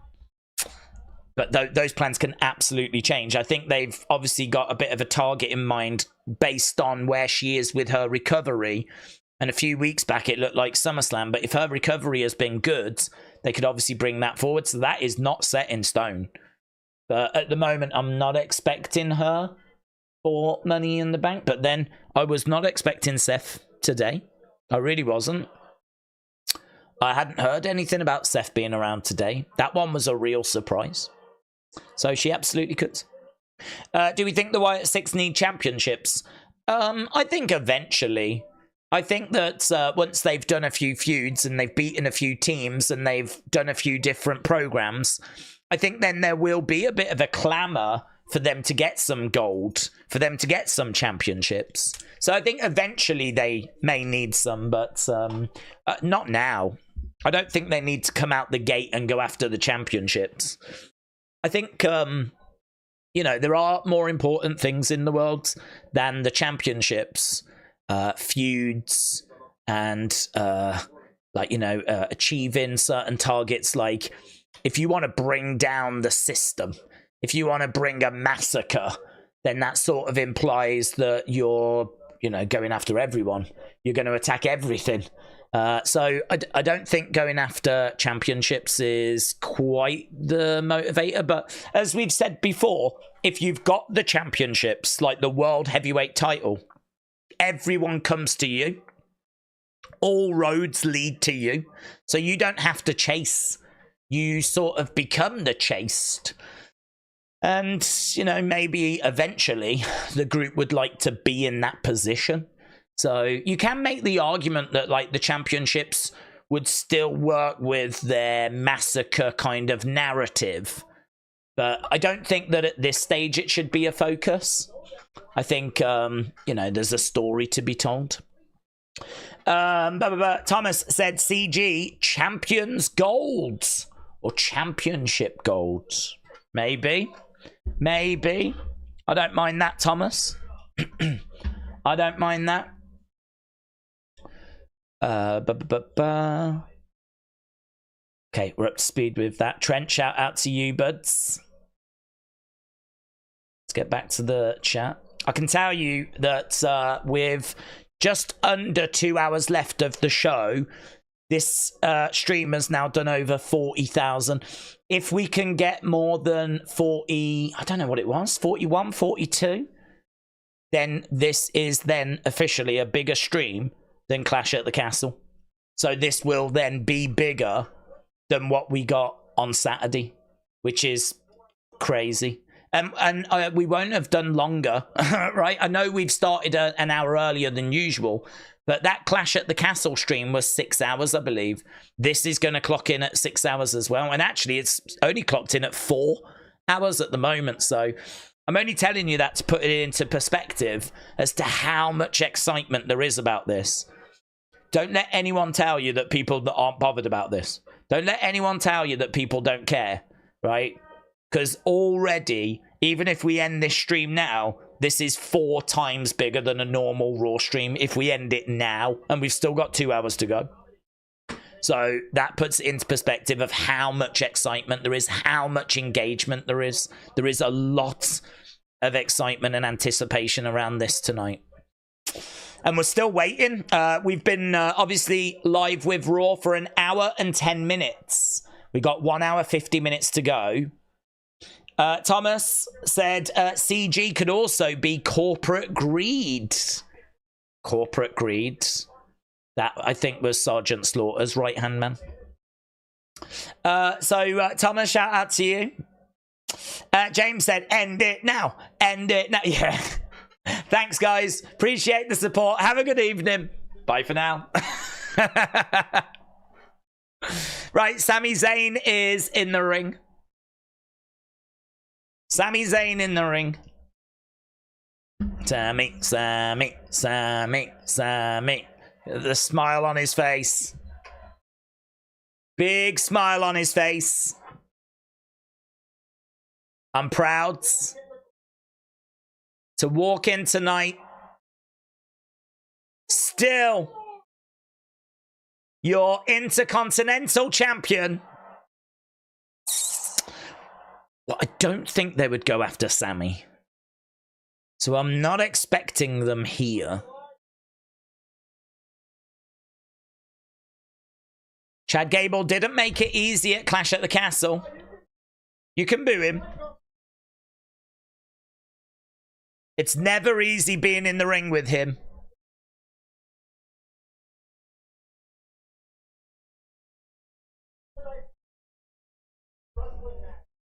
All of this started because I beat him in a wrestling match. When Adam Pearce comes out, that'll be Howdy. Uncle Oldie, said Yvette. Howdy is watching the NBA finals. So Sami is in the ring. He's talking about how hard it is competing against Chad's. As far as I'm concerned, I'm moving on from Chad's. Sami is moving on.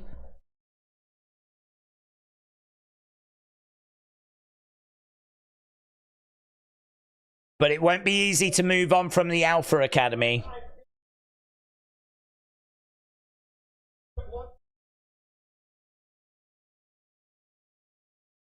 Everybody has to do things on their own time. That's what being in the bloodline taught me, says Sami. I'm so excited for tonight, said Angie and Joshua. Not only is Wyatt 6 showing up, but it's also my daughter's 19th birthday. I feel so old. I think Bray and Brody will be proud, says Angie. Angie, shout out to you. Happy birthday to your daughter as well. I remember being 19. That was only a couple of years ago.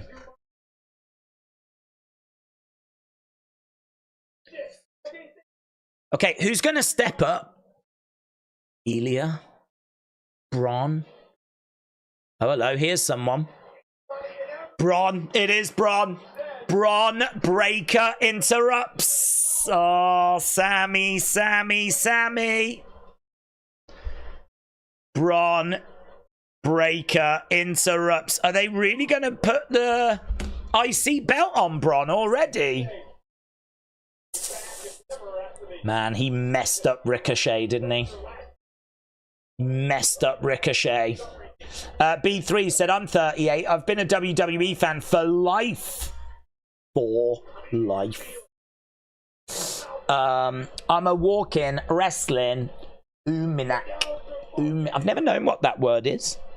There's wrestling books that have that in the title, isn't it? Uminak. Is that like fanatic? Is that like an encyclopedia? Uminak. Okay, lots of boos for Braun Breaker. Braun's in the ring, staring at Sami.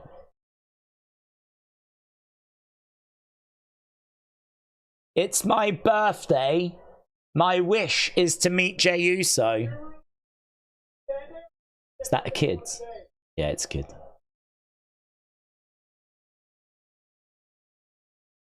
Okay, so Braun has come out. And he said, I haven't got to say much. You know what I'm out here for. You know what I'm capable of doing. There's a long list of bodies behind me. You are next on the list. Oh, God. That feels too Goldberg, doesn't it? You, my friend, are next on the list. You're next. Braunberg.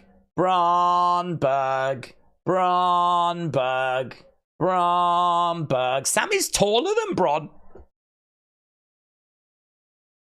Look at that. Push him around, Sami. Look, he's taller. Get away, Pipsqueak. This is what you want. Oh, Sheamus. Oh. Oh, that's a hell of a reaction. Oh, this'll bang. This'll bang. Banger after banger after banger. Let's go. Sheamus? Braun is solid. Sami is lanky, said Sis.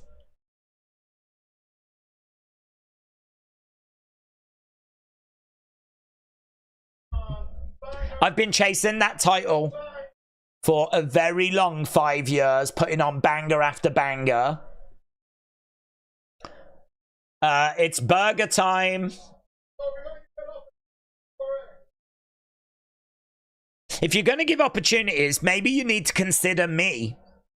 Where are we? We're sneaking our way to the halfway point, you know. Sheamus says to Sami, I respect you a lot. Tablet email said, when are the Wyatt 6 coming out? We think it's going to be towards the end. We think it's going to be hour 3. I'm coming after that. Okay, so Braun shouting at Sheamus. You're just going to walk in here? Are you out of your mind? Oh, man, Sheamus and Braun.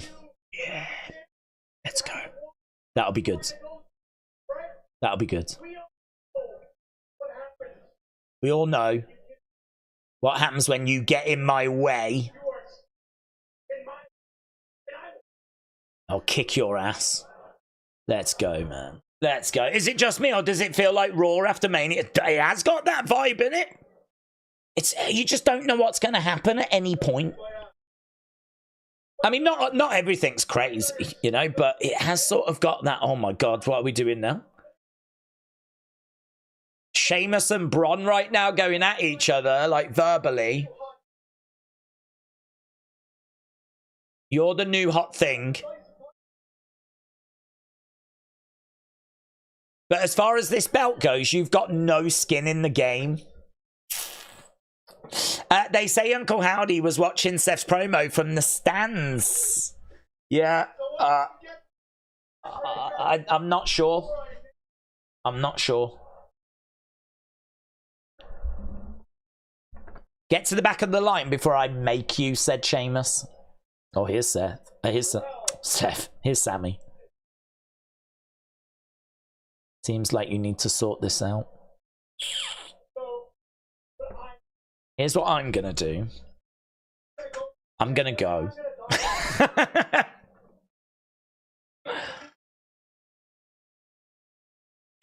I'm pretty sure these people don't want to see you two talking it out. They want to see you fight it out. So, Bron Breakker, Sheamus. Oh, yeah, let's go, man.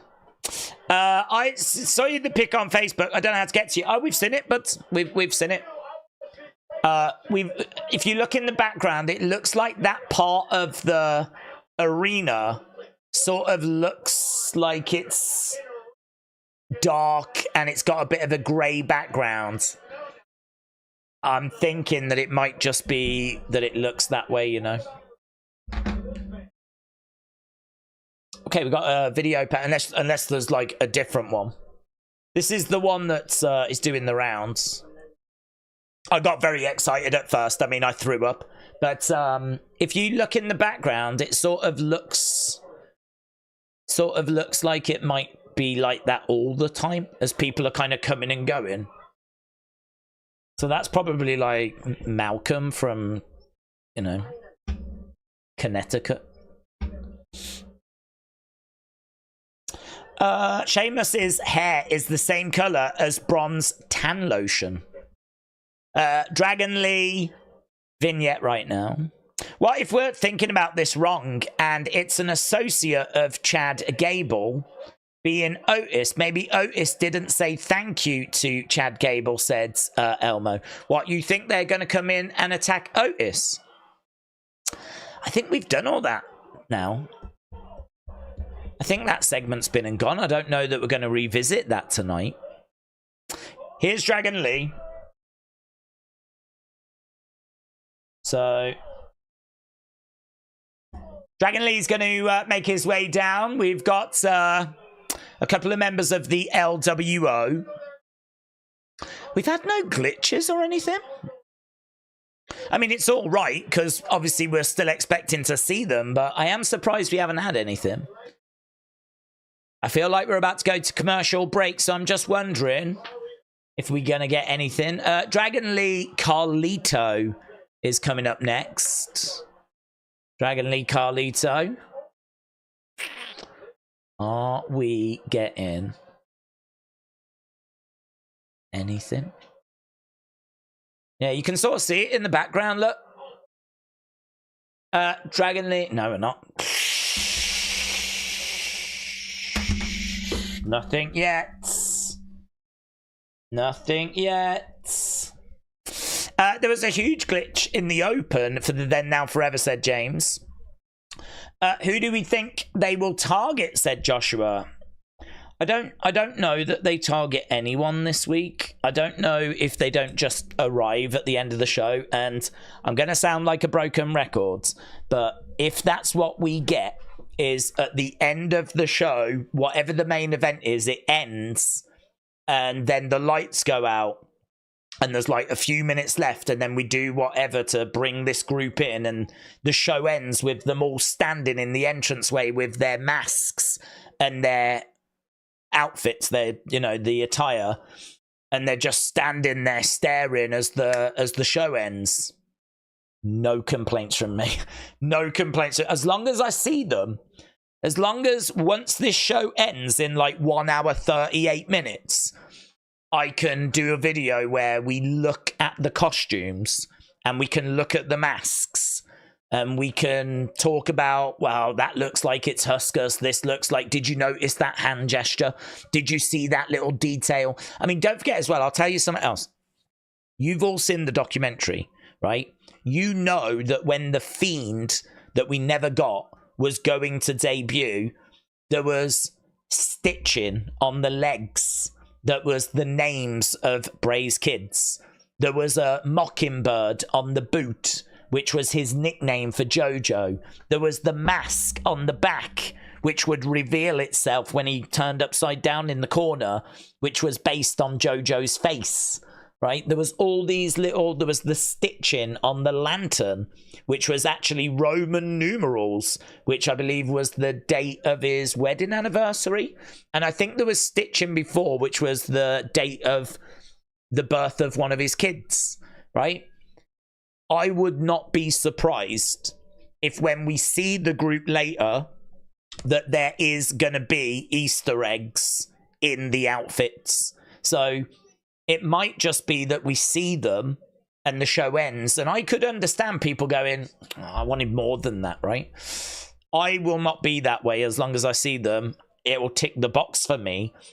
But I really would suggest that you have a good look at the outfits. I really would suggest that you really look at the detail, because I would not be surprised if there was not references in there that kind of connected back to Bray and pointed to, you know, maybe there's some patterns in there that may be Roman numerals.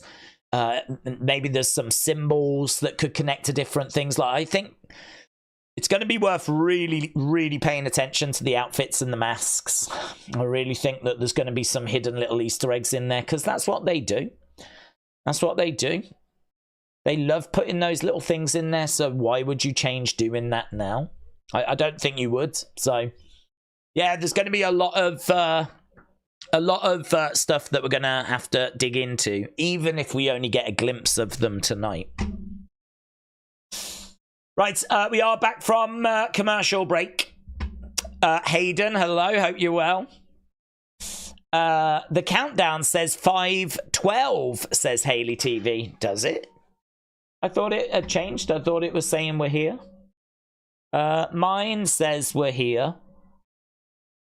Yeah, mine says we're here.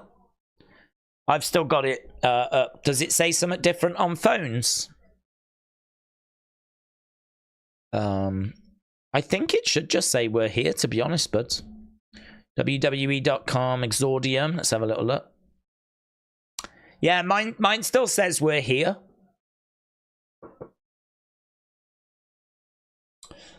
Daze, check the countdown to shut these people up. I've got that. I mean, if I refresh it, there, that's refreshed. Just says we're here. And if I go onto it on my phone, we're here. I don't know, perhaps it's showing different things for different people. I mean, to be honest, if you're looking at this and you're not seeing what I'm seeing, then, you know, you are seeing something different, aren't you? So perhaps it is showing different stuff to different people. Don't know. That's what I've got.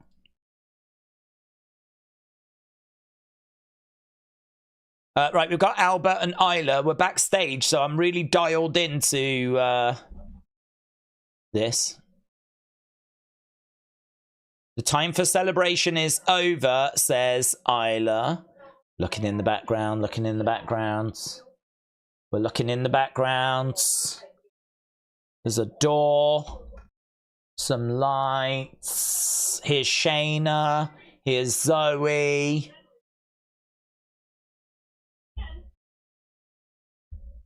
Still looking. I made Jade tap out, said Shayna. You two are just keeping those titles warm. We're coming for those belts. No, I haven't seen anything.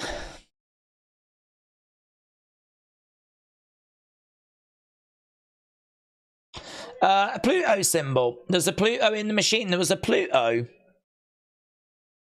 I didn't see a Pluto. Oh, on the thing. Oh, I do see it now. I wonder if that's something they're going to use later then. I wonder if that's part of the rig for later. Oh, yeah, well done. Yeah, there was.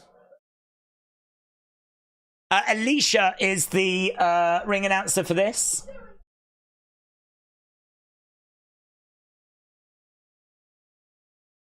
Oh my God, it's amazing. Look, there it is. There it is. Look, it looks like she's about to eat it. I wonder what Pluto tastes like. Oh my God. I just threw up on the dog.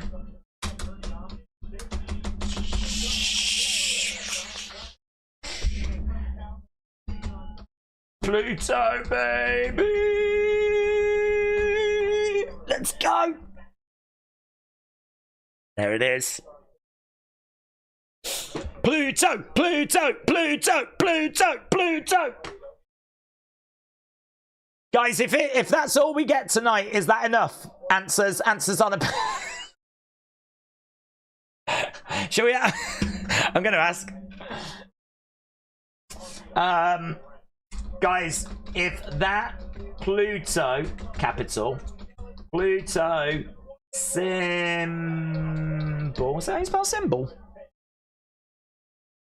Oh, that looks wrong. I'll go logo. Logo is all we get. Will that be okay? Oh. Do you know, life's for living, kids. It's for life's for living.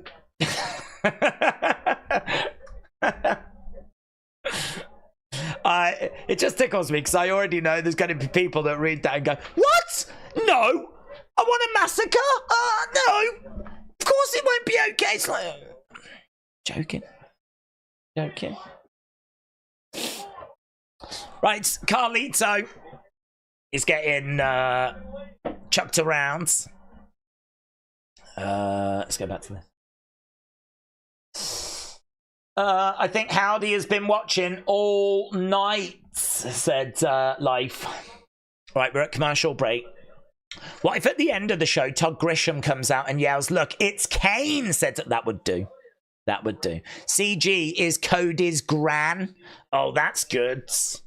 That's good.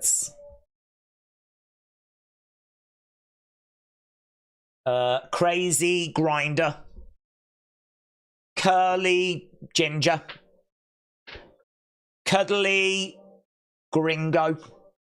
Could be any of them, couldn't it? Could be any of them. Keep looking in the stands in the corner. I swear it's him, said Jason. Howdy was behind him. Is behind you. Howdy was behind him. I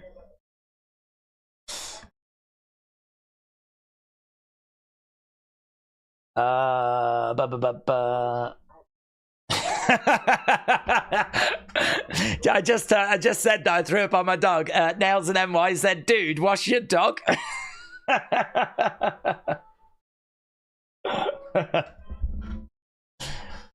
I think she used like a gif of me against me. It's your... what? Did I spell it wrong? You're trying too hard. it's the wrong your.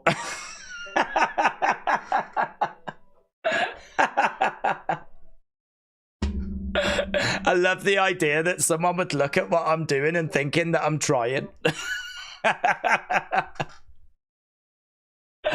Dude, you're overthinking this. Dude, I ain't even thinking. I'm just waiting. I'm just flipping waiting. We got 1 hour 29. CG, Sami Zayn. That'll do it, Lawson. That'll do it. I thought I was tweaking, said Isaac. 956, they will arrive. Wrestle Votes have tweeted, big night for Otis before Raw started. I think we might see him and Chad again, said Jeremiah.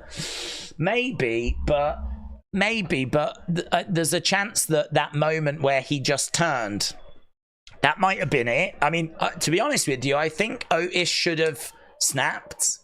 I mean, he did finally lash out at Chad, but he didn't follow up on it. That all of that frustration, it didn't come out. So I wonder if like the plan was to finally do the turn, and I wonder if that was it. I mean, look, maybe we do see him again. Maybe we do see him again, but technically he did push Chad and he did rip his, you know, he did sort of have enough, if you will. So I wonder if on the run sheet it kind of said Otis finally stands up for himself, because that if WrestleVotes has seen that would probably be enough for them to say. That'd probably be enough for them to say, like, oh, big night for Otis, you know. So I don't know. I don't know if we see him again or not. I'm not sure. Days, I got some. CG could be Chelsea Green. Her gimmick in TNA was an angry bride, says Lot. Don't know that. I don't know. We are working with TNA, I suppose. Not a fan really of using people's gimmicks from other promotions, because you've sort of got your audience have got to know and have a knowledge of that. So no. I mean, look, it fits in the sense of it being the initials, but I don't know that it fits better than Chad Gable. But I see where you're coming from. Doug said, I'm calling it Wyatt 6 during the Money in the Bank qualifier, like I said last night and Saturday night. So you're, I can't remember who's in it. Is it Finn Balor and all of them? Hey, listen, they could go after Judgment Day. Judgment Day are out there now, actually. So probably should be a bit more dialed into this. I'm so excited. Right now we've got Dragon Lee in the corner, stomping down on Carlito. Anonymous said, where are they supposed to be at Raw debut? No clues. Yeah, we're still expecting them. We're expecting them tonight. A massacre means multiple targets. Well, they said a massacre was coming, but not necessarily tonight. So, you know, if you actually look at the countdown clock, it doesn't say anything about a massacre on it. It says you refuse salvation, the reckoning is inevitable, and then there's been a countdown. So it's not technically been counting down to like a massacre. It's not been saying the massacre is coming or anything like that. So I wouldn't get too bogged down into expecting the massacre tonight. Okay, here's Liv. Liv's coming down with the vest. The cow vest. Oh, Zelina attacks.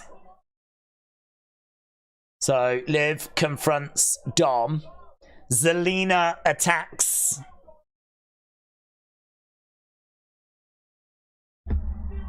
Rey Mysterio throwing in some shots. JD grabbing the leg of Dragon Lee. So JD getting involved. Backstabber there by Carlito. Carlito might be able to get the 3, 2, 3, and he does. Carlito gets the pin thanks to outside interference from JD McDonough. So JD interferes. It's a win for Carlito. Liv down on the outsides. Let's go over, and Dragon Lee is down.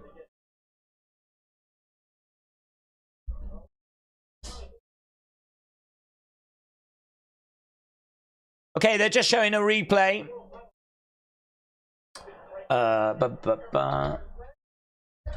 Match score. Okay, we're sneaking our way, you know, to the second part of the show. Cynthia said, do you remember when Dexter Lumis kidnapped The Miz? Do you think we might see something like that?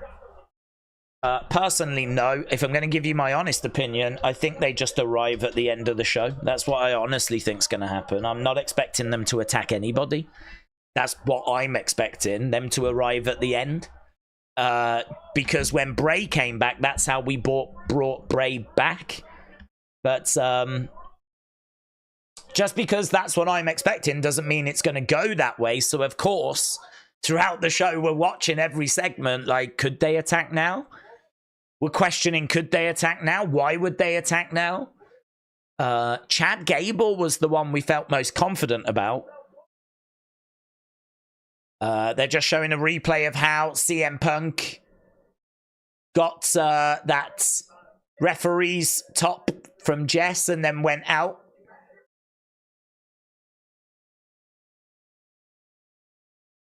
There we go. JP Ville said CG stands for Grammy Award winner CeeLo Green. Let's go. Didn't he get into some trouble? There is Drew. So, oh. Glitch. The bride. Oh, we're getting things. Whoa. There we go. No QR codes, but glitches and pictures and scary imagery. Yeah, man. We got the Pluto logo. We got the bride. We got the crazy monster in the static.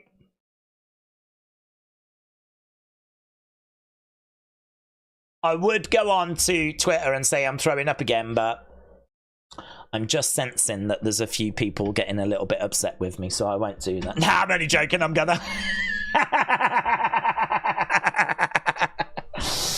I just threw up again. On the cats.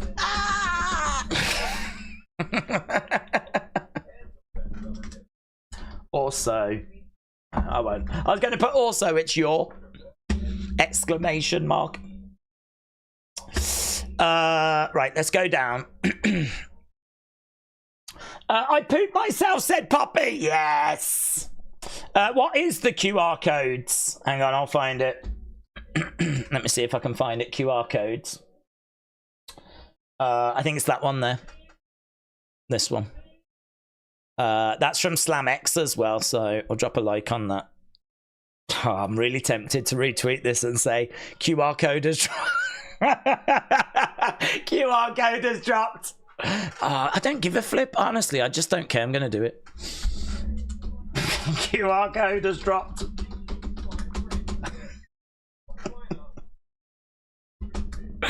Oh, don't scan that, you fools. Cole is saying, I think tonight is the night when it was glitching. I saw the glitches. Oh, God. So good, innit? We're getting closer, man. We're getting closer. Jim, shout out to you. The bride is here. No, that was Drew. You can't. It is an easy mistake to make, but that was definitely Drew.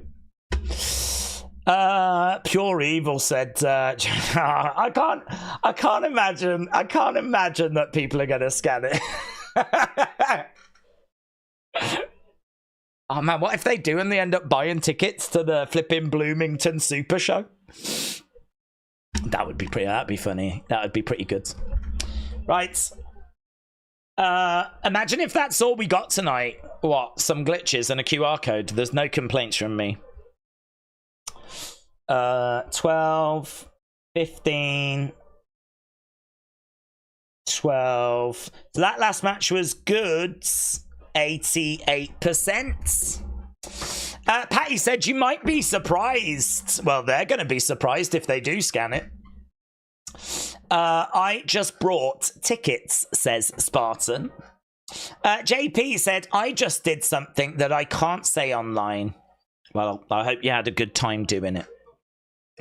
Snoop Coop said, I'm really enjoying the stream. It's been a lot of fun and excitement. Please stop throwing up on your pet. I know, man. It's just fun. Well, not to throw up on pets, but you know what I mean? It is like... It's getting closer. I mean, what are we meant to do? We're going to run out of show soon. So, I mean, like, it is just... Oh, we are seeing Otis again. Here he is. You were right. Okay, so Otis and Chad backstage. He's having a word with Maxine Tozawa. Otis is packing. You're leaving? We're a family? We're done. Otis says we're done.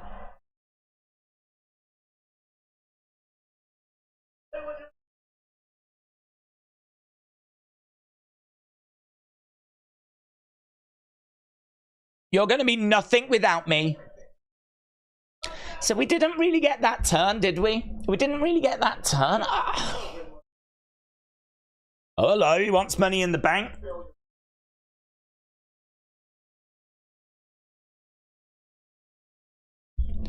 I'm going to win money in the bank. I'm going to do something Otis couldn't do. I'm going to become world champion. Right, here's Drew. Here is Drew. Exordium says we've gone. Oh, they've gone now, have they? We've gone. Yep. We were never there. Lol. Oh, man, he is... On a scale of 1 to 10, how angry is he about to be? Miguel, shout out to you, my friends.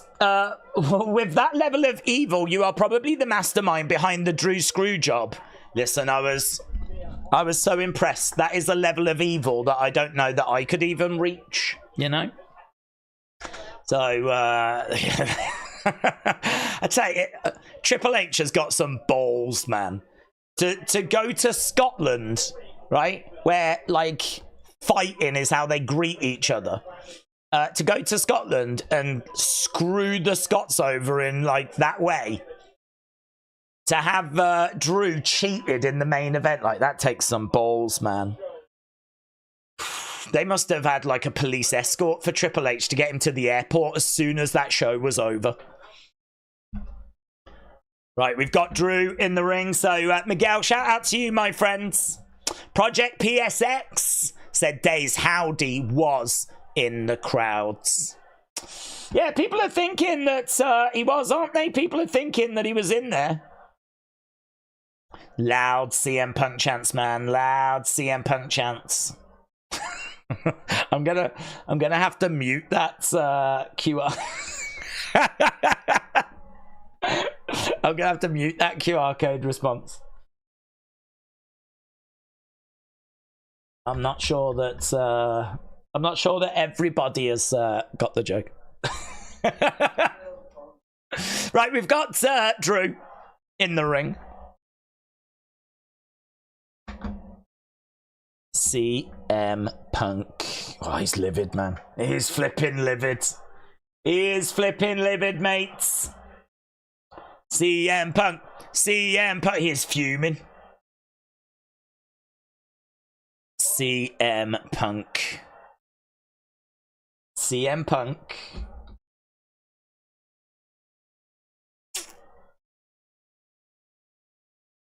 Yeah. Yeah. I can't do this anymore, says Drew. Oh, he's broken him? He's flipping broken him?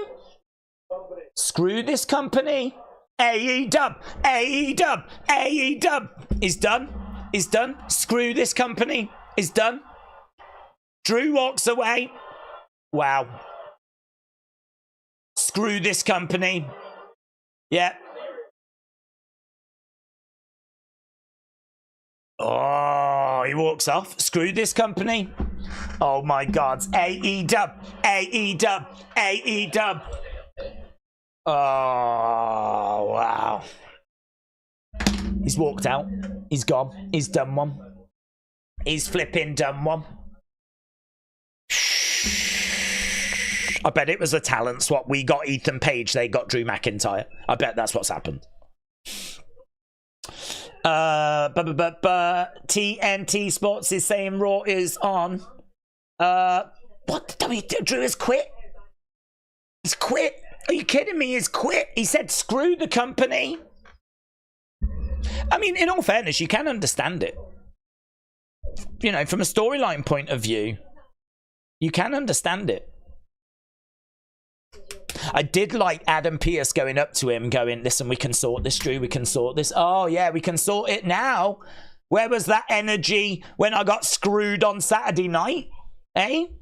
Where was that energy then? Oh, we can sort it. We can sort it.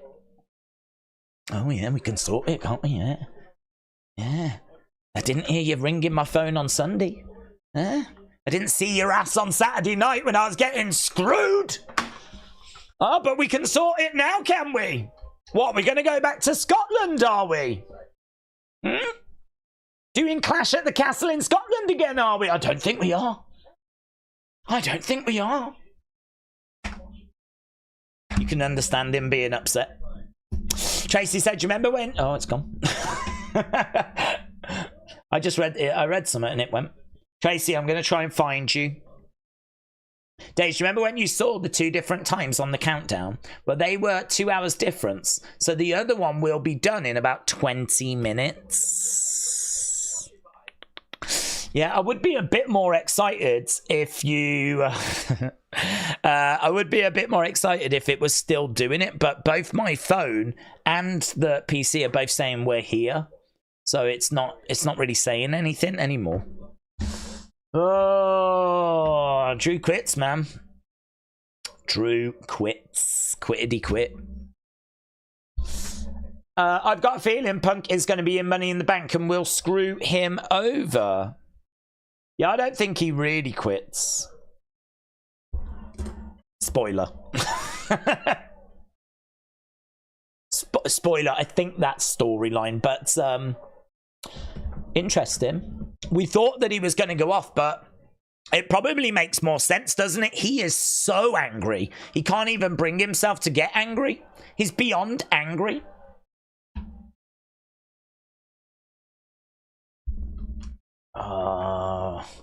Right, cheated Glasgow could be CG. Oh, that's true. That's true, Doug. Cheated Glasgow. Kevin said a couple of things. Hard cam, right hand side is very dark. CG could be Gongina. I believe in Joe Hendry. Run. Gongina. I love it. Yeah, there's a lot of people that are really taken by this. Let me bring it up. There's a lot of people that are really into that being like Uncle Howdy.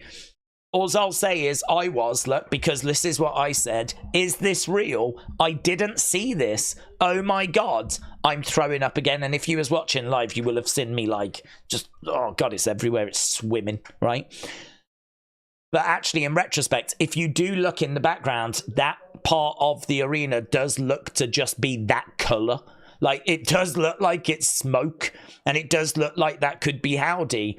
But actually, that exit and entrance, the way it's lit, it does just sort of look like that. So I've had to scoop up all the vomit and like put it back in my mouth. Triple H was talking there, and Drew says he's done. Let's go back to my office, says Adam. He's done. He's done. He's told Triple H is done.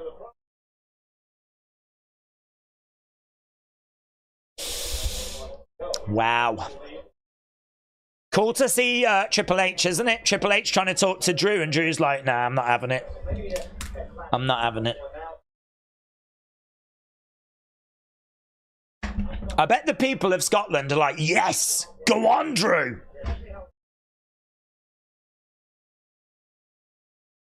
Oh, damage control. Here's damage control. I wondered what that was then.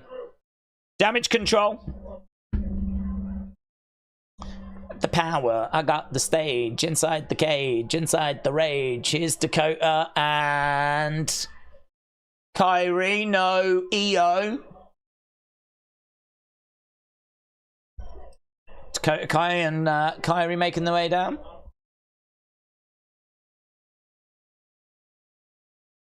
I'm sure social media will be following Drew McIntyre. Right, Daze, if Vince was to book Carmelo, he might have been unveiled as the illegitimate son of Michael P.S. Hayes, said Simulation 54. It doesn't bear thinking about, to be honest. If Vince was still around, we could have ended up with flipping anything.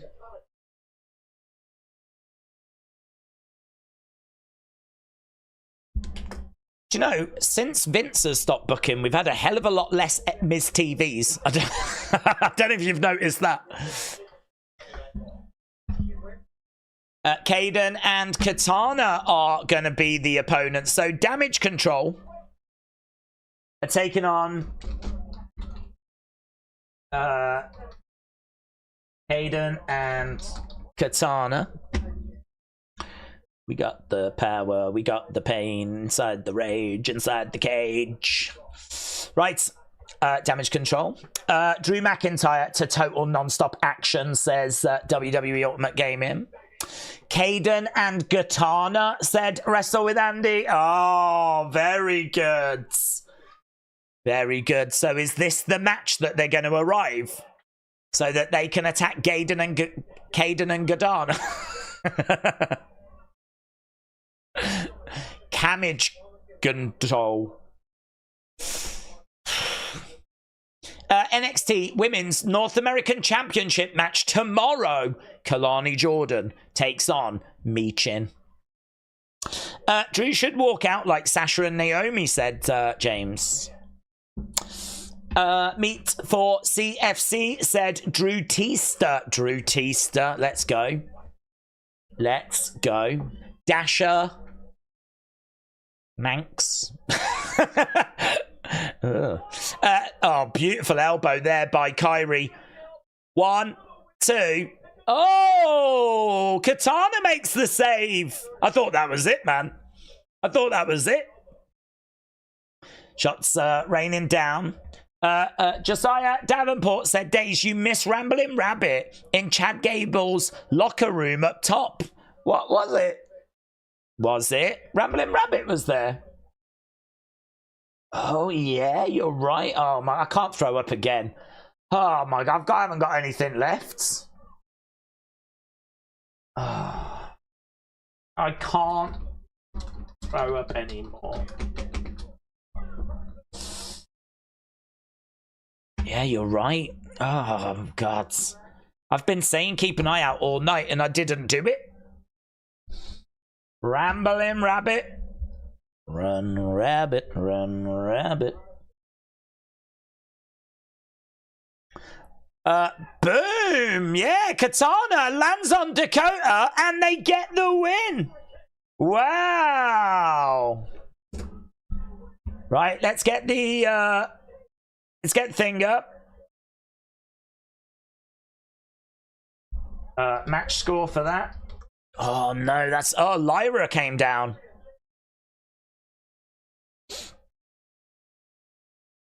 Okay, there's Braun.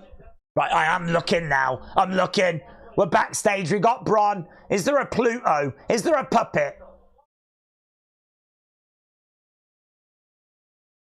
No. There was no... There was nothing. There was nothing, mate. Look at that. There, look. Boop, boop, boop, boop, boop. Very good. Very, very good. All time.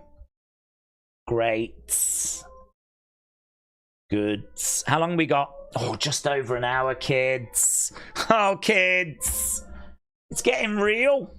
It's getting super serious. Reese said Uncle Howdy was behind Dragon Lee during his entrance. Was he?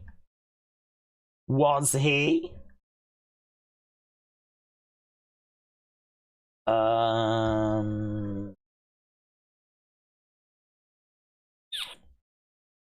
Rambling Rabbit was in the locker. George Vlog, shout out to you. So I'm going to show you again. It's that area again that people really think that it's that. I don't know, to be honest, because I don't think so.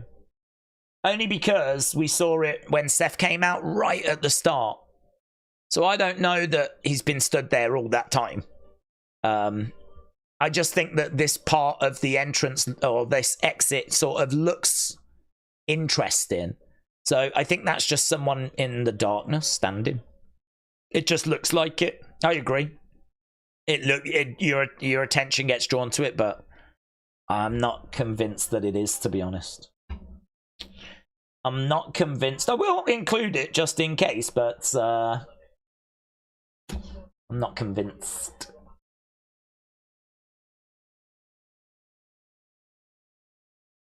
La la la la la la la.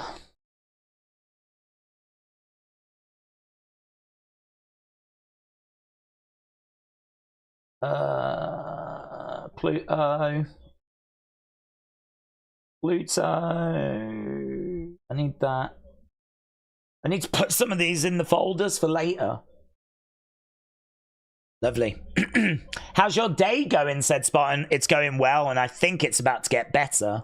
I think we've kind of shouted a bit. My voice is feeling it a little bit, so I need to make sure I keep that. Don't I? I don't want to be losing that at this stage with just an hour to go. But so far, we've had a few things in the background and a few glitches as well. So, been a few things. My daughter watches all your videos. Oh, well, look at this. There we go. My daughter watches all your videos, and she asked me to tag you after she caught this watching on Raw. Well, do you know what? I've changed my mind. I've changed my mind. I think she's right. No, I mean, like, I'm comparing it to what's on the tablet, and she's gone to all that effort. I've changed my mind. That's Howdy. That's flipping Howdy. Cooter, shout out to you. Uncle Cooter's daughter, shout out to you. It's Howdy. Confirmed. That is, I mean, in all fairness, right? In all fairness, that person in the flipping shadow there, they do seem to be standing like that, don't they, actually? I mean, if we go back to the other one, right? If we go back to the one that was earlier, ignore that. If we go back to this one here, that looks like two people standing and chatting, doesn't it? That looks like two people standing and chatting. If you go back to the one that I was tagged in, that does look like someone's doing that.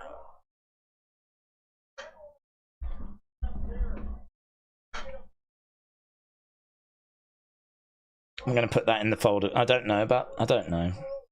I didn't think it was. I'm still, but this is very compelling evidence. That's what I'm going to say. Very compelling.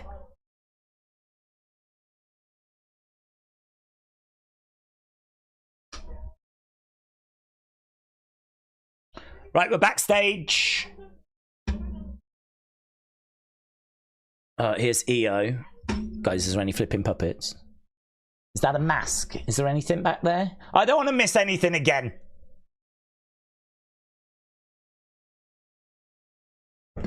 No puppet, mask, anything?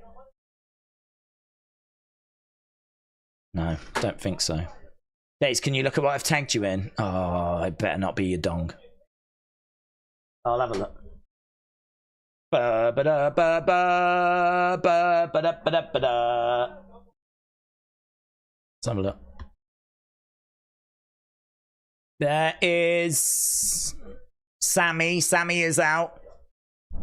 Was there a mask, actually? Was there something? Was there some up in the backgrounds? Here's Sheamus.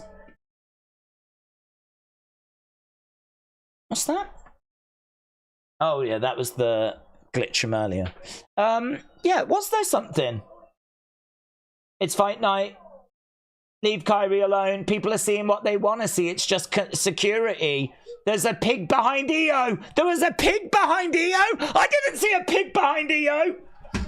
Where's the pig? Where's the pig? Where's the pig? That's a rabbit. Where's the pig? I'm gonna search pig. I don't need to. It just came through. There's a pig. Where's the pig? Where's the flipping pig? Is it a pig? That looks like I can't. We need to go to the other screen. We need to go to the other screen. Let's go here. Let's go full screen. Hang on. Where's the? Oh my god! I've got so many windows. I need to do that. I need to do that. Right. Are we pointing at this? That looks like a mask to me lying down. See, like that could be the eye, that could be the nose. That looks like a mask. Are we saying that's a pig? Is that a pig? Just looks like a pink blob. What's that? What's that? Who's that? What's his name? But also, what's that? And what's that? Who's she?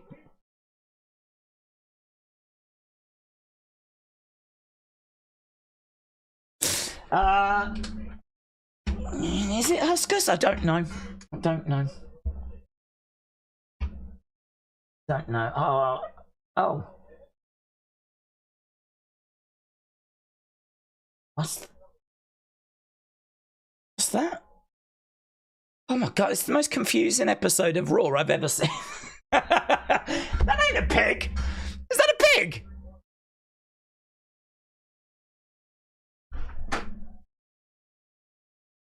Is that a pig?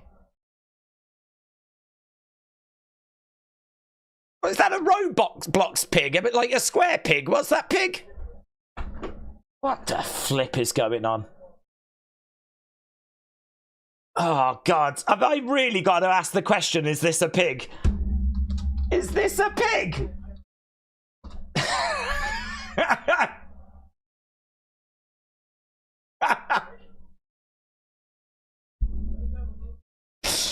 Oh, God. If I'd stayed in school, I could be like...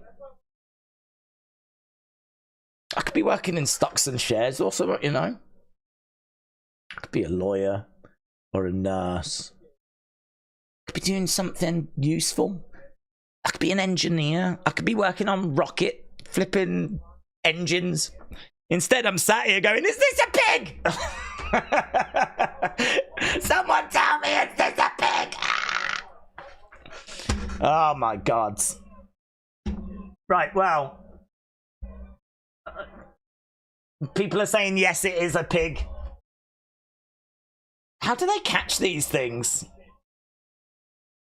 It's, it does look a bit like the dude from the Goonies. You're right. You're right. Freaky. I look so good in blue. I'm going to retweet that. Right, Bron Breaker's in action. We should probably turn our attention back to that. No, look, people think that's the pig, but that is right. That also looks like a pig. Everything looks like a pig. Oh my god, that might be a pig and that might be a pig. Because that looks like a snout and these might be eyes. Oh god. Oh god. I'm going to have to ask a question if this is a pig. Is this also a pig? Is this a pig? Is this a pig? You go.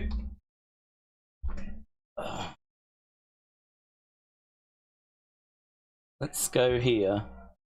Right now we've got Sheamus in there.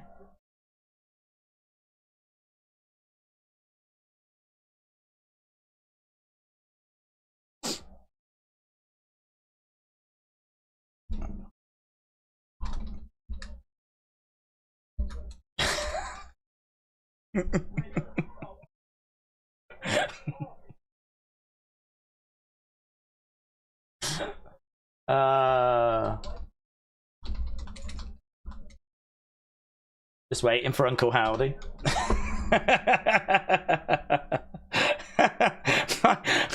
you know, it's going to be one of them where I look at my Twitter account after, I'm like, I don't even remember sending these.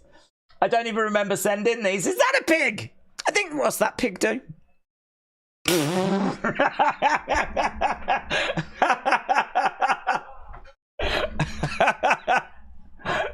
Oh my god.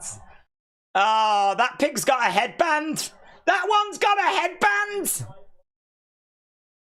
Oh god, please arrive. Just hurry up and arrive. It's breaking me. They've broken me. I don't even know what's happening anymore. I'm not even watching the show. Oh, I think we need a break. We need a commercial break. We need to flip in, get back on track here. Bron Breakker and Sheamus are battling away.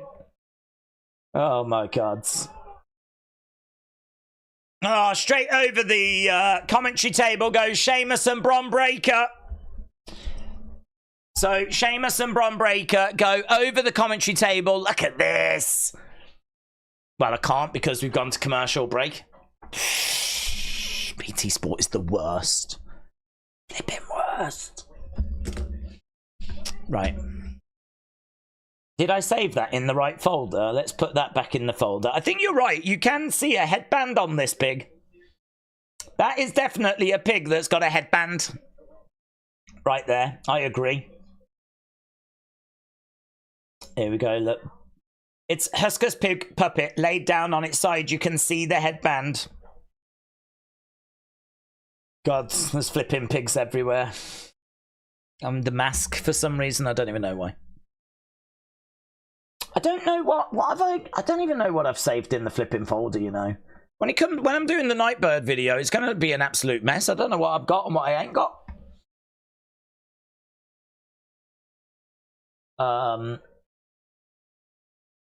Pluto.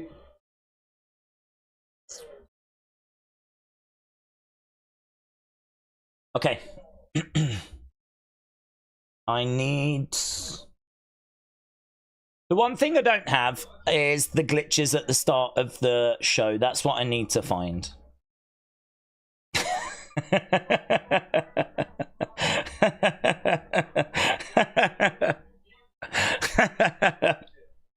that a pig?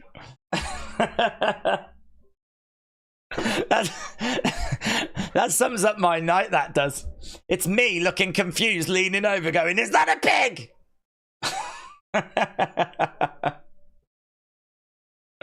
Oh god, what a time to be alive. That's a cat. I've got a cat. I've got everything kicking off. Let me save this and then let's get back to the chat. Right.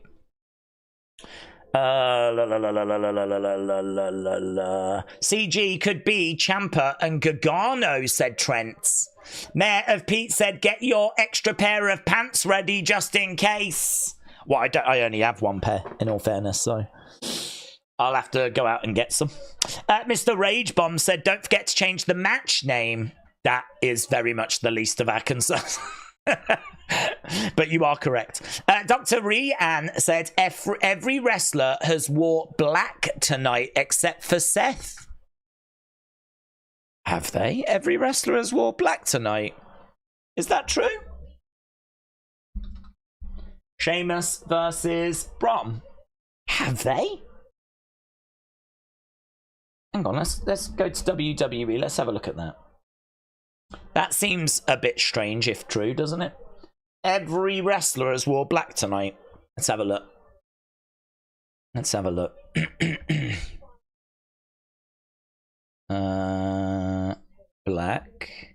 Black. black. They don't count because they didn't wrestle. Yeah.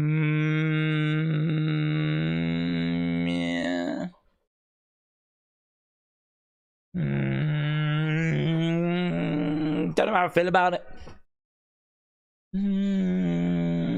What's Sheamus wearing? Black. Bronze in black. Yeah, you might be onto something. You might be onto something. That's very observant. God, I can't even see pigs, and you're out here. We're coming up with like everyone wearing black.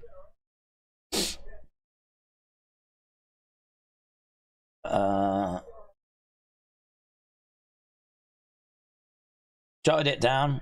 Dr. Rian. The love doctor. The community's love doctor. Dr. Rian. Thomas said, is bronze black mask next to the pig? Is bronze black mask next to the pig?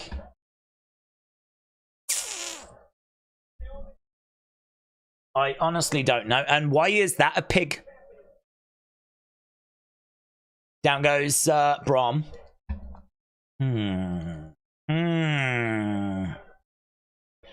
Sheamus goes colliding into Brom. We're 12 minutes into the second part of this show. Down goes Brom Breaker. 1, 2, shoulder up. Daze, the thing I tagged you in was a tweet from Matt Hardy saying time is flat.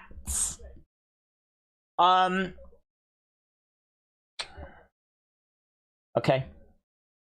It's worth noting, I don't personally think Matt Hardy is going to play a part in this. I think Matt Hardy is a veteran that sort of knows that when everyone is focused on something, if you can, you know, kind of get involved in that, you could get noticed and you could get people talking, you know? So, I don't know. There's obviously no rumours that Matt is part of this group or anything, so I'm thinking he's just kind of adding to the excitement, shall we say? There's a chance we see him tomorrow in the NXT Battle Royal, actually. Matt's not under contract, said Paliscapes. We've got Howdy tonight, haven't we? We believe so.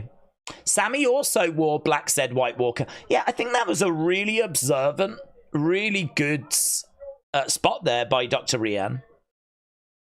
Very good. Did we do the poll for that last match? I don't know if we did. For damage control. Match score. All time. I don't know if we did. We'll do it anyway. Sheamus going over to Braun in the corner. Oh man, down goes Sheamus. Braun is in the corner. He's looking to charge over. He's got Sheamus where he wants him. Looking for the spear, but oh! Knee there by Sheamus. Braun goes down. 2. Oh, shoulder up by Braun. Tell you what, people in the crowd are enjoying this one. Sami is at ringside. BB Yipsy said, Daze, Kermit and Miss Piggy trolling the WWE Universe. Is that what it is? Is that what it is? The ropes have been the biggest heel of 2024, said MTRDDN. Right, now we got 10 beats of a battering. Boom. And again, sign in the crowd says, Mom, I'm on TV. Bron Breakker goes down. Sheamus in control at the moment. How long are we looking at? We've got 45 minutes of this show. 45 minutes, that is it. Oh my God. I'm shattered. This has been quite the ride. Oh, there is Ludwig Kaiser. So, Kaiser attacks. So I think that means Sheamus wins by DQ.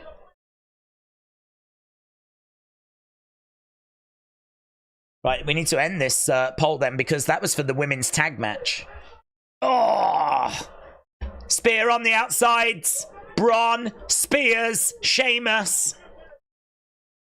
Right, 7, 26, 58, and 8. Well, have we got a little bit of... Oh, are we going to be okay? Bron Breakker just having a word there with Sami. That 956 yellow sign looks suspicious. So Braun is being led away. So Ludwig Kaiser getting involved. He jumps over and he goes back to attacking Sheamus.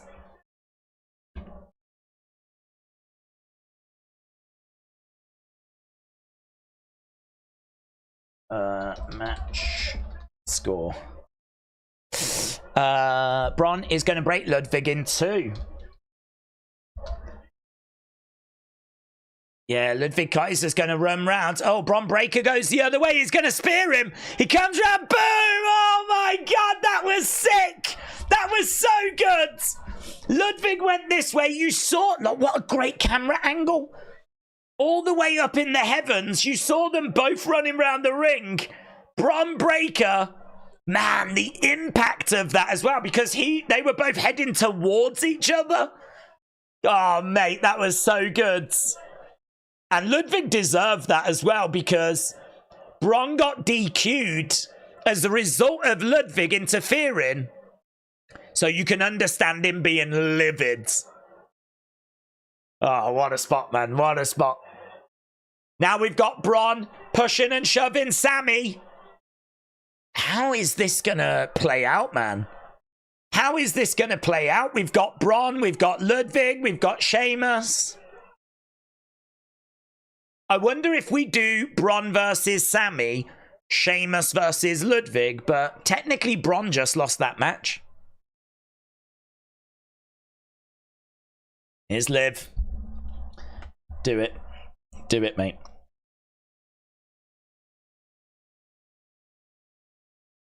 Can I have my vest? I like it when you're bossy.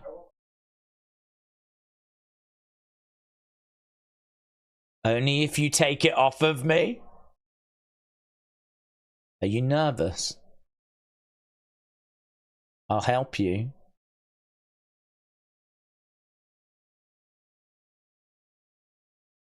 He's doing it? I thought he would say, keep it. Oh, Damien walks round the corner, man.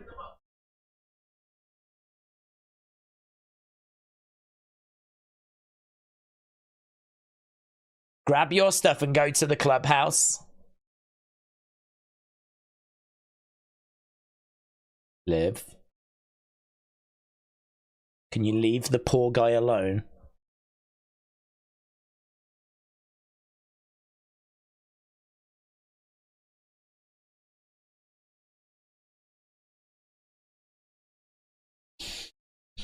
Wow.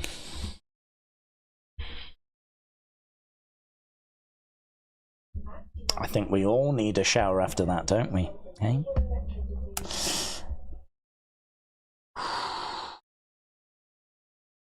Cringe. The mirror behind up. What? You was looking in the background. I'm not even going to apologize for not looking in the background during that segment. There was a mirror. Mate, I didn't even know there was a background. I didn't even know there was a background. Bron, right, where are we? I need to do this. What was in the mirror, guys? Apparently there was a mirror.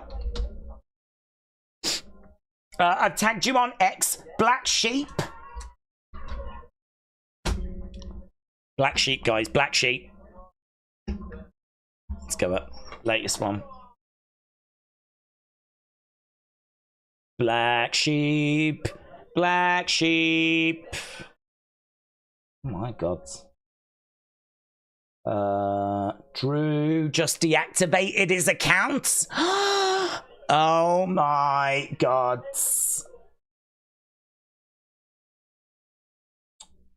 Is that the black sheep mask? I don't know. I don't know. I'll retweet it. I'm done with throwing up. I've literally got no more vomit. Is that a black sheep's mask?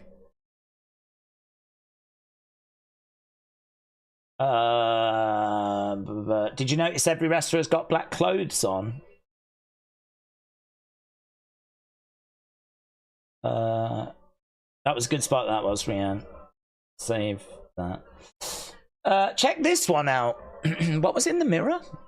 Yeah, we got that one. We got that one, but I want to know the mirror one. Because apparently there was something in a mirror. Oh, did you spot this one, guys?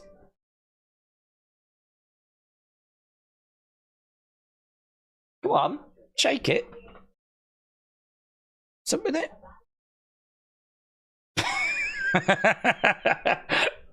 Was that in the background?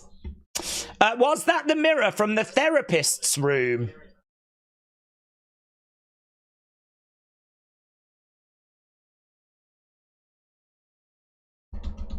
I have no idea.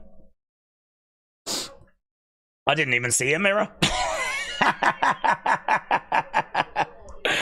My notifications are just full of pigs. Can someone show me this mirror so that I know? Where's the mirror?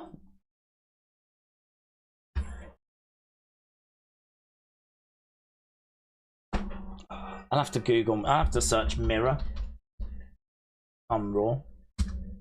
Let's have a look. Mirror. Let's not do that. Let's not do that, shall we? Let's never use X again. How about that? Where's Uncle Howdy? Is Uncle Howdy here yet, guys? Gee. I only want to look at a mirror. Oh, hello, Karrion Kross. I guess. Hello, Daze. Hello.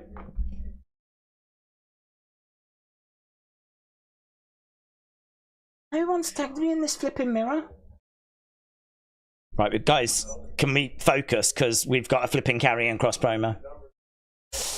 Drew deactivated his X account. He did.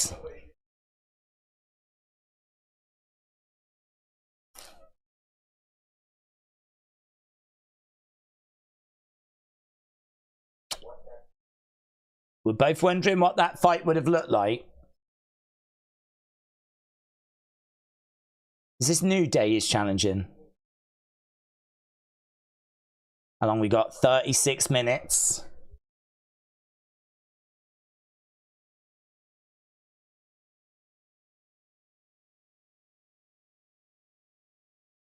So, Karrion Kross challenges the New Day.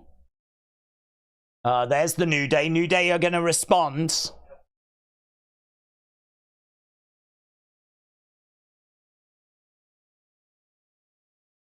We've got New Day.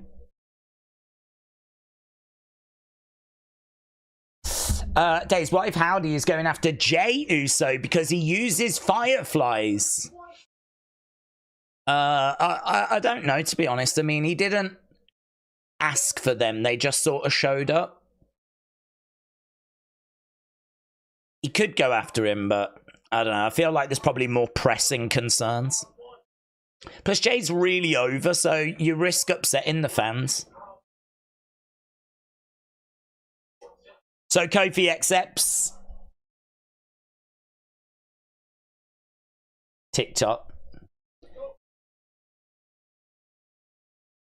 Okay, guys, never type the word Raw into the X search engine. That is my advice to you, for free.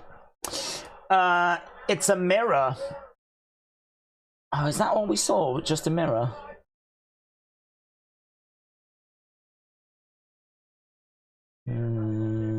People are telling me, look, that it's only this. That we just saw a little edge of a mirror and that was all.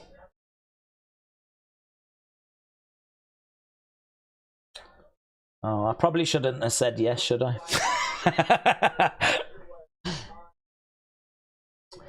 You can see the mirror a little bit in this video.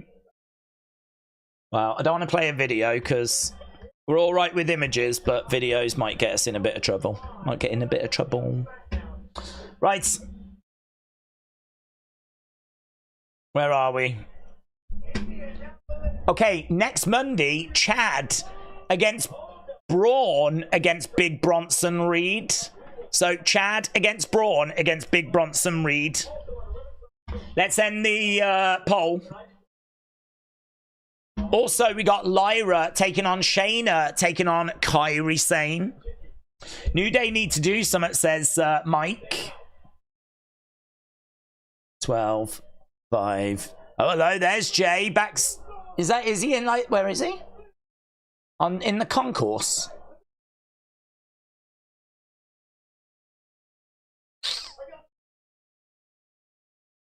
Is this going to be our main event? Jey Uso in the main event.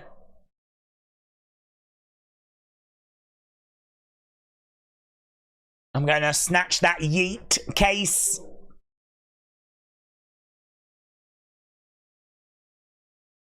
Yeet. Hit my music, Oos. Here we go. He's making his way out. That looks like maybe the same entrance where we've been seeing that person all night. Or think we've been seeing someone all night. Go down like this. Yeet. There's a mirror again. The video might get flagged, says Rare Breeds. Nah, I'll be alright. Right, we've got Jay making his way down. Jay's not going to win Money in the Bank. Look at those fireflies. It's amazing. Yeah, loads, man. I reckon you'll see them when Thingy comes out, when Uncle Howdy comes out. Ramblin' Rabbit was behind Chad Gable in the locker room, said Little Sponge Spampton. The massacre is coming, says Dads. Yeet Case. I don't mind Yeet Case. Yeet Case is all right. Yeet. So, it's Jay against Ray against Finn Balor coming up next. Muse said, what if Drew leaves for TNA until SummerSlam so that he can surprise Punk? Well, can't rule anything out. La la la la la la.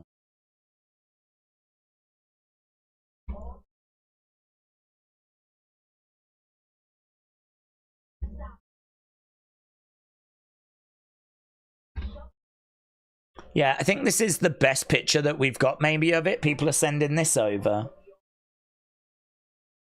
I mean, you just can't tell, can you, to be honest? I probably should. I can't be bothered. I was going to delete that off, but I can't be bothered. I think anyone that normally follows me on X is probably in here anyway, so. Oh, hello, what's this? Red streak in Liv's hair. What does that mean? What does that mean? Guys, we're into the final half an hour. We're into the final half an hour.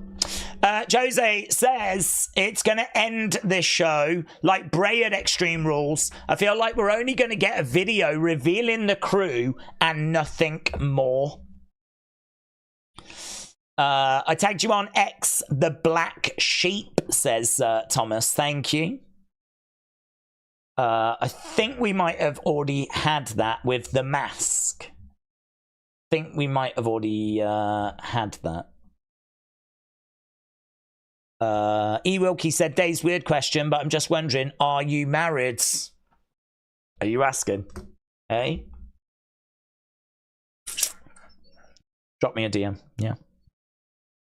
I like flowers, beer, wrestling, I don't mind an Italian. You know, Italian. I hope you're making notesy, Wilkie. Yeah.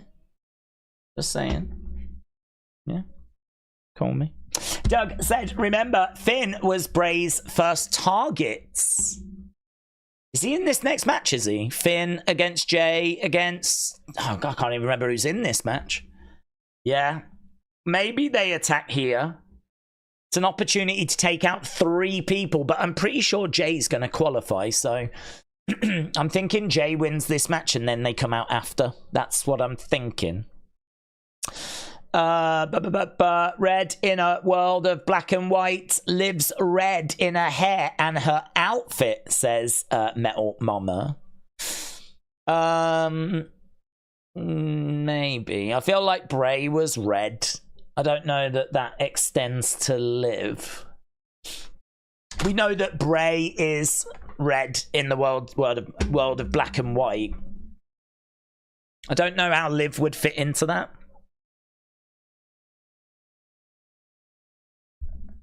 Uncle Howdy is going to attack Finn Balor, said Lara. They're going to take down the Yeeter of Worlds, said Keith. Malibu said, I've tagged you in the video about Carmella when she was untouchable. Thank you. What happens if nothing happens? Something will happen, Dave. Has anyone checked the Nightbird archives? No, that's a good shout. Let's have a look. WWE.com archive recovered. Let's have a little look. Let's have a look together, shall we? No. Consequences was the last one. I think it's still the last one. Yeah. So that's still the latest one, so nothing new on that. 27 minutes. And this is going to take a bit of time with entrances and this match. Oh, mates. Mates. We're here. I mean, literally, that's what they said. But we're running out of time. So whatever they've got up their sleeve, we are moments away from it. We have to be. We have to be. Liv and Bo broke up, said Mystical Wolf.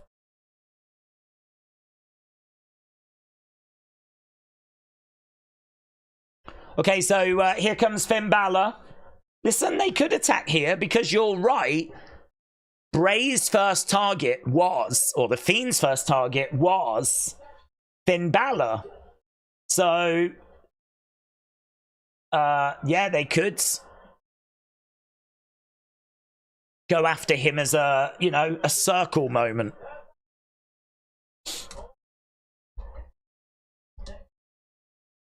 Okay, Finn Balor making his way down to the ring.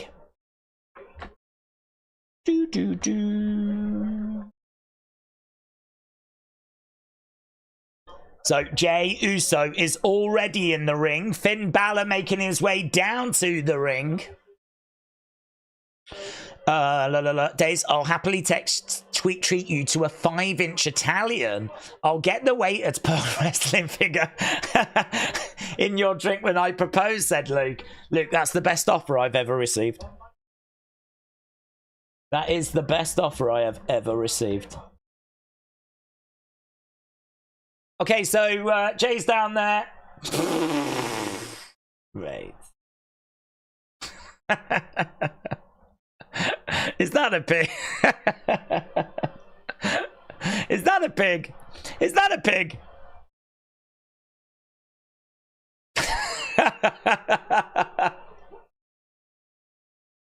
Ah, mate. This stream. Goated. Pigged. Right, Rey Mysterio making his way down. Priest said to Balor, he's been acting strange all show. Remember earlier tonight?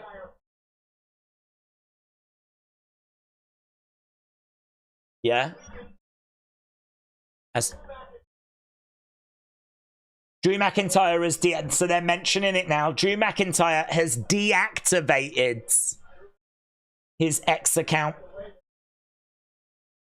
Drew has deactivated.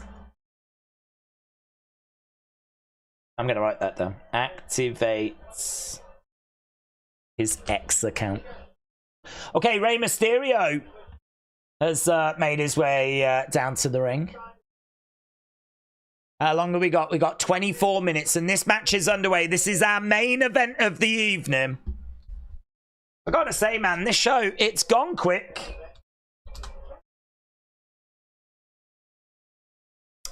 Jey Uso quit WWE 2 weeks later. He returned on Raw. All three are in black. Yeah, why? What's happening? Why is everyone wearing black? What's going on? You're right. Oh, what's happening? The lights are going to go, and they're all going to be in corners of the ring. Ray going round the houses. Down goes Bala to the outsides. There's a couple of people in. There's a couple of people with masks on.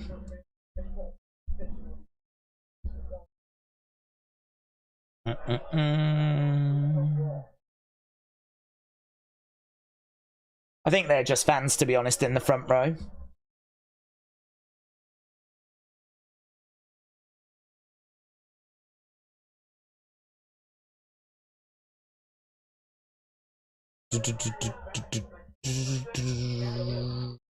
I was looking to see if anyone had any glitches from the start of the show, but I can't see any. Fan dressed as Bray in the front row. Yeah, I must admit, I am surprised there's not been more Bray signs, you know? I am surprised at that. Ah, good. There's one. There's one. Right, we've gone to commercial break. Yeah, I thought there would be more cosplay. I thought there would be more... I thought there'd be more cosplay. I thought there'd be more signs. We haven't really had... I haven't really seen much like Pluto signs and Wyatt 6 signs. I mean, I've got to think that's a massive reason why a lot of people have bought tickets to go tonight. The countdown says we're here.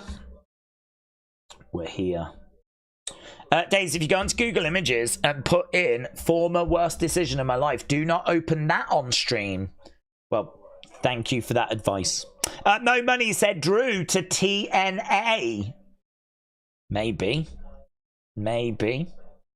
Sam said, in a world of black and white, I'm the colour red. Yeah, Metal Mama with the theory, which could be correct, that that might link towards the fact that Liv had a bit of red in her hair.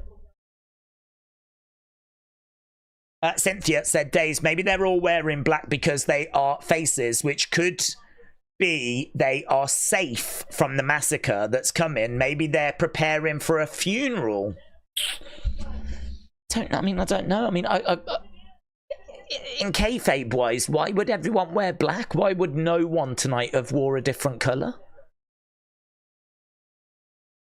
I mean, what, did they all just get together backstage and agree we'll all wear black? Is it just a coincidence? Like, I don't quite get the logic. I don't quite get it. What made them all wear black? I don't know. The theory of, like, I am the colour red in the world of black and white and everyone's wore black and white. Although saying that, Braun didn't. But then Braun used to be in the group, didn't he? So I wonder if that's a thing. Didn't Braun wear red? A bit of red in his trousers? And I think everyone else has pretty much wore, like, all black. I don't know. This is a hard, difficult one. I don't know if we're just overthinking it. Don't know. That'll be an interesting one to chuck around and see what people think about the ring attire. That feels like a very interesting talking point. I can't quite figure out why. I can't quite figure out what message they're trying to send, but I mean, listen, if this group debuts, then they're all wearing red. then maybe that'll give us our answer. They are red, all of them collectively, in a world of black and white. Michael said maybe they ate some bad tacos and they've all been stuck in the restroom. I think you're right, mate. I think that's exactly what's gone down. Donnie said Bala is from Bray, County Ireland. Oh, that's fun. That's fun. Cynthia, shout out to you. Shout out to everyone that's joined us tonight. That's why I said they could attack. Jay said B3. Punk is in Chicago, says James. Come on, Howdy, we're waiting for you, said Max. Otis wore blue. Yeah, but he didn't wrestle. He doesn't really count because he wasn't competing. Everyone that's wrestled tonight has been in black. At least from what I've seen. What's Balor wearing, though? Is Balor in black? Oh, yeah, he is. Well, yeah, he is. I was like, well, actually, it's white. But, maybe you're right. Maybe it is that red in a world of black and white. But then saying that Ray's got green. It's black. But it's got, like, green highlights on. Shoulder up by Ray. How long we got? 18 minutes. Oh, God. Balor's always in black, said Dirt Fortune. Seth wasn't in black, yeah, but he didn't wrestle. It's the people that wrestled. People that have wrestled and had matches. Otis didn't wrestle. Seth didn't wrestle. They're not coming, said Bustin' Jeeba. Strowman wore red and black. Yeah, that's... yeah. But he used to be in the group, didn't he? He used to be in the group, so, is he subliminally channeling the words of the red, which is Bray? Because he used to be in the group. Whereas everyone else that's wrestled tonight is wearing predominantly black. I don't know, it's one of those which I think is, like, interesting. And you could sort of make something out of it, but then equally it could just turn out to be a massive coincidence. Ray, going for the cover. I don't think it means anything, said My Phenomenal Figures. Just like Bray showing up with a mask. Just like... hang on, where's that? Just like Bray showing up with a mask at Extreme Rules. Tuck it off. And I think Bo shows up with a mask. Well... the announcer told everyone it's important to have fireflies out for Jay's entrance, apparently. It's interesting. Brady, thank you. Triple threat tag team match tomorrow on NXT. 16 minutes to go. Over 4,000 people joining us live right now. If you are joining us, we've had fun tonight. But we're in a serious place now. We're in a serious place where we are running out of time. It's our main event. Are we going to one more commercial break? We got Ray down. We got Finn down. We got commercial break. This might be the last commercial break. Oh, Jesus, man. What a ride. They're waiting for the NBA final game to be over. Then they'll get a flood of viewers, said Nate. When does that finish? When does that end? Panic Station says, Cat, I'm getting nervous, man. 5 people are in the spot where Howdy was, said Todd. Are they? Are they? Oh, my God. It's getting real, isn't it? The glitch happened when Drew was about to come out.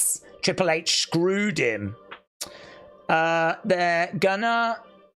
run out of time. Nah, we'll be all right. We'll be all right. 15 minutes for the massacre. I didn't think we would get the massacre tonight. I wasn't sure that it was going to be the massacre. I think tonight was about bringing them in. We can get back from the advert. We can end this main event and we could still have 10 minutes left.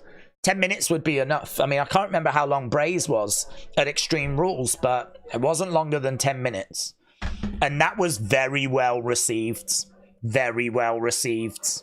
People really enjoyed that Bray return. So, yeah, I'm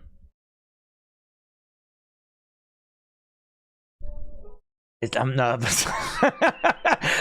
I'm not even doing anything.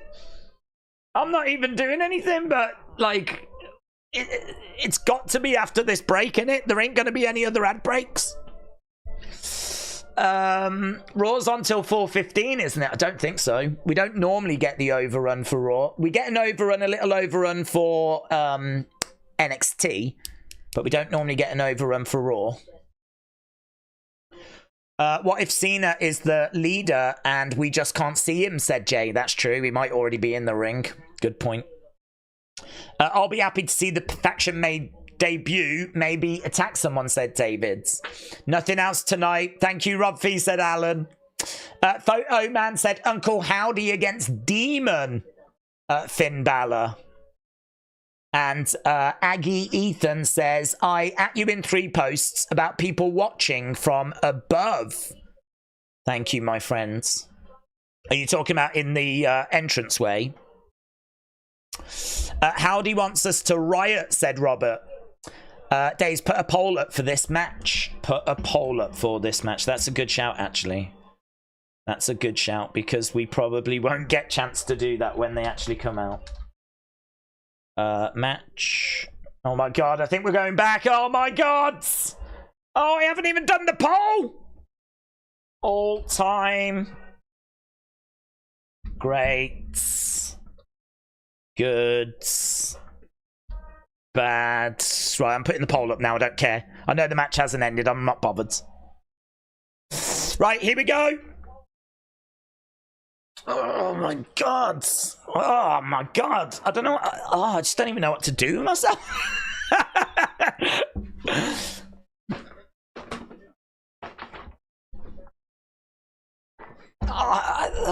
How long we got? 12 minutes. Oh god, this is gonna kill me. Oh my god, I feel sick.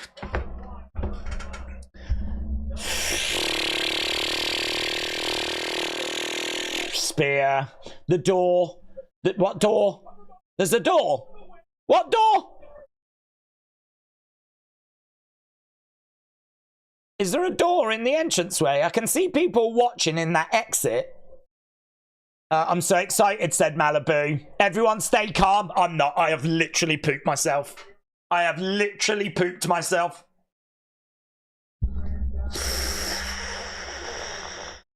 There is that platform that was in the crowd that was pointed out earlier. You've got to think that's going to feature. Oh, mate. Oh, mate. Oh, matey, mate. Oh, God, mate. 619 by Rey Mysterio. The stage is all black. Rey lands on Finn. Oh, mate. Duck underneath, against the ropes goes Rey. Head scissors. Finn goes over. Rey Mysterio, 619 connects. Jey Uso gets in. Gets caught. Is over against the ropes. Rey goes against the ropes. 619 connects. Rey looking to go up. Finn and Jey, middle of the ring. The stage is all black. They usually have Trons on. It's dark on that stage. 619 coming in. There we go. Rey connects with that 619. We're into the final 10 minutes. Rey Mysterio climbing up. Dominik. Oh, Dominik. Dominik interferes. Oh, sent on to the outsides. Now we got JD. So the Judgment Day have come out. Oh! Judgment Day have come out. They're attacking Rey Mysterio. Okay, Braun has come out. Oh my God. Braun has come out. So we've got Dominik. We've got JD Strowman running around, chasing after them. So he's chased the Judgment Day away. Oh my God. Oh my God. Oh my God. Well, nothing's come of that. Roll up by Finn. Oh my God, it's happening. Jey Uso goes to the cover. Kick out. No. Oh, the teeth. Oh, Rob Fee.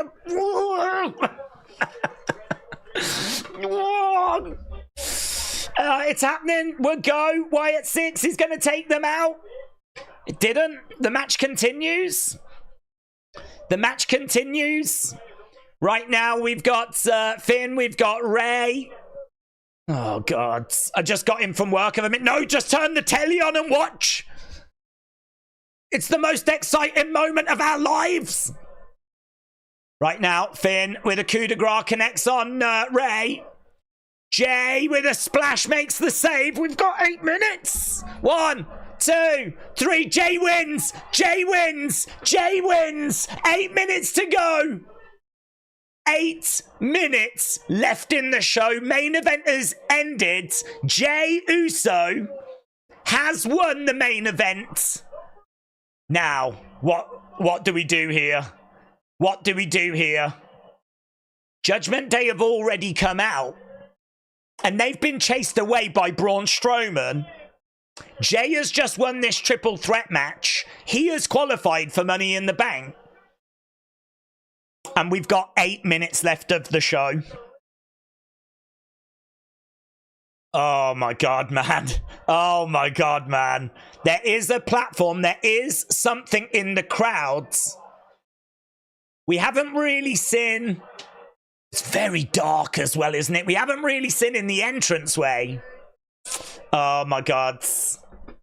Oh, I feel sick. Oh, it's so exciting. Everything is built to this moment. Everything is built to this moment.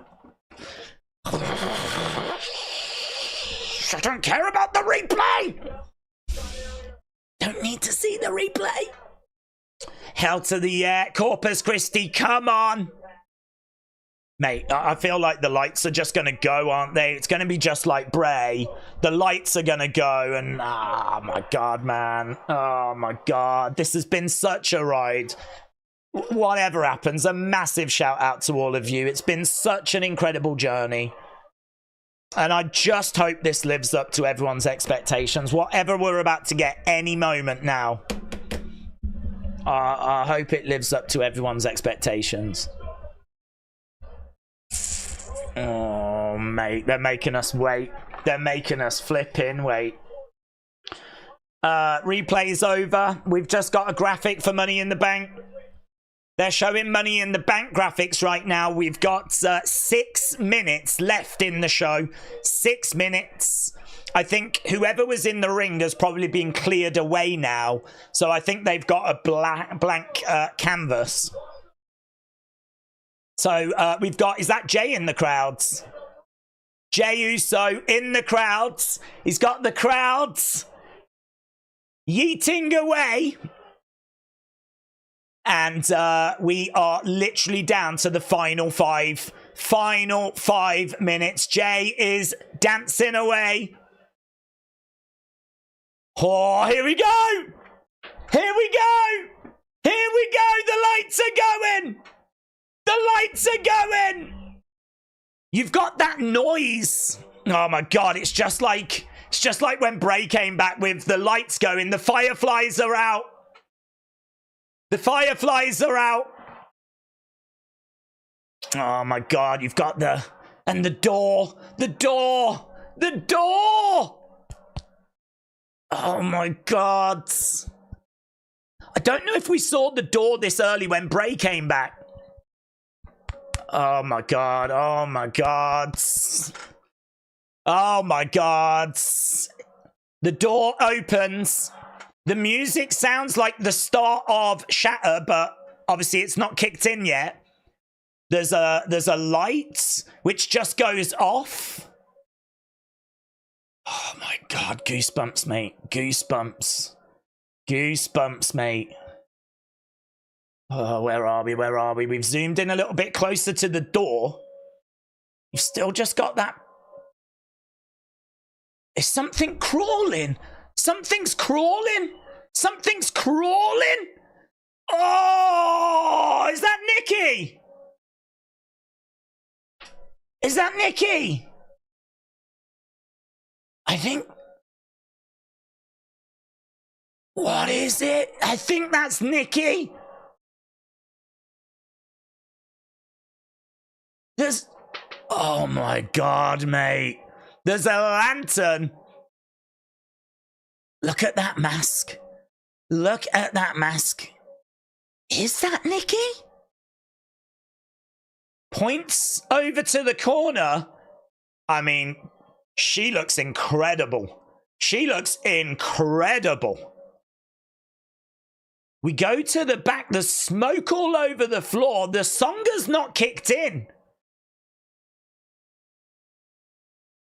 What have we got? There's people down. I don't know what's happened here. Are those security?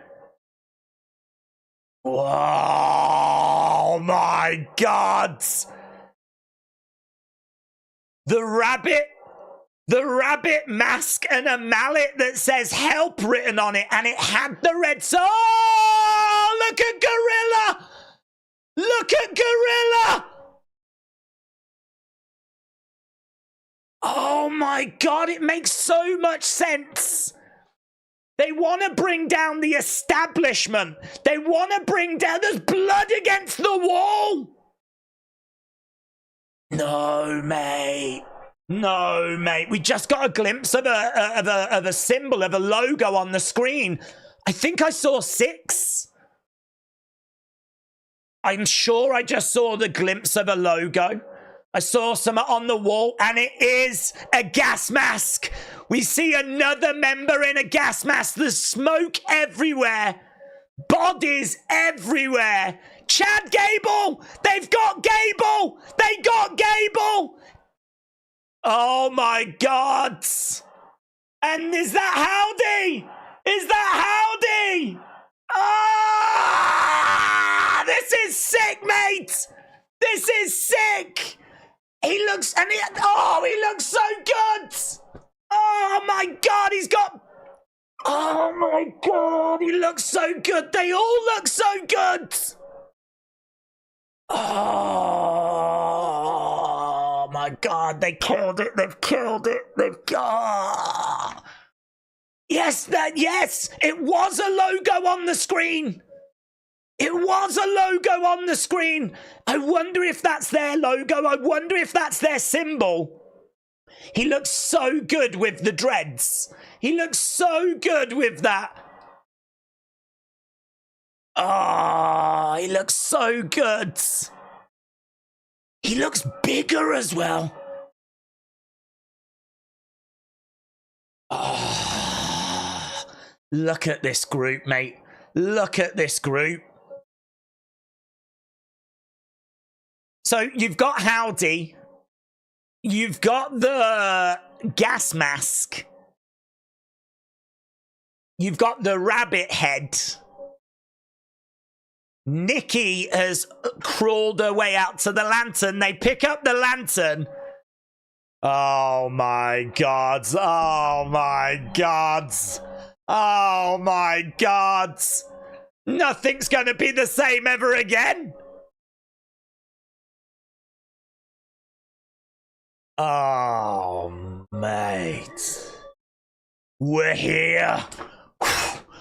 Ah! Yes! Yes! They look badass, mate! They look badass! And they brought a massacre. Oh, look at Nikki. Oh, and they are, I mean, you've got the Mercy character, you've got the Rambling Rabbit character, and I love the fact that they're not just, there was a little graphic at the end, I think it was like Nikki went like this at the end, I love the fact that they're not just the puppets. I love the fact that they are the puppets, but it's an interpretation of the puppets. Do you know what I mean? Like, when we saw the puppets come alive at Extreme Rules, it was like for like kind of versions of them, but just in human form. This is inspiration. This is inspiration that they've taken from it. So, like, you know, the Huskus is being represented with the gas mask. And, like, they're so much darker. Oh, mate. So good. They said that they were going to go for that establishment. They said that they were going to tear down the people that had held them back. And it was hard to know exactly what they meant by that. But for them to destroy the gorilla position, for them to, like, wreck that, and, like, Chad Gable CG, you know, he's lying backstage with, like, blood, and there was blood all on the wall and everything. I mean, it was, we never saw it. We just saw the aftermath of it, you know? I think, to be level-headed, I would say it might have been nice for there to have been some flickers during the main event. It might have been nice for them to have just been some indication that something was happening that we weren't seeing. Because clearly there's a lot of, you know, work and attacks and brutality that has happened backstage, right? So if I was to be super critical, right, which I don't want to be, I would say maybe we could have just had the lights flickering. Maybe we could have had some sound going, like, you know, a theme song playing or something that shouldn't have meant to have played. Maybe the barricades could have flickered, or maybe something could have kind of shown us or indicated that something wasn't right backstage, because that was total destruction. Total destruction back there, right? You know, maybe we could have had some officials run into the back. Maybe we could have had something like that. If I was going to be super critical, I would say that.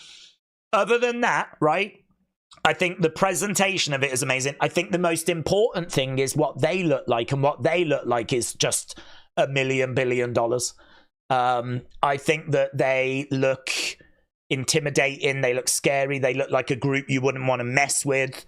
I think Howdy has massively evolved. I think Howdy needed to evolve, and he has massively evolved. It's incredible. It's incredible. Every one of them needs to take a bow right now. Rob Fee needs to get a knighthood.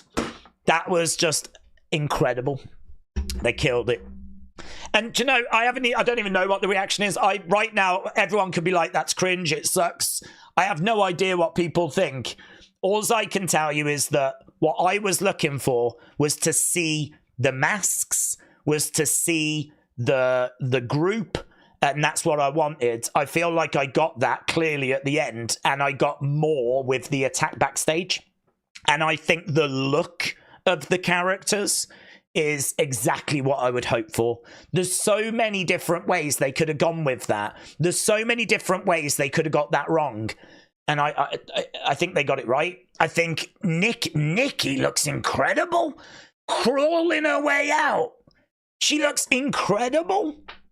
And Howdy with the dreads.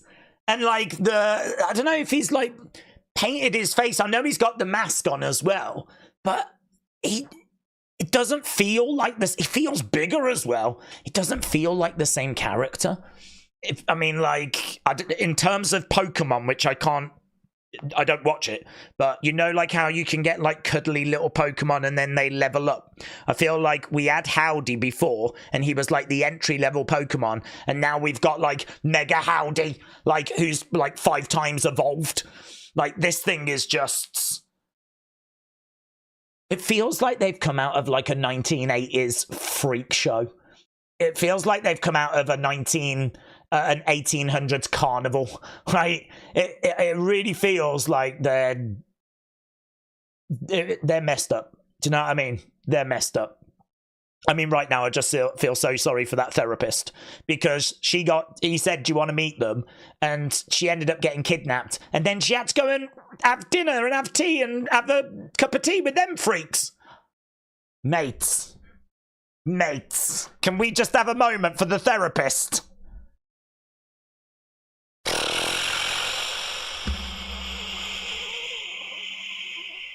That was good. Oh, man. I was thinking Rod Zombie. Right, let's do a quick poll on here. I'll get to the super chats. I'll read a few comments. We obviously need to run away into the night a little bit. I'm going to ask on Twitter, what did you think of the Wyatt 6 Uncle Howdy reveal? Let's see what people think. Hills have eyes and such. Well, definitely a lot of horror film inspiration there. This is where I freak out and, like, you know, go crazy about it. And then I look in the chat and everyone's like, yeah, that sucked. Oh, that's not what I wanted and all that kind of stuff. I loved it. I flipping loved it. I think that they did a brilliant job. And I think we did get a glimpse of their logo as well on that TV screen backstage. And Chad Gable, CG, you no longer say thank you. They've made him pay for what he did.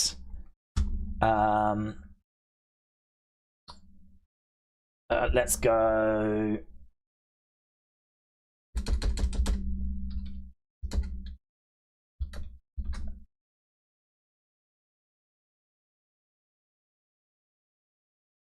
Right. Okay, let's go into these super chats.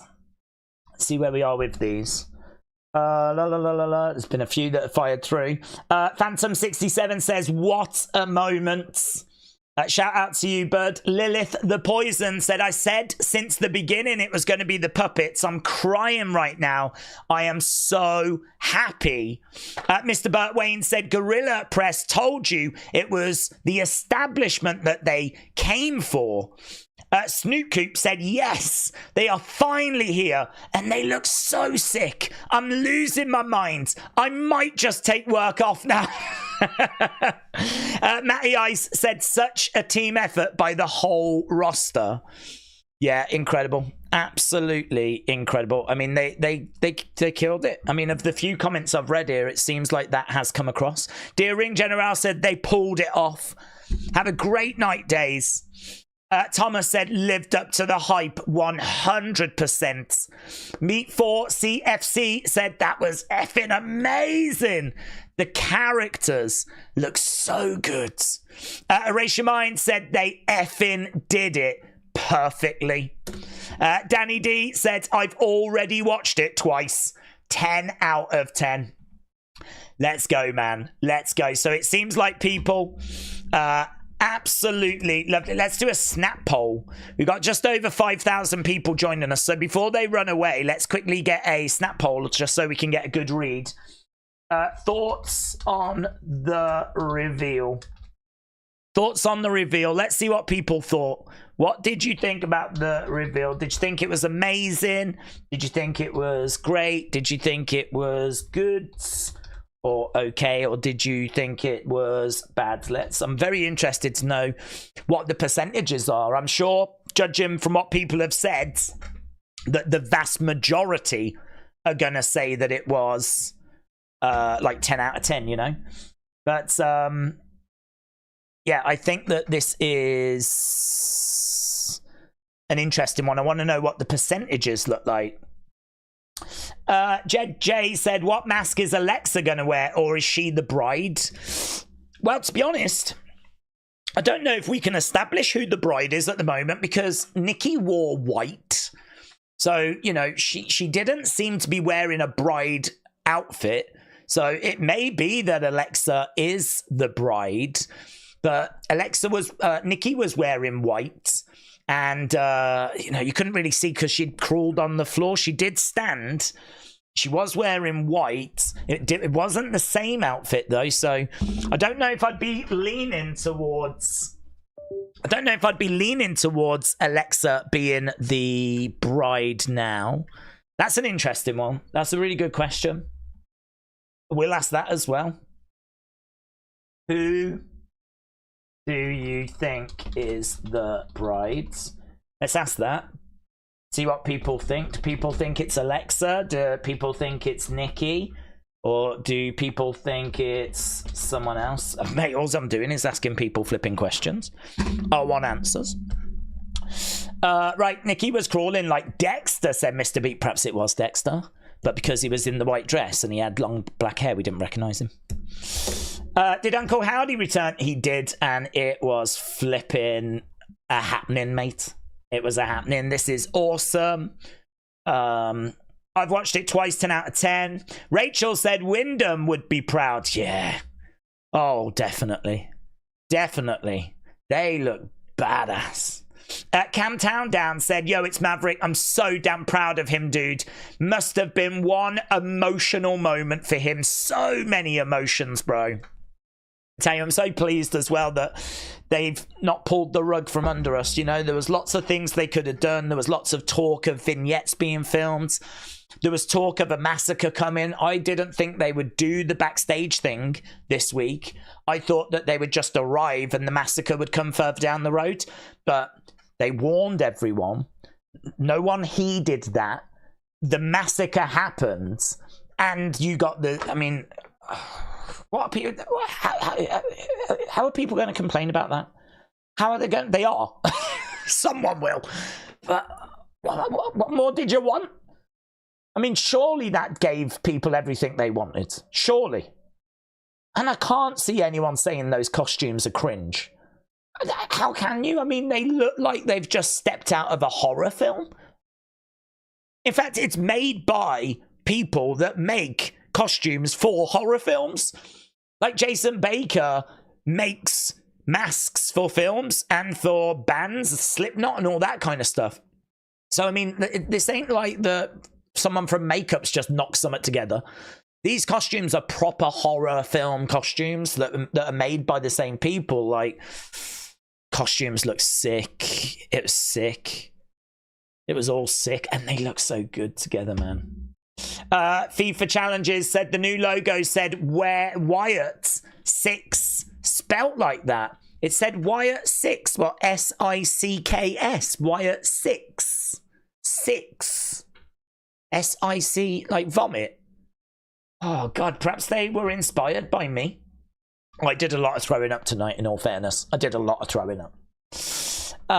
Blame Darius said Rowan had a bludgeon hammer. That's a good point. That's a good point. He did. And it said, didn't it say help me on it? Just like that piece of paper said help me. I wonder why. I wonder why it said help me. Wonder why the paper said help me, and I wonder why that said help me. Michael said the 6th member will be a surprise, maybe Drew. I think we're thinking Alexa when we get closer to SummerSlam. Snoop Coop said, this is going to be my last super chat. I thought it looked like Nikki was wearing the bride's dress. You could be right. You could be right, my friend. I don't think it was easy to gauge, to be honest, as to who was wearing it, like, or if she was wearing it. But you could have been correct about that. She could have been wearing it, but to me, it looked like a white. I mean, I'm sure my flipping notifications have gone banana. Let's have a look. There's the image. There's the image. I mean, amazing. Amazing. It just looks so good. And you can see that it is the puppets. I mean, look at how good that mask looks. How much it looks like a pig, but it's not. That is obviously Mercy. Over there, you've got, so help written on the mallet for what would be Ramblin' Rabbit. There is, you know, Nikki, and she's obviously Sister Abby the Witch. And I don't know if there's a closer... Oh, look at it. Look at it. Oh, yeah. Wyatt 6. Sick. And that's a 6. Wow. And it's in a Pluto symbol in it. Pluto symbol with a circle. Night birds. Tell you what, that's doing a lot of work, that, innit? What do we think about Wyatt 6? Wyatt 6. What do you think about that? Bit unexpected, isn't it, for them to spell it that way? Wyatt 6.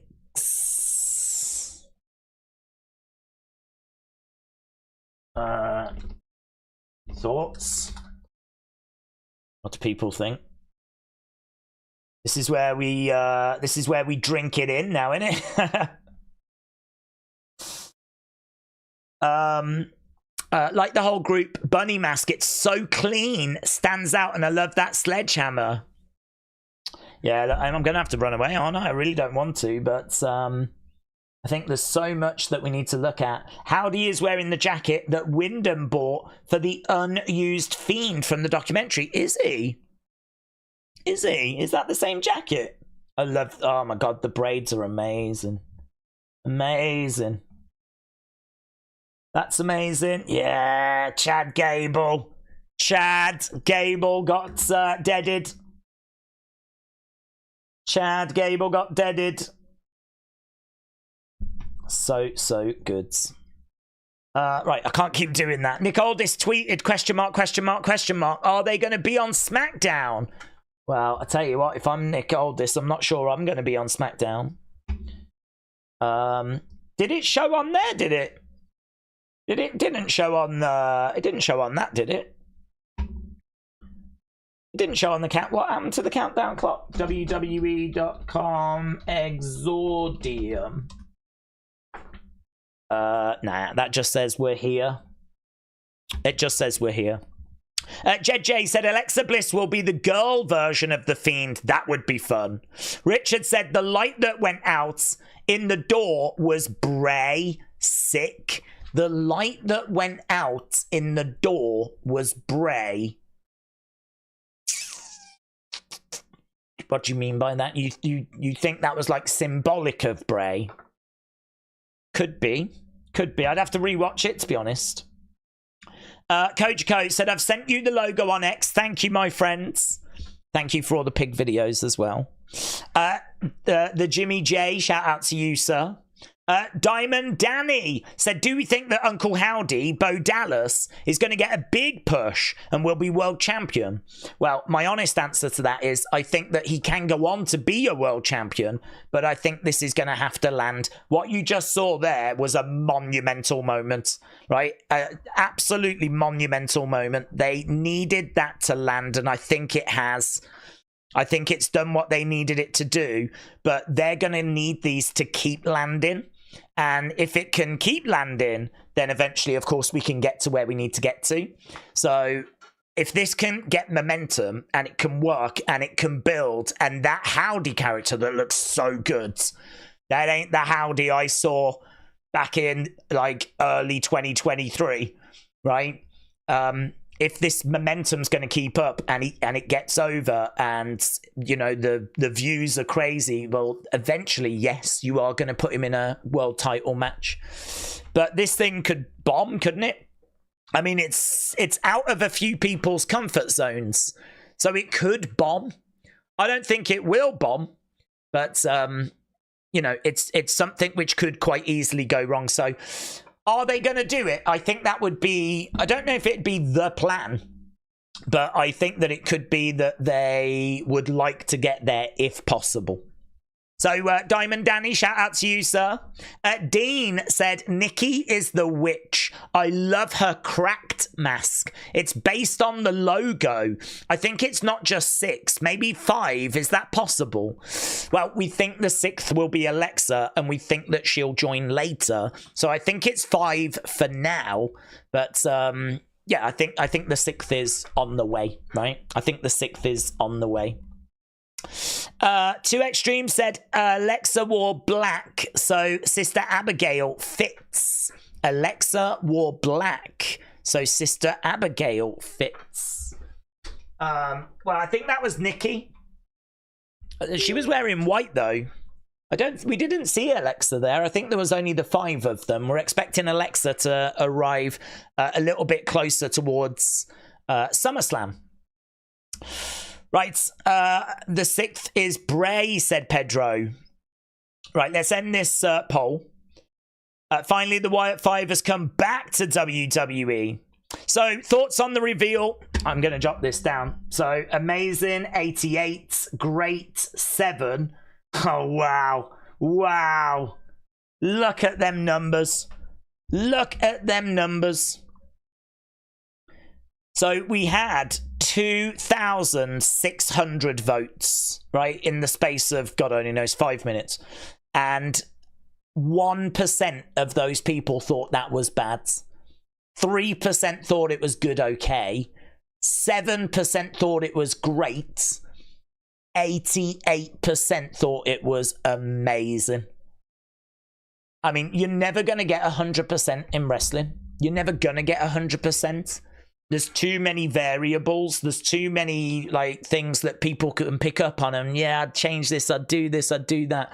So you're never going to get that 100%. But I got to tell you, man, if I'm Rob Fee or if I'm Bo Dallas or if I'm someone and I'm seeing numbers like that, killed it.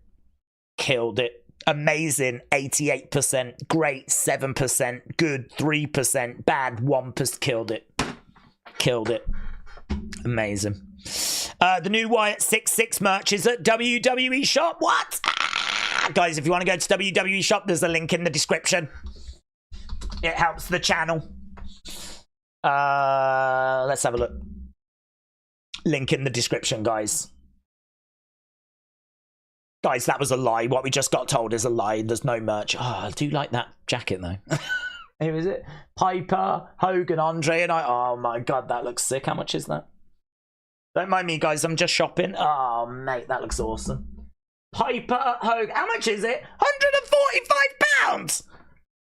Flip off. That is nice, though, isn't it? Old school logo. That's not bad. Where's new arrivals?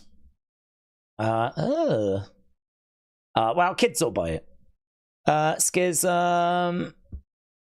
I don't think we have got any Wyatt 6 stuff, have we? What if I search for it? Wyatt 6.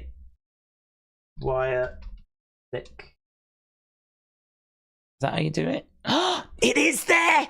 Yeah! Let's go! Let's flipping go!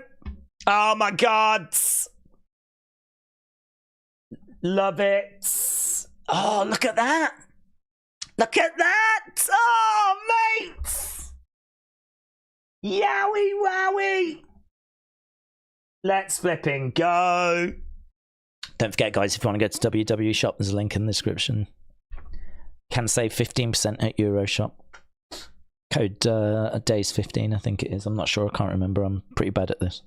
So we've got that. Oh, look at the back. Do you remember in the QR code, it had a circle with letters in? They've sort of done that on the back, but it says a circle with a 6. Hey, look at all this. Look at all this. I don't even think all of this is new, but look at it all. Oh, signed Bray Funko Pop. Quite expensive, but, you know. So I think the new stuff is probably from here, these 6 items. It's probably these 6. That looks great. Love that. Let us in, and that looks like a 6, doesn't it? Wyatt sick. I don't know how I feel about sick. Wyatt 6. I wonder why they went with that. Santa, shout out to you, my friends. Julian said, I'm going to get one of them tanks. Julian, if you go back through the description, you can get to it that way, can't you? So, you know, just a thought, you know. Yeah, I love those. They're sick. They're deranged. Yeah, it just makes me think like, do you know what I mean? It's like Wyatt vomit. I don't mind it. I think I probably would have just gone with Wyatt 6, but I wonder if they can't. I wonder if there's a reason why they can't. Or perhaps they just thought this was better. But there we go, new merch. Donnie said, now we know why they didn't return at Clash. The UK government would have had a stroke with the open electricity popping in the war room. I think Plus also, Triple H seems to hate Scotland with the way that he treated Drew. So I don't think he wanted to treat the Scottish people to anything nice. So I think that was another reason as well, to be honest. So there we go. Daze, sick is Latin for thus. So maybe it's another way of saying don't blame me. I don't know that it's spelt that way, is it? Sick. Yeah, see, this has got a K on the end. I think it is probably more to do with, like, they're sick. They're not very well. I do agree with that. Oh, my God. Wingle said, I stayed up and I fell asleep during the last match. Oh, mate. Well, you didn't miss anything. They didn't arrive. So, you didn't miss anything, mate. It's all good. You can go back to bed. Go back to bed, have a little sleep. Maybe they'll arrive tomorrow on NXT. Undeniable Heel said, Days, remember Rambling Rabbit said help me and the rabbit got smashed with the hammer and the ad blocker was a rabbit jam. Rowan had the hammer. If you put it all together, ta-da. Do you remember Rambling Rabbit said help me and the rabbit got smashed with the hammer? Yeah, that was Bray though, wasn't it? And the ad blocker was the rabbit jam. And Rowan had the hammer. I don't think it was the same hammer, was it? I don't think that's the same mallet. I mean, I think maybe it is. I think maybe you're right. It's a reference back to that moment. It's a reference. But I don't know why it's referencing that moment.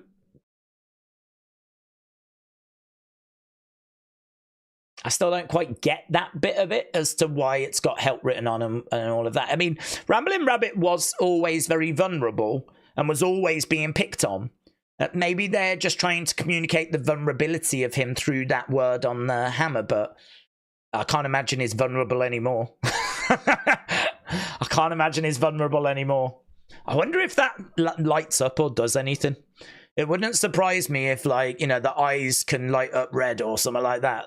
It's got like a little hidden party trick to it. Oh, God, mate, it's sick. Undeniable Heel, shout out to you. Drew quit. Yeah, I did care about that about 20 minutes ago, but I got over it. I really like Drew, but did you just see what happened? Ah, mate, it was sick. I forgot about the money from Bray sales goes to the family. Oh, yeah. It does, doesn't it? They probably are still honouring that as well. Good point. Good point. Right, guys, I have to go as much as I want. I mean, like, it's amazing. As much as I want to stick around and just keep talking to you, I want to go so I can keep talking to you, so we can gather all this flipping stuff together. So, a massive thank you to everyone that joined us. To put into perspective how big tonight was, it's actually probably going to end up being twice the size of Clash at the Castle for us. We did 41,000 views for Clash at the Castle. Right now it says we're on 81,000 views. So I honestly, I thought that tonight could do like maybe 20 to 30. We're sat here on over 80. Like, it's incredible. So the support that everyone has shown, I have to take a second to just say a massive thank you. I hope you got out of tonight what you was looking for. I hope it lived up to your expectation. I hope you're as excited as I am to see what comes next. We don't know if we see them on Friday at this point. We were getting QR codes on both shows, so we don't know, right? Obviously, there's going to be a hell of a fallout from this. I mean, they've just gone and destroyed the whole flipping gorilla position. So, it's changed everything, isn't it? It's changed everything. So, incredible. Nightbird is over. Wyatt sick has arrived. We move on to the Wyatt 6 part now. Oh, God, it's so good, isn't it? It's been a long time coming. Yeah, but it was so worth it, wasn't it? Elite Pro Wrestling Forum, shout out to you, my friend. Shout out to everyone that's joined us. Have a great evening. I'll get a video up as quick as I can for you. Appreciate the support as always. And I'll see you again next time. Bye for now.